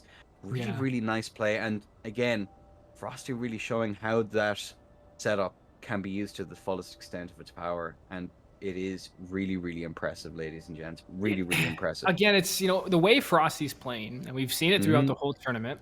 You and I have kind of coined a few different terms for it. You know, the counter aggression, the passive aggression, things like that. He wants you to walk into him. That's his whole. That's his whole game plan here. He wants you to walk into him. He wants to feint you to come into him so he can jump attack you. He can run an R2 you. He can find that quick aggression. And he plays it very well. And that's exactly what Bevin did that fight. If Bevin wants to win this, he needs to just flip it back onto him. He needs to say, hey, you know what? I'm not going to walk into your setup. I'm not going to play into your hand. I'm going to lay my own cards on the table, and I'm going to play it how I want to play it. And that's going to help him a lot here. If he continues just pressure of just walking into him, I do think we're going to see Frosty clean this up and probably even a 3-0. And that's very, you know, important to take a peek at and watch. So it looks like we are working on getting the contestants in here. What do you think? Do you think Bevin stays on the straight sword? Do you think he pulls out an Uggs of his own? I think after watching how that last match went, he might be tempted to go for a slightly higher AR Uggs. I think we're going to be Gucci after, I mean, he's proven that even with status, like being a consideration, that Frosty's not going to crumble under that kind of pressure. Right. So it's kind of a hard one to tell. It's a real hard one to tell. So it's early days yet. It's very early days. But we do have both of our contestants in world, ladies and gentlemen. Both are in and ready to go. We are going to have Bevin on the left. We're going to have Frosty on the right, and this is going to be a 1-0 in favor of Frosty. Enda. It looks like we also see the Claymore coming out, but Enda. If you want to kind of say. Though we said we'd never see another great sword over the course of this tourney. I eat my words. Ladies and gentlemen, on a 3, on a 2, and a 1, allez. Bomb is about to go out as both players are going to forego buffs as they run for center. We see yet more fan daggers come out. I think he's got something on that Claymore to punish a physic. It's the only thing that I can think there, because he swapped off of it immediately both times. But I think that's the only thing I can think of. But go ahead. I just wanted to drop that in. Yeah, that's an interesting thing to note there, as we see a running attack be thwarted by another fan dagger, causing the bit of a wobble there on that one, as Frosty is going to stay very aggressive, holding this really aggressive posturing all the way through that he's been known for all the way through this tourney. As Bevin is unable to land any of these neutral L1s here, he's going to have to perhaps do a little bit more of a setup, as Frosty is finally clipped with the backswing there, forcing him off. However, Bevin will be clipped. The R2 is not able to land as 542 damage, 200 to be added onto that as he's clipped again. Frosty's going to have to be considerably more careful here as this match is going on, as he is taking an awful lot more damage. He has to be careful of the burst that the Coded is capable of delivering onto him, as that jumping is not punished by Bevin. Bevin is staying in close, trying to get these punishes in. No backswing there from the Coded as he manages to void the Storm Stomp there. And finally landing some damage now is the side of Frosty, getting that running R2 in. And like we talked about previously, Bevin is just not playing into the passive aggressive. He's forcing him to come to him. He's not letting him sit back and just get those free jumps. And he's doing a really good job of it. Of course, his clean reactions come out. And there's going to be actually just eats the straight swords for 510 damage. As now Bevin is really trying to finish this out. I assume we're going to see a flask of some sort. Actually opts out for the talismans here. And unfortunate. Looks like we do see a bad pivot there. And that's going to get caught by the L1s. And Bevin's going to level this back out into a 1-1. That was a rough one there. Again, constantly getting clipped by attack after attack there. Just eating that L1 early on during that fight. It's unfortunate. It is liable to happen. Your reaction rolls can be as good as they are, but eventually you are going to mess up. And against Coded, it's going to be a painful mess up indeed, as we've seen. How much did he soak up in damage there? It was something like 500 damage. Like 511 was from that he just passive poised the L1 of Coded, and I'm sure he thought he spaced it, which is probably why he didn't roll it. And Coded is quite long. It can be kind of tricky to space. You can get clipped by some of that stuff, and yeah, it's unfortunate when you have those small. And we've talked about this previously. I mean, we're in the finals of the main bracket. Any small mistake is going to be exploited. A small mistake of spacing, you're just going to take the damage. A small mistake of rolling too early, you're going to get roll caught. Yep. If you don't participate and counteract the jump correctly, you're going to get hit by a jump attack. And Bevin's just playing this really clean now. He went in really aggressive. Frosty flipped it right back onto him, killed him, nearly flawlessed him. And then Bevin says, "Okay, I need to think about this. I need to go back to basics a little bit. I need to play my match, not his." And that's what Bevin's doing here. And he's doing a really good job of it. He's not letting him get those free weave in and out. He's not walking into him. He's not allowing him that pressure. And that's a really good way of shutting this setup down, too, is because we did see Frosty only go for a few Storm Stomps, none of which landed against Bevin. Bevin isn't walking into it. He's not trading into it. He knows the Storm Stomp's there. He knows the jump attacks are there. He's just going to play safe. He's going to play smart. He's going to play coded. He's going to play fundamentals. And he's doing a very good job of that in this. And we'll see if Frosty's able to kind of find a way to bait him back into stuff, or if we are going to see Bevin just kind of cleanly walk through the rest of this now. Again, that little bit of a click in his head. Wait a second, I'm playing, one of the best setups in the game. Why don't I just play that, right? Yeah, and I think it's possible that we see that same flip as in the Melee and Bevin match. Yeah, it could very well be the case. And again, confidence. I say it always. Confident plays and having your, how do I phrase it? Let's think about this for a second. Having your match be played the way you want it can be incredibly important. Not only for the confidence, it's not only just in terms of optimal, you are allowed to play optimally. Also in the cases, it boosts your confidence. I'm being very aggressive. I can be really aggressive or passive. Right. This is how I want it to be played. I'm in my comfort zone. Much the same as with comfort picks when we talk about setups. Comfort playstyles are also very important as well. Absolutely. That goes without saying. So we are waiting now for these players to get in. But do you expect... What I reckon we're going to see here is Frosty waiting for Bevin to throw out one too many backswing attempt on the L1s, and he's going to Storm Stomp him for... I think what we see here is that because Bevin stopped being aggressive, Frosty just needs to force that. And I know Frosty can force that, and it's really a battle of patience at that point of who wants to play which play style more. And I think Frosty will win that out. So we'll have to see exactly how it plays. I know we're very close to having this match underway, and we are going to see again. This is going to be a 1-1 clean between the two of them in this best of 5. Looks like both of our contestants are in world and ready to go. And again, we see that Claymore out, but I'm sure that is probably to punish something. But Amir or Enda, if you want to count us in. I'm flattered first and foremost, but yes, ladies and gentlemen, on a 3, on a 2, and on a 1, allez. There we have it. There is the bomb, and we are going to see again. This Claymore comes out looking for a punish and just immediately swaps over to the heavy thrusting. So it's got to be there. Some type of punish is the only thing I can figure. But there's that jump coming in from Bevin. And Bevin playing this a lot more aggressive, actually. Frosty kind of zoning over here, trying to find the pressure forward. Bevin is now realizing that he's playing a bit aggressive and backing into it. There's that jump attack, goes to chain it into another. Frosty gets away from it without a problem, and now trying to force Bevin in. Actually, Frosty taking the aggression himself, just walking backwards. There's that poke attack coming out from the side of Bevin. Bevin uses that a lot that I've seen from other straight sword users. He does differently and unique as he goes for that poke attack a lot. There's the Storm Stomp coming out. We do see a clear health advantage, though, in favor of Bevin here, as Bevin has landed a few R1s, or L1s rather, and Frosty has yet to land too much, as he's just kind of throwing out these attacks now, trying to find some damage as the L1's to come through. Gets the roll catch, 590 into the counter, the jumping, running R2 comes in as well. Bevin does not aggress that. So again, we see Bevin learning that Frosty wants him to take these aggressions. He wants him to try to punish him.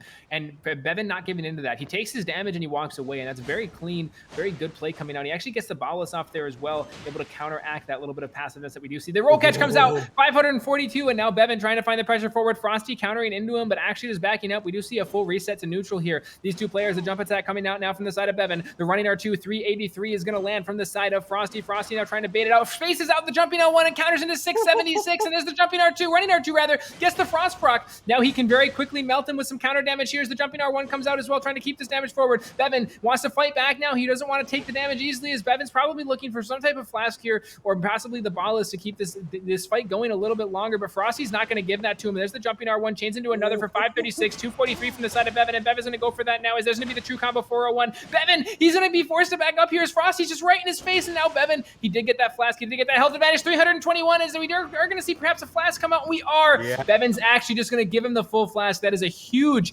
advantage for Frosty here. Talking about, nearly half of his health. Bevin is in blue though, and he is going to be trying to find the damage. The jump L1 comes out from the side of Code. It's rolled again now from the side of Frosty. The running earlier R1, Frosty kind of doing these wiggles, maintaining his Kevin. Oh, he just find it, 642, but now the jump's going to come out from the side of Frosty. Frosty trying to find this damage. The jump L1 comes out, forced to roll. That is going to be Frosty, as Bevin is throwing these jumps out. There's the jump coming out from Frosty, spaces it out there. There's the side of Bevin. Bevin going for these crouches, trying to find that little bit of a poke. Throws the running L1 out. The running L1 out again. The running R2 comes out now from the side of Frosty, and he's roll caught again. 244 damage. Bevin perhaps going to be switching over to the bestial sling. He actually gets punished for it though. 415 and roll caught, and that's going to be Frosty pulling it back.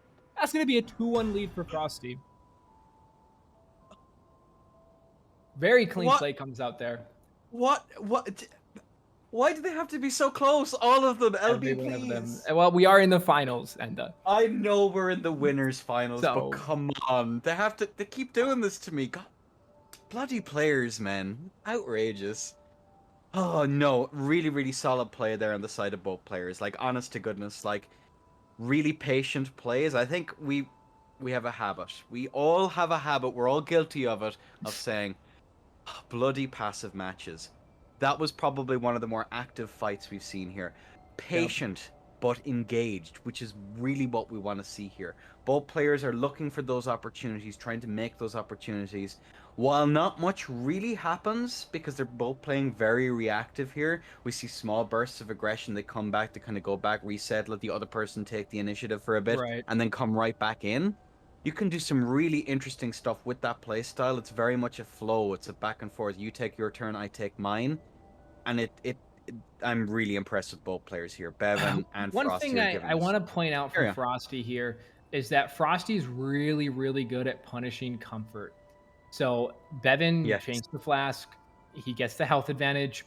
He gets some damage. Frosty drinks the flask. He has a clear advantage, but Bevin doesn't care. Bevin's comfortable. He's in blue feather. He wants to punish him. He, Frosty's one damage, one health, basically one hit away from dying, and he flips it back and kills Bevin through it. And he takes that little bit of aggression that Bevin's going to have, and he just says, yeah, you know what, man, I'm just going to go ahead and I'm just going to keep the pressure forward here. I don't care that you're comfortable. I'm going to force you not to be. And he gets a panic roll. He gets a roll catch. So really clean play, 2-1 in favor of Frosty. This is pushing us up to a match point now. Frosty on the right, Bevin on the left. Enda, if you can count us in, I believe we are ready.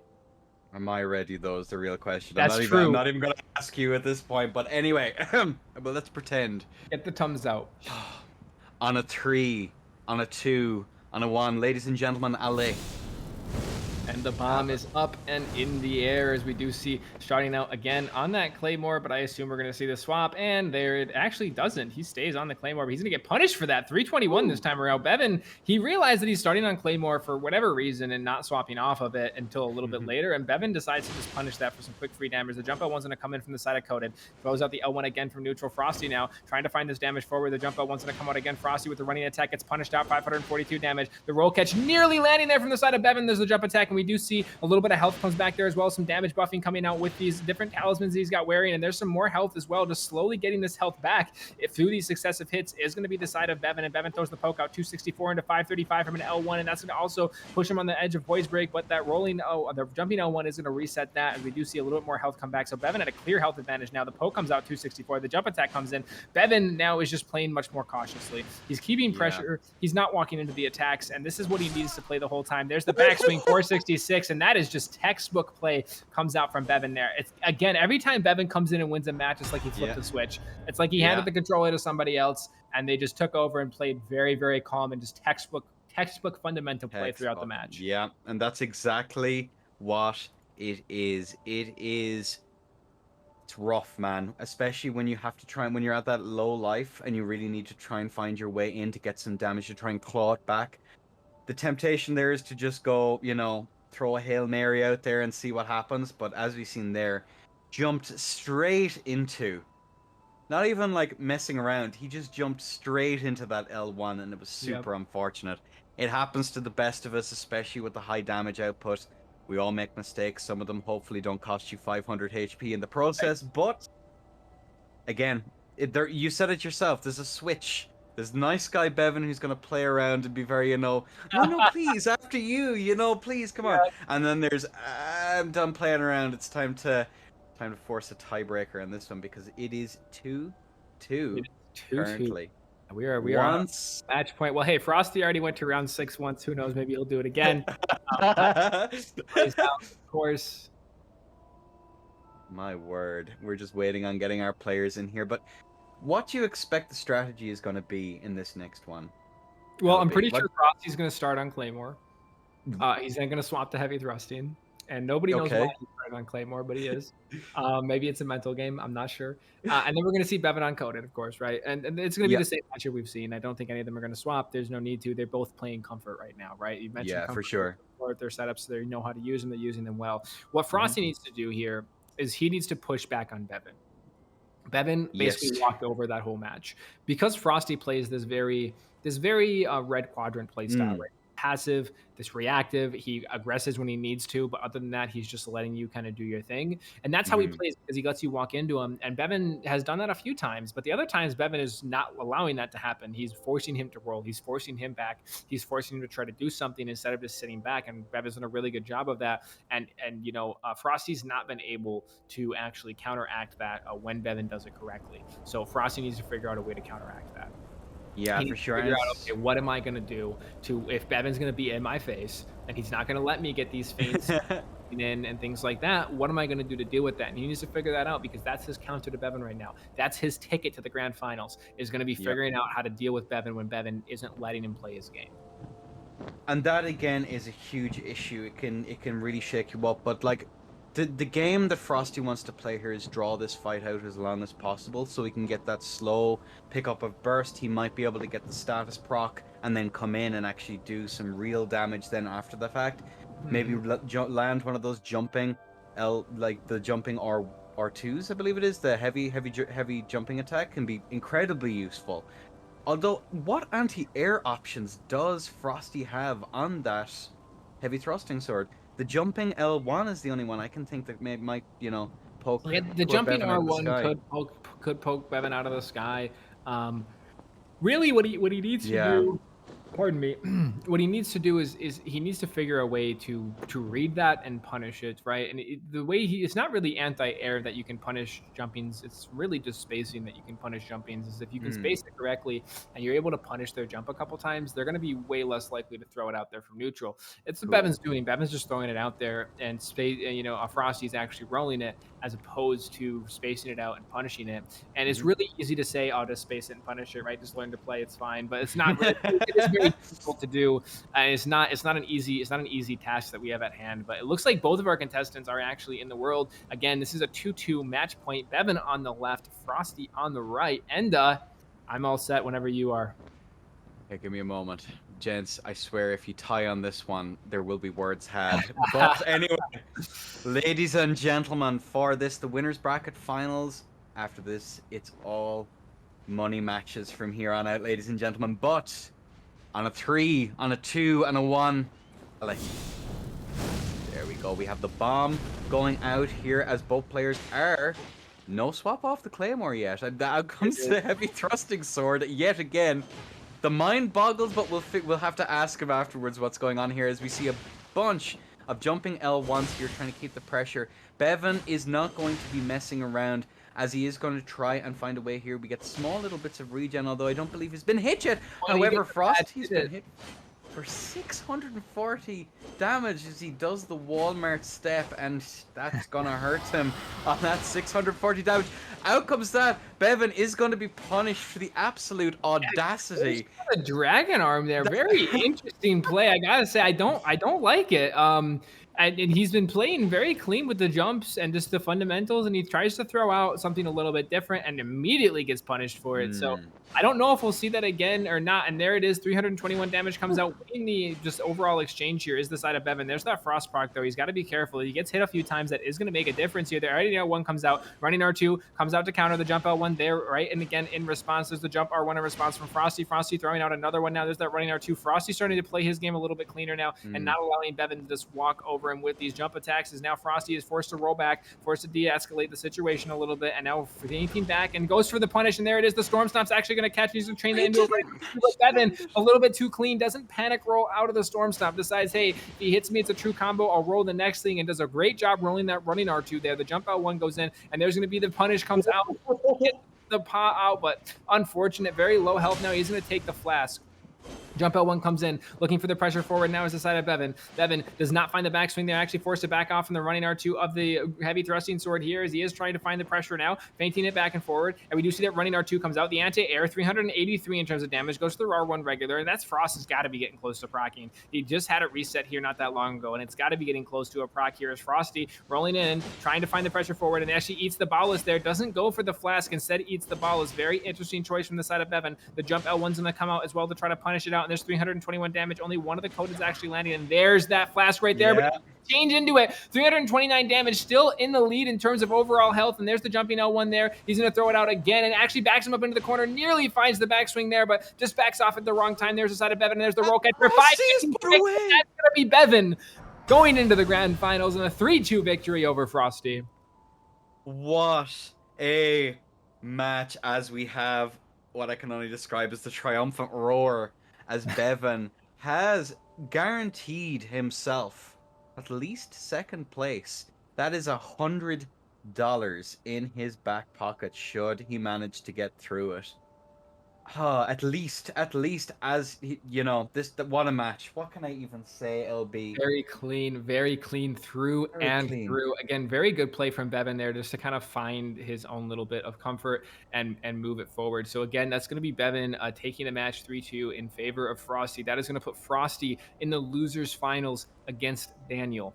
So both Frosty and Daniel will be guaranteed at least a third place position. The winner of that match will go up against Bevin. And I'm just going to take a look through our losers bracket here. We did start with Joshi taking Raincoat and dropping a match to Monster. We took Garu beating out Cully and Knoxjel until eventually dropping the match to Monster. We had Skiffin taking the match against Arturo, but dropping it out to McFly, who eventually went all the way up to the losers round 4 and dropped them, actually the losers round 5, and dropped it to Daniel. So Daniel did a really good job. He came in a little bit late. He came in losers round 4, won his next 2 matches, and now he's going to be going up against Frosty. And it's going to be really curious to see. We will be able to get the chance to see that from our perspective of actually trying to see how this losers match is going to go. Do you think we're going to see Frosty and Bevin back at it? Oh, it's really hard to say. Again, Frosty's it's an interesting one watching Frosty play here, because we clearly see something clicks. You were saying about even Bevin. There's a click moment where he's like, okay, I got this. And you can see a complete change in style of how he plays. It's just, is he consistent enough to really hold through? Again, Daniel is no slouch. Again, it's some really solid matches there. I mean, he's been before that last round we just witnessed there between Frosty and Bevin, the only one who was actually able to drop a match off of Bevin was Daniel. So, it's been an interesting one. Hopefully, we'll see an exciting match one way or the other. But, ladies and gentlemen, we are going to have a quick break. Small little break. When we come back, we will see the losers finals, and then we will go right into the grand final. So don't go anywhere, folks. We'll be back in just a few minutes. In the meantime, exclamation point challenge. You'll get to see all the matches that we've had in terms of the scores and the reports of those. Exclamation point donate if you would love to put some money in for the next tournament that you will see. And of course, if you want to qualify for one of these tournaments, exclamation point ERPVP will tell you exactly how to do that. And we'll see you after the break. We will see you soon. Thank you all so much. Ladies and gentlemen, welcome back into the Duelist Event Network. Of course, I'm LBU. Sitting next to me is the wonderful Enda the Lion. Enda, are you ready to get into our losers finals and our grand finals? I've hopped myself up on enough heart medication to keep me alive at least through this one, because there have been some nail biters so far, ladies and gentlemen. Oh, it's all money matches from here on out, and it doesn't look like they're going to get any less close as it goes on. So, whew. All right, I'm ready. Yeah, and we're going to have Frosty and Daniel in this first set, and I don't believe they've had the chance to fight each other yet, just based on how the brackets have played out. So this should be complete, two players fighting each other. However, Frosty has fought the Halberd Stock and done well against it, and Bevin has fought the heavy thrusting, or not Bevin, my apologies. Daniel has fought the heavy thrusting sword, I believe, of Chain Show, and went through it without a problem. So we do have the players getting in their respective corners right now. We are going to have Frosty on the left. We are going to have Daniel on the right, and once we're able to get pulled in, you'll be able to take a look at this. It looks like we are going to see the Halberd Stock versus the heavy thrusting, and I'm curious if we're going to see the same run back of Bevin and Frosty, or if Daniel, he's been on a run in the losers bracket. This is his chance to get right back up to that main bracket and say, you know what, no, I didn't come here to lose. I had my one loss. I'm ready to go now. So looks like both of our players are in world, and I believe we are all set and ready to go. Enda, if you want to go ahead. Preparing myself. I'm thereabouts. I'm about as close as I'm ever going to get. This is, of course, the first money match. The loser is guaranteed to take home at least 50, and the winner are guaranteed to take home at least 100. The stakes are finally here, ladies and gentlemen, and they are high. On a 3, on a 2, and a 1. Allez. And the bomb is in. We are going to see, it looks like neither player are going to go for the Feisig here, instead going for the punish, and Frosty actually baits out the attack and uses that little bit of the Opaline bubble tier to get away from the Beast Roar. I do believe we do see the proc coming, not the proc, we do see the bubble going away there from the Beast Roar, but it looks like Daniel's going to come through with that running R1 there, tries to find the damage, and then throws in the heavy thrusting sword there as well, as he is going to be trying to find the heavy thrusting as well, and there's the R1 there, and then he's going to see the flame art coming out from the side of, sorry, flaming strike rather, coming out from the side of Daniel, and that Frost going to come through the Glitstone Pebble, but he actually trades it out and goes to the S-Stock poke, 203 damage into 328 from the side of Frosty, and now we do see the reset here coming around. Do see a few swaps coming out from the side of Daniel, but just goes right back to that Sword Spear, right back to that Halberd, what he's comfortable on. He wants to clean this one up and move forward. Yeah, and again, we're seeing these really patient matches here on the side of Frosty. Like, he's really content to let Daniel come to him, because the Halberd S-Stock player is going to want to aggress ultimately, although we're seeing him switch over onto the Needle, which is of course going to give him access to Flame Strike as he comes out here. He may be punished in his menus though. That's one of the things Frosty's going to have to keep an eye out for, to punish those swaps, because being caught in your menus, especially considering the burst damage that can come out, however, forcing Frosty to roll there with a running R1. Out comes that jumping R2 on the side of Frosty here, as he's able... Oh no, the backstab animation. Yeah, the backstab there is going to kind of reset that neutral here, as Daniel tries to find the punish off it, but actually there's a preemptive jump going into the R2 from the side of Frosty. The flaming strike from neutral is going to come off from the side of Daniel. Daniel very quick on these swaps, and you actually see the strafe come out on the running R1 there, goes in for the running R2, is going to be the side of Frosty here. Frosty trying to find the pressure forward, forced to roll, gets caught by that Halberd into 609 for the jumping attack, gets countered out by 887 on the S-Stock there, goes for the running attack off the Halberd, unable to land that. The running R2 from the side for 381 for the free angle, goes for the backslash of the flaming strike, unable to land it as the running R2 comes out. The rolls are on point in the backstep into the R2 to get around the jump. Unfortunately, he couldn't let it land, but there's going to be 524 to 477 into 619. Frosty, he has a little bit of aggression now here. He wants to fight it. He says, hey, I know how to play heavy thrusting sword. I'm glad in this mirror. Let's let it go. But there's going to be the Flask is going to get punished by 411 damage. There's going to be the running R2 again on that heavy thrusting. Back over to the Halberd now is going to be the side of Daniel. Daniel, he's not ready to give up so easily yet either. He's ran through a lot of this loser's bracket. He's ready to keep it going. The R1 coming out off the jump is going to be the side of Frosty here. The running R2 coming out from the side of Daniel. The jump in retaliation is going to be Frosty here. Frosty resetting to neutral, controlling the center of this map, looking to zone out the jump. The roll actually comes through on the jump, rolls right into it, and gets away scot-free. Now we're going to see that running R1 come out on the Halberd. Baitsack now backs up a little bit into the Frost Stomp, trying to find that pressure forward onto the heavy thrusting sword back again. Actually does swap over to the Nagakiba. I'm not sure. I think we're going to see a spin slash try to come out here. I'm curious if he's aware that that's what's going to happen. Is going to be the side of Frosty. It looks like he doesn't decide to aggress after that missed attack. He's going to let him sit back and forces him back over on the halberd here. So, and we do see that jumping one, not able to get the trade, but the trade comes out in favor. 357 to 278 in favor of Frosty. The running R1's incoming, or running R1 gets punished out by the running R2, unable to land too much there. The running R2 comes out again from the side of the heavy thruster. We do see that off stock coming in, trying to find the damage. The Royal Remains now coming out from the side of Frosty. Frosty with that running attack, unable to find the aggression. The Flaming Strike comes in to counter out that jump in retaliation. Does get a chance to drink some of that blue, and now trying to reset this neutral. The Royal Remains coming out from both players. Storm Stomp comes out from this heavy thrusting, and there's going to be the trade comes through, but actually doesn't die. He's able to get away, and the Flaming Strike unable to land it, and goes for the game, and he actually finds it. 550 damage, and that's going to be Daniel picking up the first set in a 1-0. You want to make sure when you are that low that your reads are on the money, and unfortunately that read there, I know what Frosty was thinking. He was thinking jump through it, set up for the roll catch in the R2. Unfortunately, when you're that low, the other person can go, nah, bro, I'm just gonna press the button again. Sorry, mate, and then puts him away. Really, really nice play there on the side of Daniel, who did an exceptional job there. Oh, what a match! Like all of these matches are gonna be nail biters. I have that feeling that it's gonna be so close across the board, and again, both of them played really, really well there. Both of them messing up every now and again, getting clipped by a little bit of damage here or there, but no real solid burst from either player. It's been pretty tight, really tight across the board. Daniel kind of has this play style of not really finding burst damage until the very end when he needs to.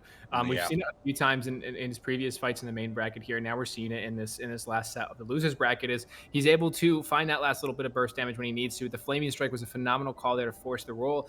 Frosty unfortunately rolls into him, and Flaming Strike's not a weapon art you want to roll into. It allows him to get the backslash of that weapon art, the R2, and able to get that damage. And it was 500 and some damage that came through there. Again, you got to remember he's in red feather range too. All that damage is going to be increased, and we do see that able to clear it out. So that's 1-0 in favor of Daniel, but what a close fight. What a very clean fight of fundamental. One thing I want to point out from Daniel, his swaps are very clean. Yes. He's always swapping something to keep you on your toes, and he's very quick in the menu. It's very hard to punish that other than just reading what he's going to swap to and punishing that outright, which Frosty did do a few times. We did see a few preemptive jumps that were able to keep him back and keep him on his toes. So this could go either way still. We do see a 1-0 favor of Daniel, though. It is too early to call it just yet, ladies and gentlemen, because both of these guys are playing. They're playing incredibly well now at this point. All the early matches are done. They're more than warmed up, I think, at this stage, as we're seeing now the finest display that either of them have. One of the things that's important to note as well is Daniel seems to be strafing an awful lot of these jumping R2s from Frosty. They seem to be strafe. Frosty has, I can count at least twice in that last match where Frosty is in range. He pretty much could get a guaranteed hit. However, Daniel is just out there behind him now, ready to try and keep up that pressure after the fact. Interestingly, haven't seen too many uses of Storm Stomp either from Frosty, as he does have access to it. We've seen him use it in the past, but he seems very shy on using it. I believe that is the weapon art that he actually has. The Ash of War that he has on his heavy thrusting sword right now is Storm Stomp. But again, Storm Stomp's one of those things that if the opponent you're fighting understands how to fight Storm Stomp, it's not free. You don't just get free value from having it. And you know, Daniel isn't really playing this super aggressive game against him. It's very similar play styles that we see coming out from both actually, which is very small bursts of aggression. And Storm Stomp, it doesn't do a very good job at handling small bursts of aggression unless you're able to get the read on when they're going to aggress and you're able to punish that. But if they're just down, you know, running you down with aggression, Storm Stomps are great. You always go for follow-up attacks. Storm Stomp's great, but Daniel's not doing that. He's mixing it up a lot. He's playing these very small, clean levels of burst damage and doing a really good job of doing that. So I think that's probably why we aren't seeing it, is he's not giving Frosty too many opportunities to actually land that. And I do think if he were to start using it a little bit more liberally, it might work a little bit in the beginning. Yeah, for sure. Going to adapt to that, and I think he is going to start punishing it out a little bit more. It could be the case as well that Frosty really wants Daniel to aggress on him hard. Right. It seems to be the case. He's getting an awful lot of value of just clipping him on those bursts of aggression that he's putting out. But I think he's going to have to do it on a read. He's going to have to be a little bit smarter with those reads again. That last read at the end, I'm going to guess that there was a read there to go for a roll catch or something. It could have been an input drop. It's hard to tell. But that roll in did not end well for him. He rolled in, missed the first part, expected the second part. He expected him to forgo the second and roll out because he was so low. But no, he went with the full weapon art there, the R2 on the flame strike, and that's really what cost him at the end there. So I don't know. It's going to be a hard one to tell how both players are going to really adapt to moving forward. But this is going to be too close to call, LB. This is going to be way too close to call. Oh, it's gonna be one of those, man. It's gonna be one of those from here on. We aren't even in the grand finals yet. We're just in the losers finals, no. and you're having a bad time. But I mean, it's one of those things. Again, I mean, we've said it countless times, and how this match is going to play out, and it's really is just too close to tell. Again, I mean, you're looking at both of these players are very clean in what they're doing. The swaps from Daniel are very good. They're forcing things out. And Frosty is just playing his same game, and he's playing it well. Like you hit the nail on the head. He wants you to walk into him. He wants you to aggress him, and that's when he's going to punish you. He's going to force you to walk into him. He's going to force you to punish and force you to aggress, and that's when he's going to punish. He's doing a really good job of that, even without utilizing something like Storm Stomp, which is kind of what it's most well known for, right? So very clean play has come out. From Frosty throughout that first match. It was just that last little bit of encounters that Daniel got the upper hand on, and we'll have to see how they're going to play this one out moving forward. It does look like both of our contestants are in the world, and we are nearly set and ready to go. Ladies and gentlemen, round 2 of the losers finals between Daniel and, of course, Frosty. Ladies and gents, on a 3 and a 2 and a 1. Ale. There we have it, folks. The bomb is about to go out, and here we have it. The frost pot comes out a little bit late there on the side of Frosty. Clearly tried to free aim it, however, he did not land it. We have the running R2 here on the thrusting sword. Manages to go for a trade there. I believe Frosty wins it, albeit marginally, as he is up against the wall. He's going to have to be worried about a flame strike swap coming out here on the side of Daniel, as they are now back in this neutral position. Daniel is trying to get a bit of aggression here, however, Frosty is able to roll out of it. Out comes a heavy thrusting sword here, and now back onto the halberd once again.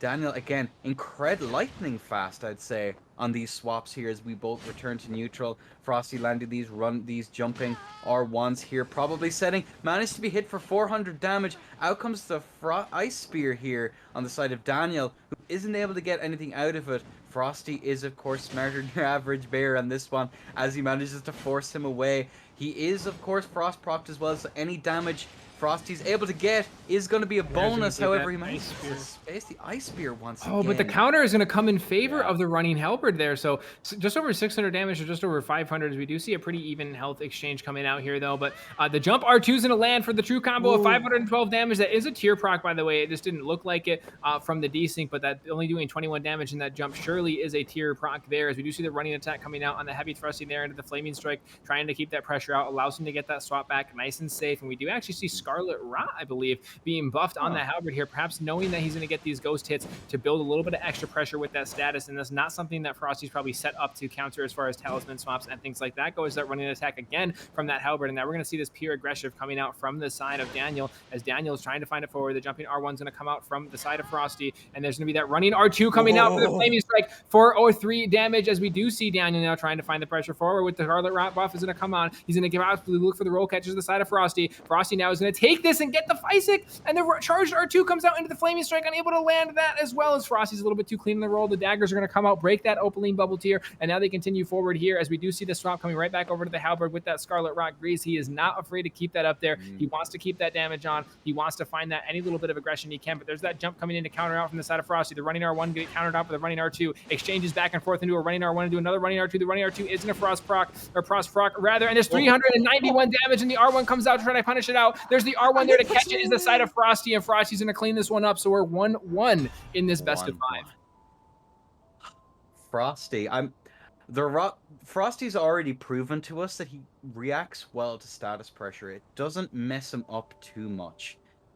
The rock grease is probably a good idea, honestly, on the side of Daniel here. It is going to be free damage, but you'll notice that Frosty adjusted his spacing considerably to deal with that as the fight went on, and adapted really, really well. Again, it really solid play there on the side of Frosty. He did a really good job. It was a smart idea on Daniel's side, However, it definitely affected how Frosty, like, how he approached the fight overall. His spacing got a little bit more distant, was more willing to roll earlier, and I think might not have been the play ultimately. Right. Mm. I mean, again, you see that first encounter in the first match that Daniel took. Frosty was a little bit uncomfortable in that match. He wasn't. He was very clean with everything he did. He knew the swaps. He was ready for them. He anticipated them. He even punished a couple of them. So he's very clean in that play style now, and he's just able to start playing his game more. I did like the swap of the Scarlet Rock Grease. It does take an awful long time to build up, especially on a halberd when you look at that, but it is something that's going to add extra pressure that now Frosty has to take into consideration, and every little bit of damage matters in these sets, in these matches. And if you're able to get that build up and even get that extra bit of pressure off having that build up where they know, okay, maybe I got to be more careful on how I'm playing, that's enough to get in their head and actually counter it out. That was really good idea that came out from the side. That came out from the side of Frosty there, and we'll have to see, or from Daniel there. We'll have to see if he's able to continue it forward. Frosty was able to pick up for sure. One. I think Frosty is looking a little bit more clean after dropping that first match. We'll have to see moving forward how they're going to counteract it. Well, again, it's always one of those things. I spoke about it yesterday, but like, you always have that first round to try and get comfortable with your opponents, try and get used to their little quirks, especially considering that these guys haven't fought yet today. They're not used to the shenanigans that's being pulled. They don't know each other's inventories just yet. And again, especially when you're dealing with a filthy swapper, you have to be very, very careful, because half the game then at that point is learning what swaps they are going to go for.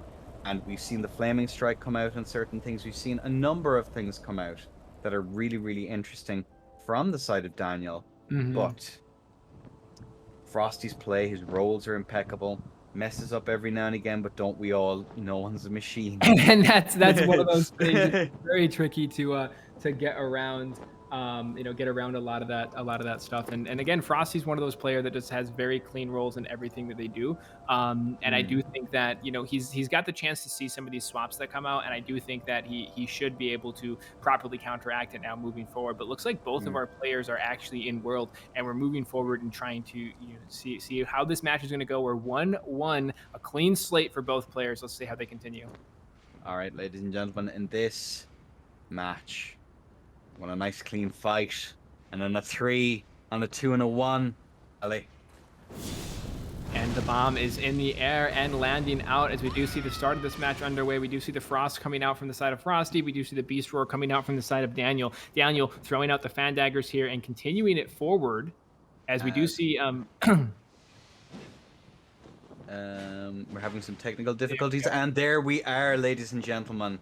Both players are now back in neutral here as we see the Rock Grease out again. Again, really doubling down on this status pressure here that he's going to be wanting to build up. However, Frosty is, of course, having none of it, as he is here in this really aggressive posturing here in neutral, trying to jump over these running attacks in the halberd.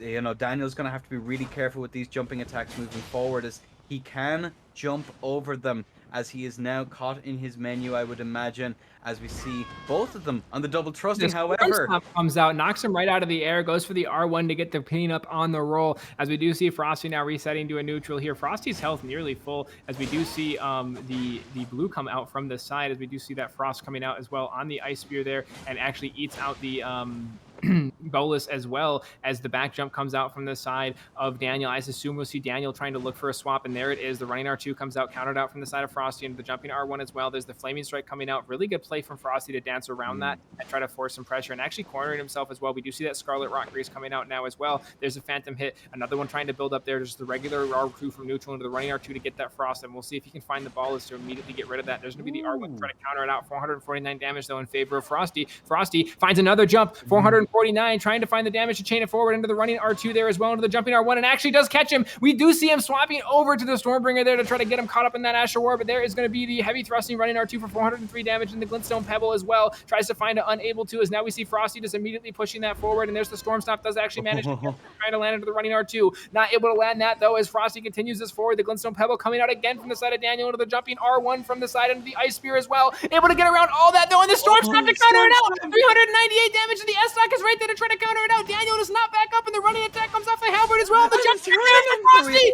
Frosty's going to clean it out into a 2-1 lead. Frosty. You know, I got really worried, really worried there at that last bit. I was expecting, I was expecting Daniel to do some real hurt and really punish that aggression with the S Yeah. stock.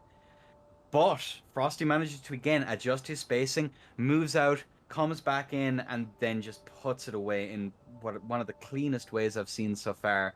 Again, really solid play on the side of Frosty here. You know, really earning his namesake as he's getting as much utility out of that Frost proc as he can, and he's able to land big damage out of all of that. And again, GG's to both of them that round. That was a very clean fight. And one thing I want to point out that was really good on both sides. So Daniel is, at a health deficit. The pressure is in favor of Frosty. He decides to counter him with the S stock and try to change the running R2. And really good decision. Actually nearly killed Frosty there. However, Frosty again just phenomenal, impeccable roll discipline to get away from that. I mean, reaction rolling an S stock is extremely difficult. And getting away from the S stock and not getting changed into the running attack is extremely hard to do. So play came out from Frosty there to get away from that. The jump was perfectly timed to counter it out and just secure the win. Again, the jumping attacks are going to be true combos off the heavy thrusting sword to the best of my knowledge. Yeah, for sure. And so if he gets hit by that jumping R1, he's just comboed into the R1, and that's going to be enough to finish it out. So we also talked a little bit about the use of Storm Stomp. Yeah. And why Frosty hasn't been throwing it out. I think that's a perfect example of why we haven't seen Frosty throwing it out, is because he allows Daniel to come into him with that aggression. He punishes it out without a problem. Looks like both of our contestants are in the world. This is match point in favor of Frosty, a 2-1 lead in our losers finals. All right, ladies and gentlemen. Close. This is too close. I want a nice, clean round. No blows beneath the belt. No biting, no gouging. And on a 3, on a 2, and a 1, allez. And there we're going to have it. The bomb is in the match, and we are set into our neutral here. We do see the Frost Proc and the Beast Roar coming out. Pretty standard between these two players at this point as they're trying to find their pressure forward. The Halberd is going to get that Rock Grease on if they're running R1 there. It looks like he's going to start with the Rock Grease from the get-go here. The jumping R1's going to come in to counter out the Flask and get 637. Tries to chain it into the roll catch, but really good counter aggression comes up when the jump comes out. 700 damage into the Frost Proc, and I believe that was actually a tier proc as well that we saw come out. The Glintstone Pebble nearly finds the roll catch there. It's actually goes behind him, chains it into the running R2 there, but able to get away from that is the side of Frosty again. We've talked about several times that roll discipline. There's the jump R1 into 437 damage, and we do see the Ice Spear coming out. He actually gets the poke. He gets away, and now we're seeing Daniel just starting to crumble here. Frosty very clean on this and just finding the pressure forward as he is finding it. There's the Stormbringer to try to come it out, and now Daniel, he just drops the bomb there. He throws out the little Allurian Skulls there to try to force some pressure there, and here's the jumping attack trying to find it. The roll's impeccable from the side of Daniel, finds the counter aggression. There's the first bit of damage that Frosty's actually taken there in this set, is a running R1 off of the Halberd. So very clean play so far, but really good counter aggression comes out from the side of Daniel there. Frosty forcing him into the corner, trying to find the pressure forward. The Talisman swaps coming out now, trying to find that roll catch, running into the running R1 into the Frost Fighter, and that is gonna it away.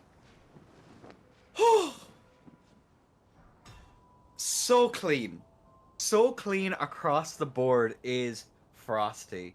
Like, honest to goodness, like that really heavy burst damage from that Frost after the Frost proc to land that jumping R2, and just the death spiral of Daniel after that point was just vicious. That was corner pressure. Just everything was so well done there on Frosty's side. More than earned his place in the finals here. But Daniel's not going home empty-handed, ladies and gentlemen. While there is no losers bracket, he is going to get $50 for his troubles, as he will take third place here. Phenomenal play throughout the entire day for Daniel. I just want to point out again that Daniel came through in the losers bracket and did very good. Cleaned up 2 different opponents. He actually didn't drop a match or drop even like a round in the losers bracket up until he went against Frosty. So he played very well there. He has earned his 3rd place spot. Also in the winners bracket, he had no issues. He only dropped 1 round to Cully before he eventually dropped the 3 that he dropped to Bevin. So he played very clean today. Very good all the way through, showed clean fundamental play, very good swaps came out, so very good play from Daniel there. Definitely well earned that spot at 3rd place. And ladies and gentlemen, this is what we've been playing for the whole day, the grand final match. This has led us to be Bevin and Frosty. So Frosty, we saw the run back before. It was a 3-2 match. It was very close. Again, this is another best of 5 for this gold medal. And Bevin, I gotta say, he's yet to drop one. He's got to be feeling a type of way. And Frosty playing on this exact same setup and played it well throughout the whole tournament. I mean, he beat Uggs on it. He's beaten out a lot of different setups. He's beaten out Halbert S-Stock. He's just played very, very well. So we will see Bevin coming out on, I won't spoil things, a little bit different build than we've expected. And we will see Frosty come out as well, I assume, on that heavy thrusting sword. Once he's in World, we'll be able to see that. Any thoughts, Enda? I don't want to. I'm not going to spoil it. I'm not going to spoil it. If it is what I think it is, I am actually very hyped for this one. Very excited. I'm not going to get my hopes up too much, but I'm going to expect Bevin to pressure. Just have insane pressure here. Kind of do what he did in the last few rounds, where he's going to try to find that optimal amount of aggression, find the optimal spacing, and really punish any bit of targeted aggression that Frosty's going to come out with. But I'm not going to do it. I'm not going to get my hopes up. If this is what I think it is, this is going to be very hype. It'll be very interesting. I think both of our contestants are in the world. I think we are ready. We are starting off our grand finals, ladies and gentlemen. This is going to be Bevin. This is going to be Frosty. They're going back at it again to secure a place for this gold medal. Enda, whenever you are ready. Bevin is, of course, in the far corner. Frosty on the near side here. Ladies and gentlemen, are you ready for round 1 of the grand finals? And on a 3, on a 2, and a 1. Allez. All right, we do see the bomb in the match to start this off. We are going to see Bevin on the Halberd Mage. We're going to see the heavy thrusting sword coming out from the side of Frosty as Bevin throwing this magic out here and trying to find it forward. The jump attack comes through into the running R1 of the Halberd, and Frosty forced to back up. The panic rolls are going to come out. There's that carry and slicer. 272 damage chains itself into the Halberd as well. And now Frosty, he's got to figure out a way to aggress this. Carry and slicer, it's a scary thing to fight. There's the running attack of the Halberd as well, and they're setting to neutral. We are going to see the glint blade coming out on the Halberd there as well. 130 damage comes in off the chip there, as we do see him now getting that magic Terra up, and now he's going to get the blades out as well here. We do see the Fan Blade comes in as well, the Gravity Stones rather, as he tries to find the carry and slicer in. The R1 comes in. We do see a Frost proc coming out there as well. The jump attack comes out from the side of Frosty, change into an R1. Phenomenal play comes out from the side of Bevin there, takes the anti-air out with a Frost proc for 427 damage. Jumping back into the Terra now is going to be the side of Bevin, and Frosty trying to counter that. The roll comes out, the carry and slicer gets punished out by a jump attack for 996 damage. Tries to change it into the running attack there as well, but Bevin's going to back up. He's not going to see it. We are going to see the shard coming out there as well. We do see the pot coming out, actually landing it onto Bevin there as well, as we do see the jumping attack comes out for 574. I believe that's a random boys event that we do see Bevin able to get away from that. Very unfortunate for the side of Frosty here. Frosty throwing out the Storm Snap there to try to counter the regular. R1 comes out from neutral on the Halberd from the side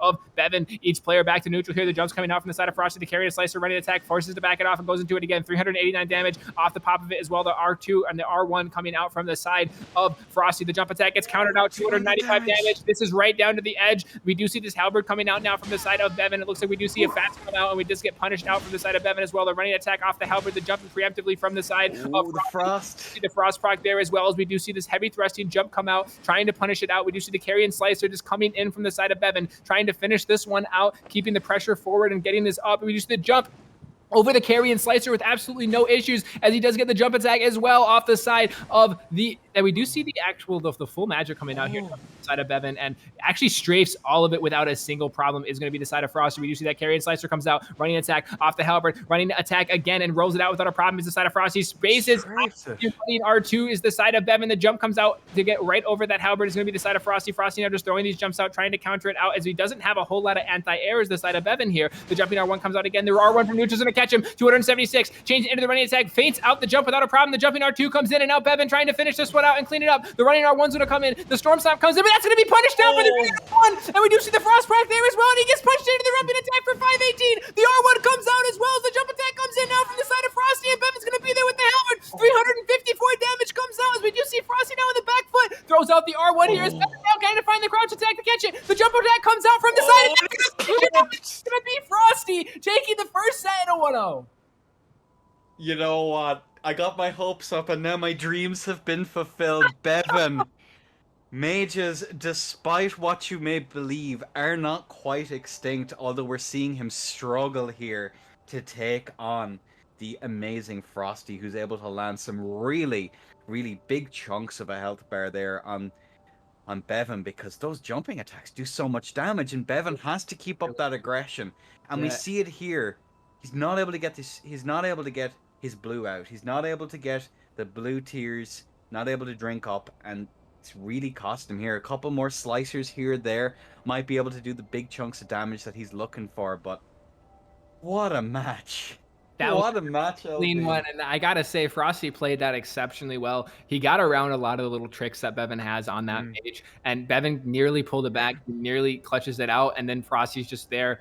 And Frosty has something I'm going to point out is phenomenal ability to read his opponent. Yes. So many of those jump attacks, we both know they aren't on reaction. The halberd running attack will probably hit you out of the air if it is reaction. So he's not getting countered out of the air on those jumps, meaning he's predicting the attack, he's jumping over it, and he's punishing it and doing a phenomenal job of it. So Frosty is just playing so clean right now. He dropped that first set against Bevin. He didn't want to drop it again. Yeah, exactly. And he came up strong to the Mage Halberd. I gotta give some respect for Bevin. Anybody who's kept Festival of Combat, they know Bevin is a phenomenal mage player, one of the best in the North American continent. Very, very good mage. And it just is one of those things. He pulled it back. He's obviously been playing it on the side, not letting anybody know. Pulls it out and did quite well with it. So we'll have to see how it will play out. Really, it's still anybody's match. It's a 1-0 lead from Frosty in the best of 5. I will say this. I would go beyond what you've said, LB. I'd say that I can fairly confidently say Bevin is probably one of the best mages that the game has seen so far. Sure. I know it's early days in the game's life cycle, but I can say that with some degree of confidence. Having played him, his ability to pressure with mage is unparalleled. The fact he can stay on someone and be incredibly aggressive. And again, mage, neutral works a little bit different here, especially in Elden Ring, especially given with how much forward momentum attacks have. And I've always struggled to try and find that sweet spot. So no matter what spacing you take, are you close, far, or kind of in a middle distance? Right. Bevin is always able to find a spacing where he's able to punish someone. And we've seen it here, even after the overall nerf to chain casting that Magic had. Bevin is still able to hold his home, and the grand finals, no less, which is about to continue, because I do believe we have both of our contestants in. Are you ready, Enda? LB, the question is, have you gotten your couple of breaths in before this one starts, my I don't friend? really, I actually don't breathe. It's a common misconception. It's a common misconception, man. I don't actually need oxygen. Okay. I'm also ready to go whenever you are. Ladies and gents, round 2 of these grand finals. 1-0 to Frosty so far. And on a 3, and a 2, and a 1. Allez. And out comes the bomb here so far, as both players are... We're going to see the Frost punish here, potentially. However, Bevin is going to get Frost popped here. However, he didn't get the damage in, as he does manage to roll it, as both players here are vying for center. Some really solid damage here early on. More damage here, as Frosty is looking to keep this pressure up. However, Slicer is going to bat Frosty aside here and kind of reset to neutral here, as both players are looking for center. 200 damage, leading up to 595 there between the Slicer and the Halberd, as both players are still fighting for center. However, it seems that Frosty is going to win it. Bevin does not have the luxury of being aggressive all the way through here, as he's going to be punished one after another. The Storm Stomp comes out. Bevin trying to bat him aside here as he's trying to get his bearings here. However, the Storm Stomp is going to come out. We do see Slicer, 645 damage. However, Bevin is on his last legs on this one here, ladies and gentlemen. He's going to have to play this one super cautious. Very good spacing comes out. Does he find the running attack? He does, and that's going to be Bevin cleaning it back to a 1-1. LB, how do you do it, man? I can't keep that pace the whole time. Oh.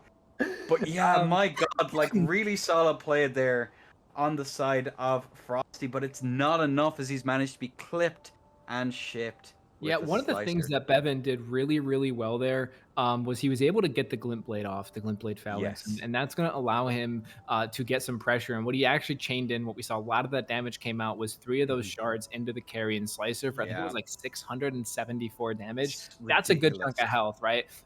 So you see that damage come out, and right from there, Bevin then tries to keep the pressure forward, and through that, Frosty finds a little bit of damage from a little bit of a counter poke on the heavy thrusting. It's pretty much even at that point. Bevin's able to space out the attack and actually spaces out the neutral R2, which is not an easy attack to space, by the way. It kind of comes out very late, and you have to be very clean on spacing it. Bevin spaces it out, changes it into the running attack, and did so phenomenally. So did a really good job. That's textbook play on pulling back a match that you were down in, pulling back a match you have no right to win. Frosty was up that entire match up until that last point and did a really good job of keeping pressure, and then Bevin just flipped it right back onto him. And that's one of the things that the mage builds, the carry and slicer, the glint blade phalanx, the halberd, all that stuff put together is a very deadly combination of small bursts of aggression that can just 100 0 you, and that's what we saw Bevin do there. So really clean play came out from him. I gotta give credit where it's due. Very good play came out from Bevin on that halberd. I have to say, when that phalanx came out, the confidence he had to be is like, okay, I'm safe, I can do this, and now I can turn around the pressure at long last and bat him aside, and eventually led to him putting him away. Like, you have to understand how shut down Bevin is here.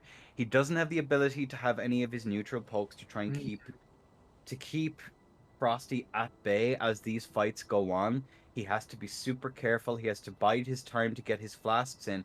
And instead of just going for the flask and letting that be all, no, he's going to turn around and he's going to phalanx and then apply that aggression. And maybe after that happens, he might pull back and get his physic up. Maybe that's the play here overall.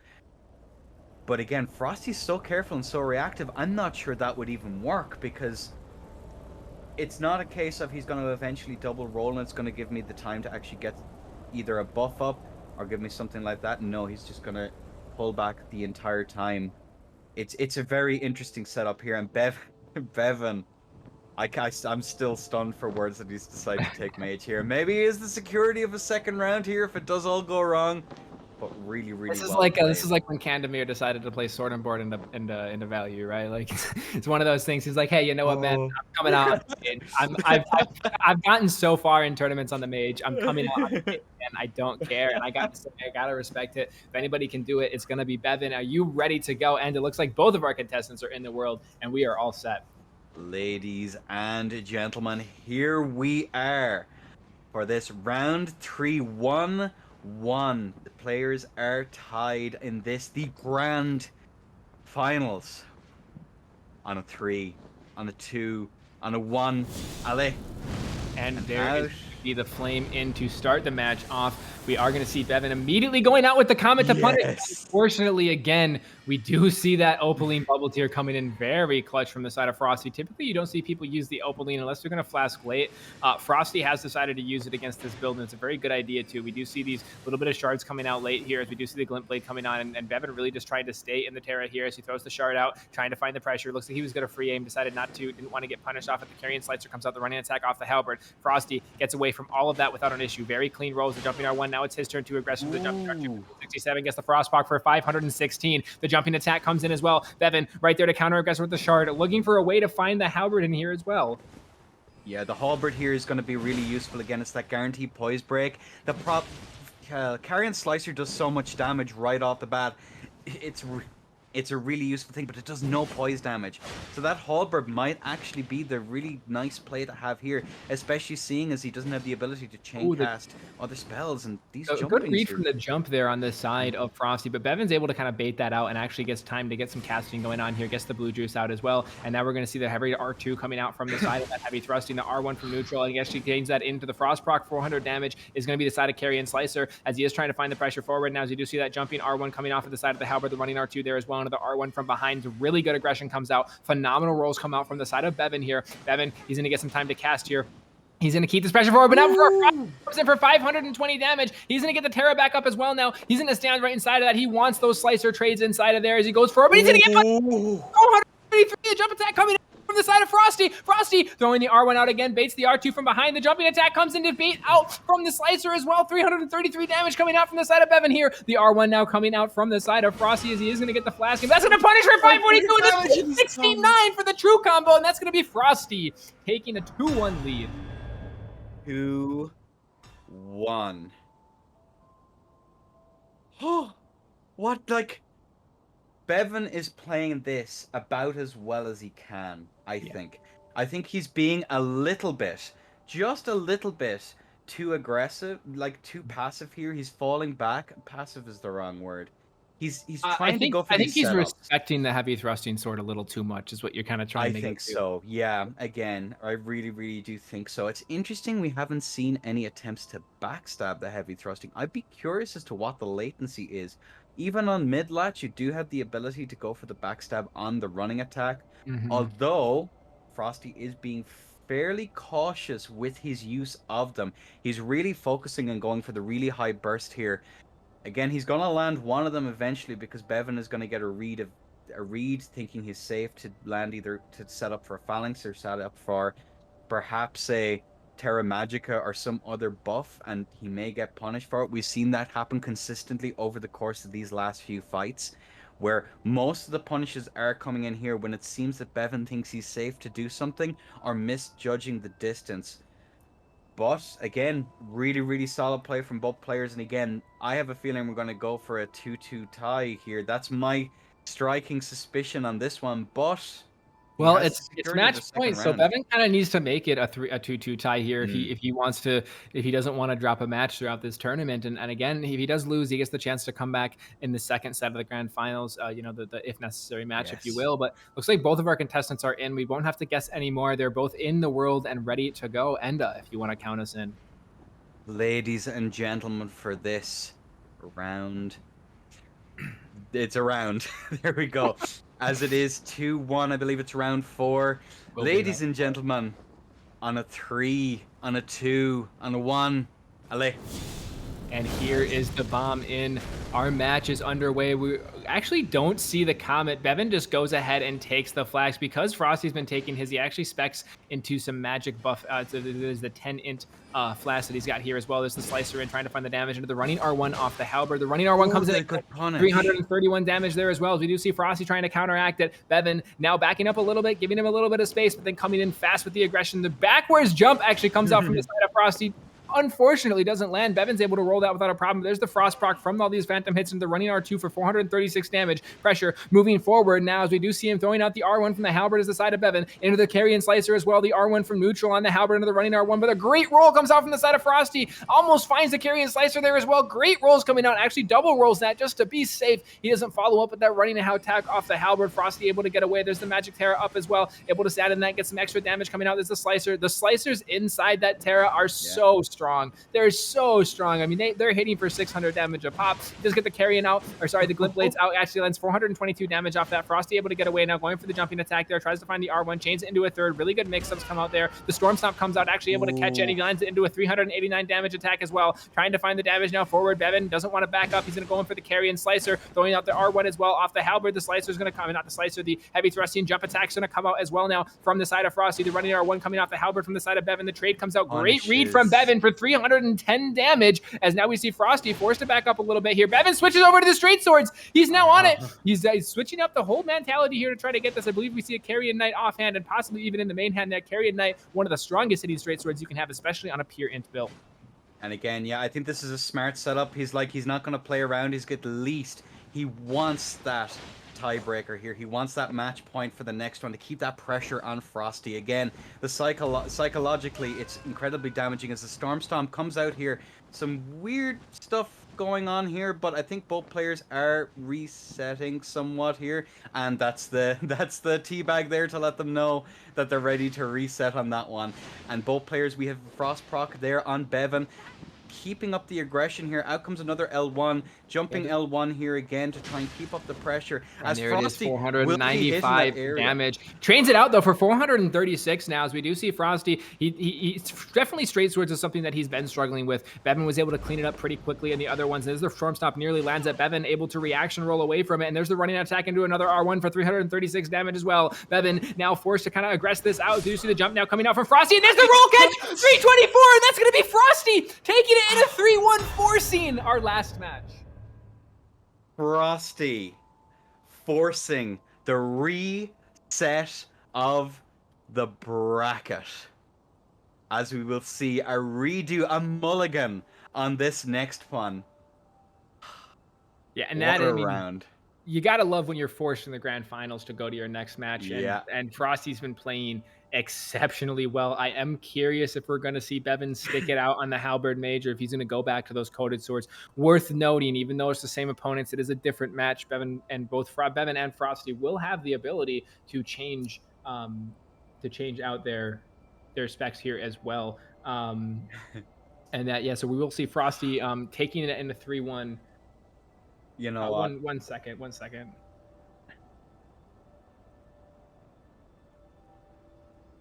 Yeah. Just handling a technical thing here, folks. Go ahead and.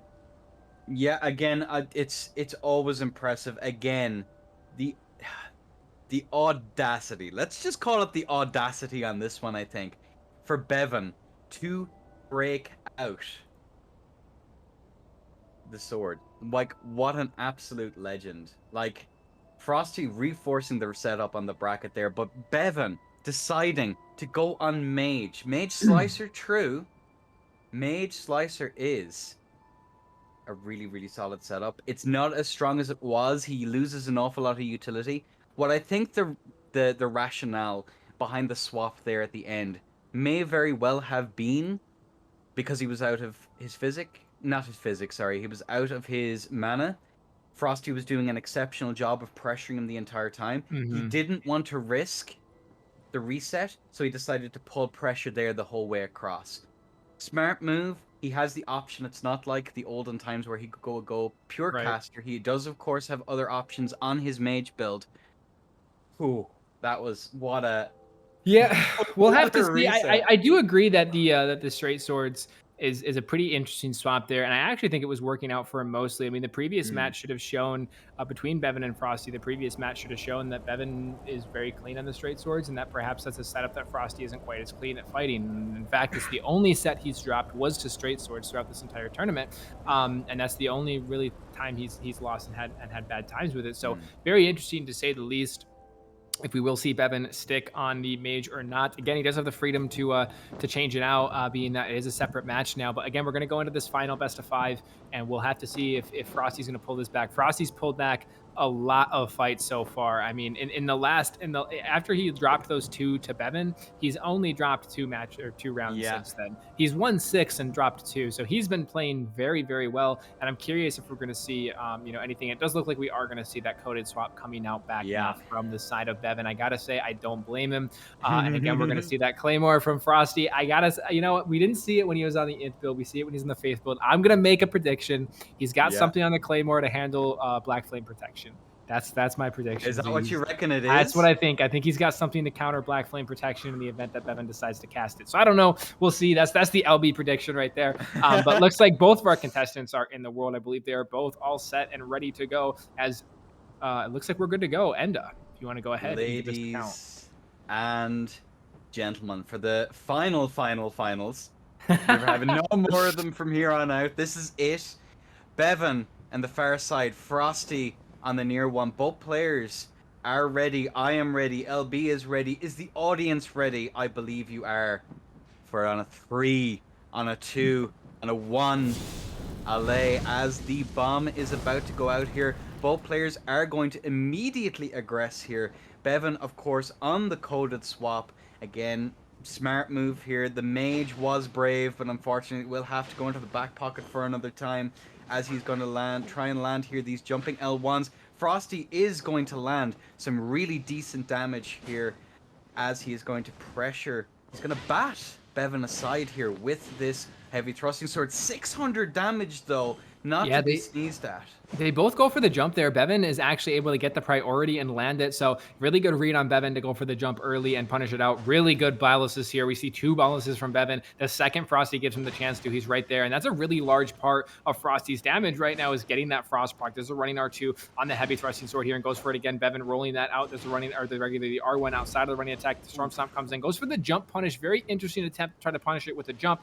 Perhaps it was just a misclick. Perhaps he thought he could range there with coded, but unfortunately, he's just going to reset the neutral here. Each player is kind of waving in and out of one another. Now we do see this jumping R1 coming out from the side of the heavy thrusting. Great roll comes out from the side of Frosty here. Bevin throwing out that jumping L1, and then Frosty with the running R2 and another chain together. Yeah, and again, we're seeing these resets to neutral. You're seeing it's very much it's your turn, it's my turn here. Both players are trying to find their opportunities to aggress, resetting, allowing the other person, being very mannerly, I think, with how they're doing it. As we see some really solid damage here on the side of Frosty. However, we will see the bolus here on the side of Bevin, who is going to keep up this aggression here. Frosty in the corner, however, he's not sent home over the edge. Bevin, ridiculously close to the edge there, doesn't manage to go off, as we're seeing both players here trying to find their opportunities to get damage in.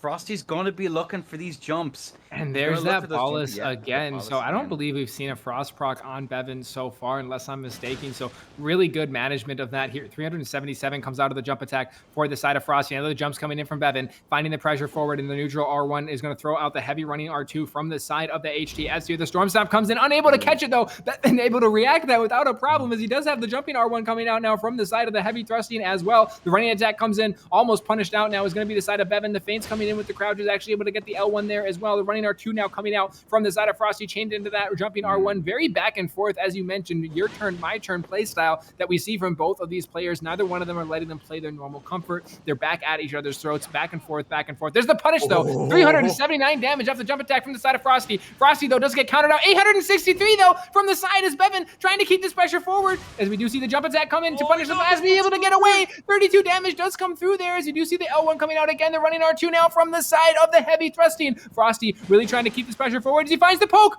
Huge damage, 735, as he does actually get the flask though, and that's going to reset us back to another bit of neutral here. So there's a jump in, and that's going to be Frosty. He's going to take it 1-0 in the first match.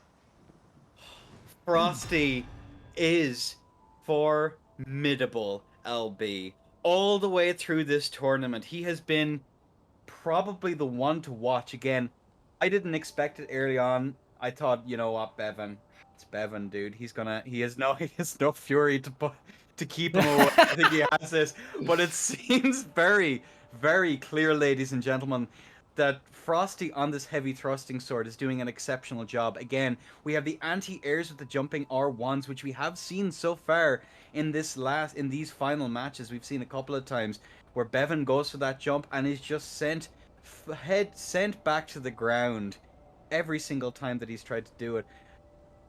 But like, yeah, again, we talk about those jumps that Frosty has, Yeah. and so we've seen Bevin was able to actually counter out the jumps a few times with his own jump, and did a very good job of that. And Frosty actually turned that on him. He's like, hey, you know what? He's gonna jump, on the reads of me jumping. So why don't I just jump 2 times in a row and just kill him? And that's what he did. And it was a phenomenal play. Bevin didn't see it coming. I didn't see it coming. I don't think you saw it coming. I don't think anybody saw it coming, right? He's in that range to get that true combo to knock him out and actually get the victory. And that's what he does. So again, we're going to see both summoned in now, ready to go. We're at 1-0 lead for Frosty in this best of 5 for our grand final match. We'll have to see how Bevin is going to adapt to this one here. 1-0 to Frosty. Ladies and gentlemen, and this, the grand finals, on a 3, on a 2, on a 1. Allez.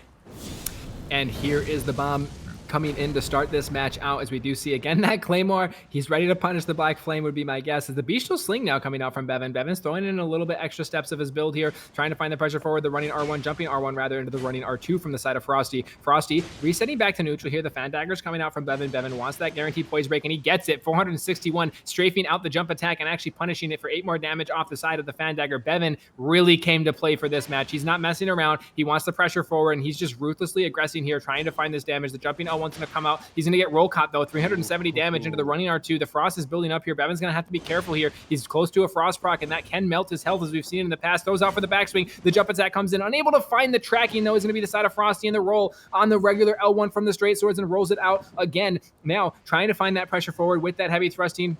Rolls back without a problem. Bevin now resetting a little bit, going back to neutral, as Frosty is just trying to get set back here. It looks like we did have a little bit of a connection thing, but they seem to be completely back in the world together. And now we're resetting it back to neutral, and Bevin is going to get that Frost Polish as well.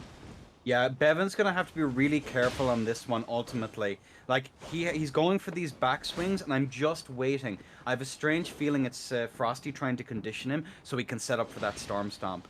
It's it's going to be a risky maneuver to try and land those backswings, especially when someone does have access to Storm Stomp, because that's exactly what Frosty is looking and there it is for. for 676 damage as the jump attack into the R1 there, and Bevin's going to throw it out, and there's the Storm Stomp right there from the side of Frosty, predicted by Enda to come out, and there it is, but unfortunately to no avail as he does throw that running R2 into the jumping R1 as well. Forced to roll off of the Coated Sword is going to be the side of Frosty, and now Frosty baits out that L1 and goes underneath the jump, but Bevin able to turn around the free aim. Frosty able to see that and roll away. Extremely high levels of play we see coming down here from both contestants as Frosty trying to find the pressure forward. Bevin fainting in and out. There's the jumping R1 to actually find the backswing for 528. The running attack comes in to try to punish it out and finish it out. Bevin now might be forced to take a flask here, but he's actually not. He's going to aggress it. There's the Storm Stomp trying to find it in. The feints coming out from Frosty are just too clean here as the jump comes in. Does he find the roll catch? He does! And Frosty goes 2-0! 2-0 to Frosty. Bevin. Very clean. And listen, you know, of course I was right. I'm always right, LB, about these predictions, okay? You know, I could never be wrong. We've seen the Storm Stomp come out, the bit of conditioning. However, Bevin is looking out for it. Are both of them conditioning each other? Is this how many Yomi levels deep are we? We're far into the Yomi. We're well past the levels of normal Yomi here. I do think it's coming down from what I'm able to see in these matches. Is like you said, Frosty.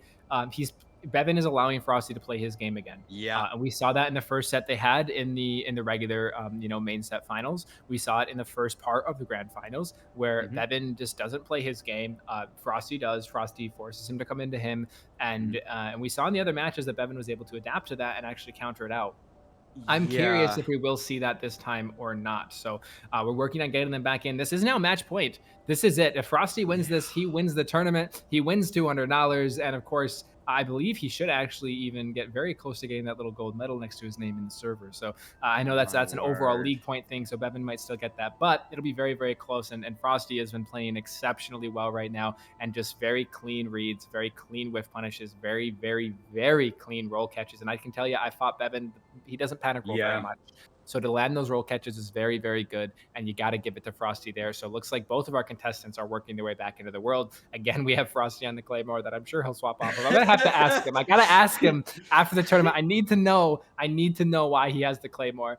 It's got to be something to do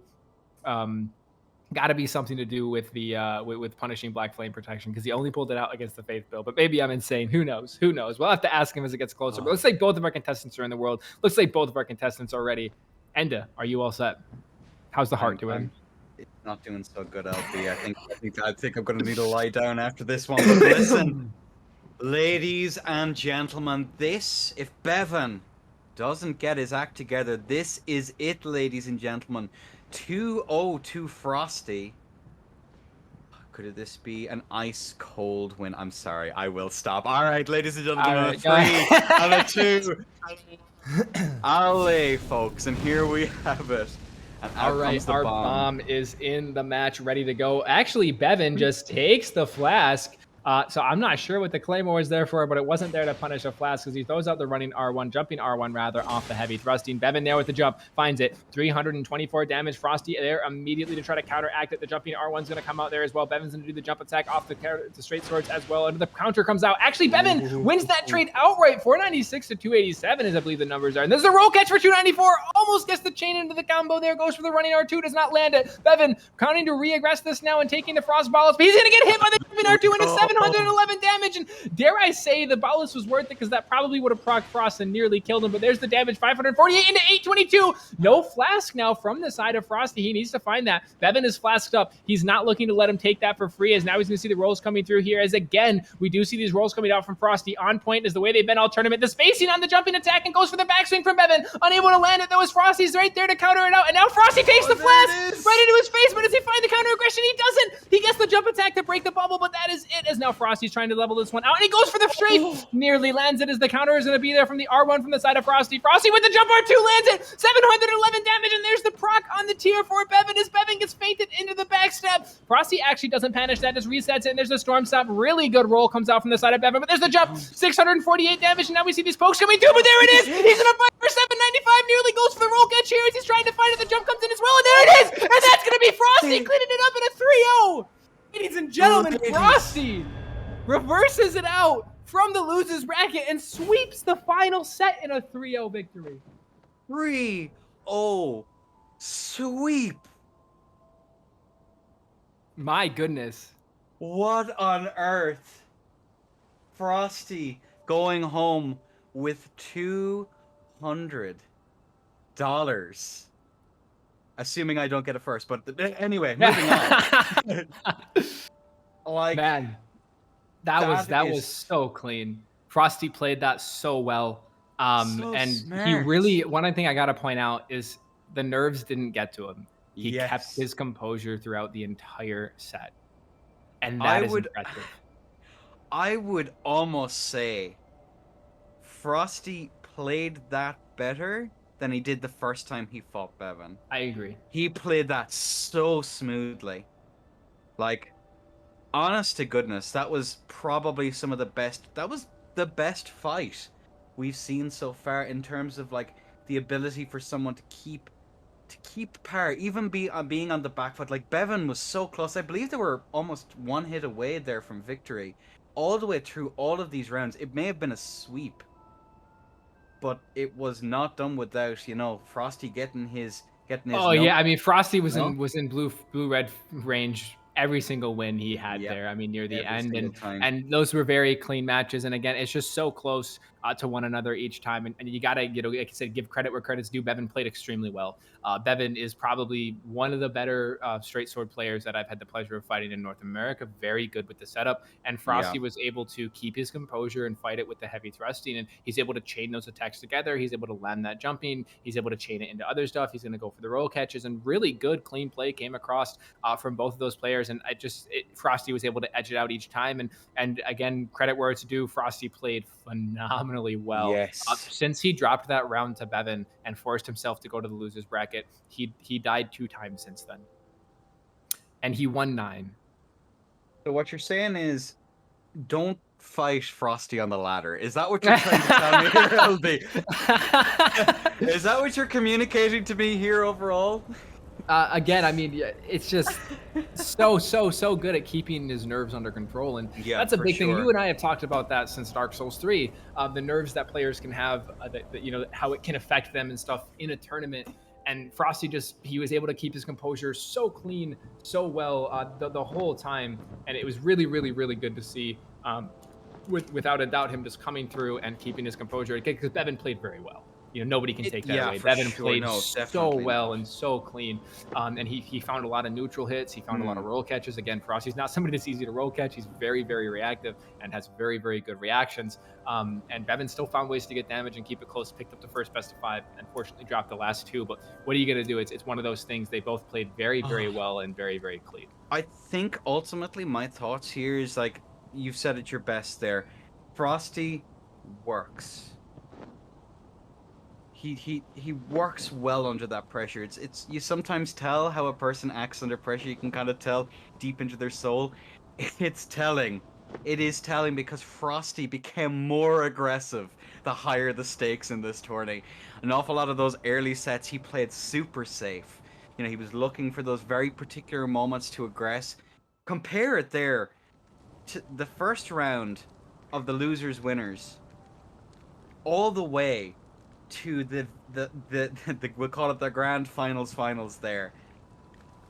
Just absolutely insane aggression all the way through that entire round, and I have, like, I'm impressed. I am blown away by how well they played it there. It's we see that there in chat. Thank you so much for coming to play here, Frosty. It has been an absolute pleasure watching you play here at such a high level, and I'll definitely be emulating an awful lot of what you do, so that's going kind of Gucci and cool. Cheers, man. I think that was a cool exit there for Frosty, I gotta say. But hey, you had it all day, all right? I had to take one shot at the name. Again, guys, if you want to fight in these tournaments, !ERPVP tells you how to do that. If you want to support the tournaments, !Donate tells you how to do that. We will have more of these fights coming up. Keep an eye out for other dead events that are unrelated to the Festival of Combat and Elden Ring PvP. And of course, keep an eye out for all the Elden Ring PvP stuff that we'll be running through our channel. Any final thoughts on the day, Enda? On today, it has been wild. Again, gone are the days of fights going on of a whole lot of nothing. These last rounds proved how exciting Elden Ring truly can be. The mix-up potential, the raw aggression, and all of the things you have to be worried about. But last but not least, honest to goodness, like, thank you to everyone who helped to organize this. Like, that goes without saying. We've had, of course, our background staff here who've been working incredibly hard to bring you.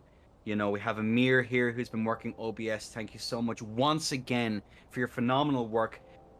We couldn't have done it with how smoothly you've been running it. Of course, Zonic has been kind enough to be helping out with all of the password and making sure the players are contacted, they know what's going on. In the background, of course, we have Shiroi running the losers bracket behind the scenes. Fair play to her. We really appreciate it.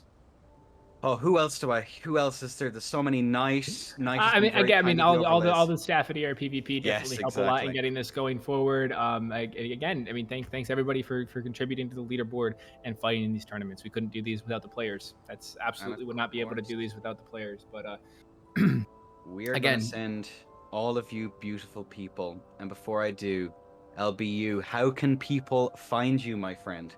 How can they find me? Truthfully, man, most of the stuff I do is too den nowadays anyway. If somebody wants to follow my Twitch, they can. It's LBU Wood.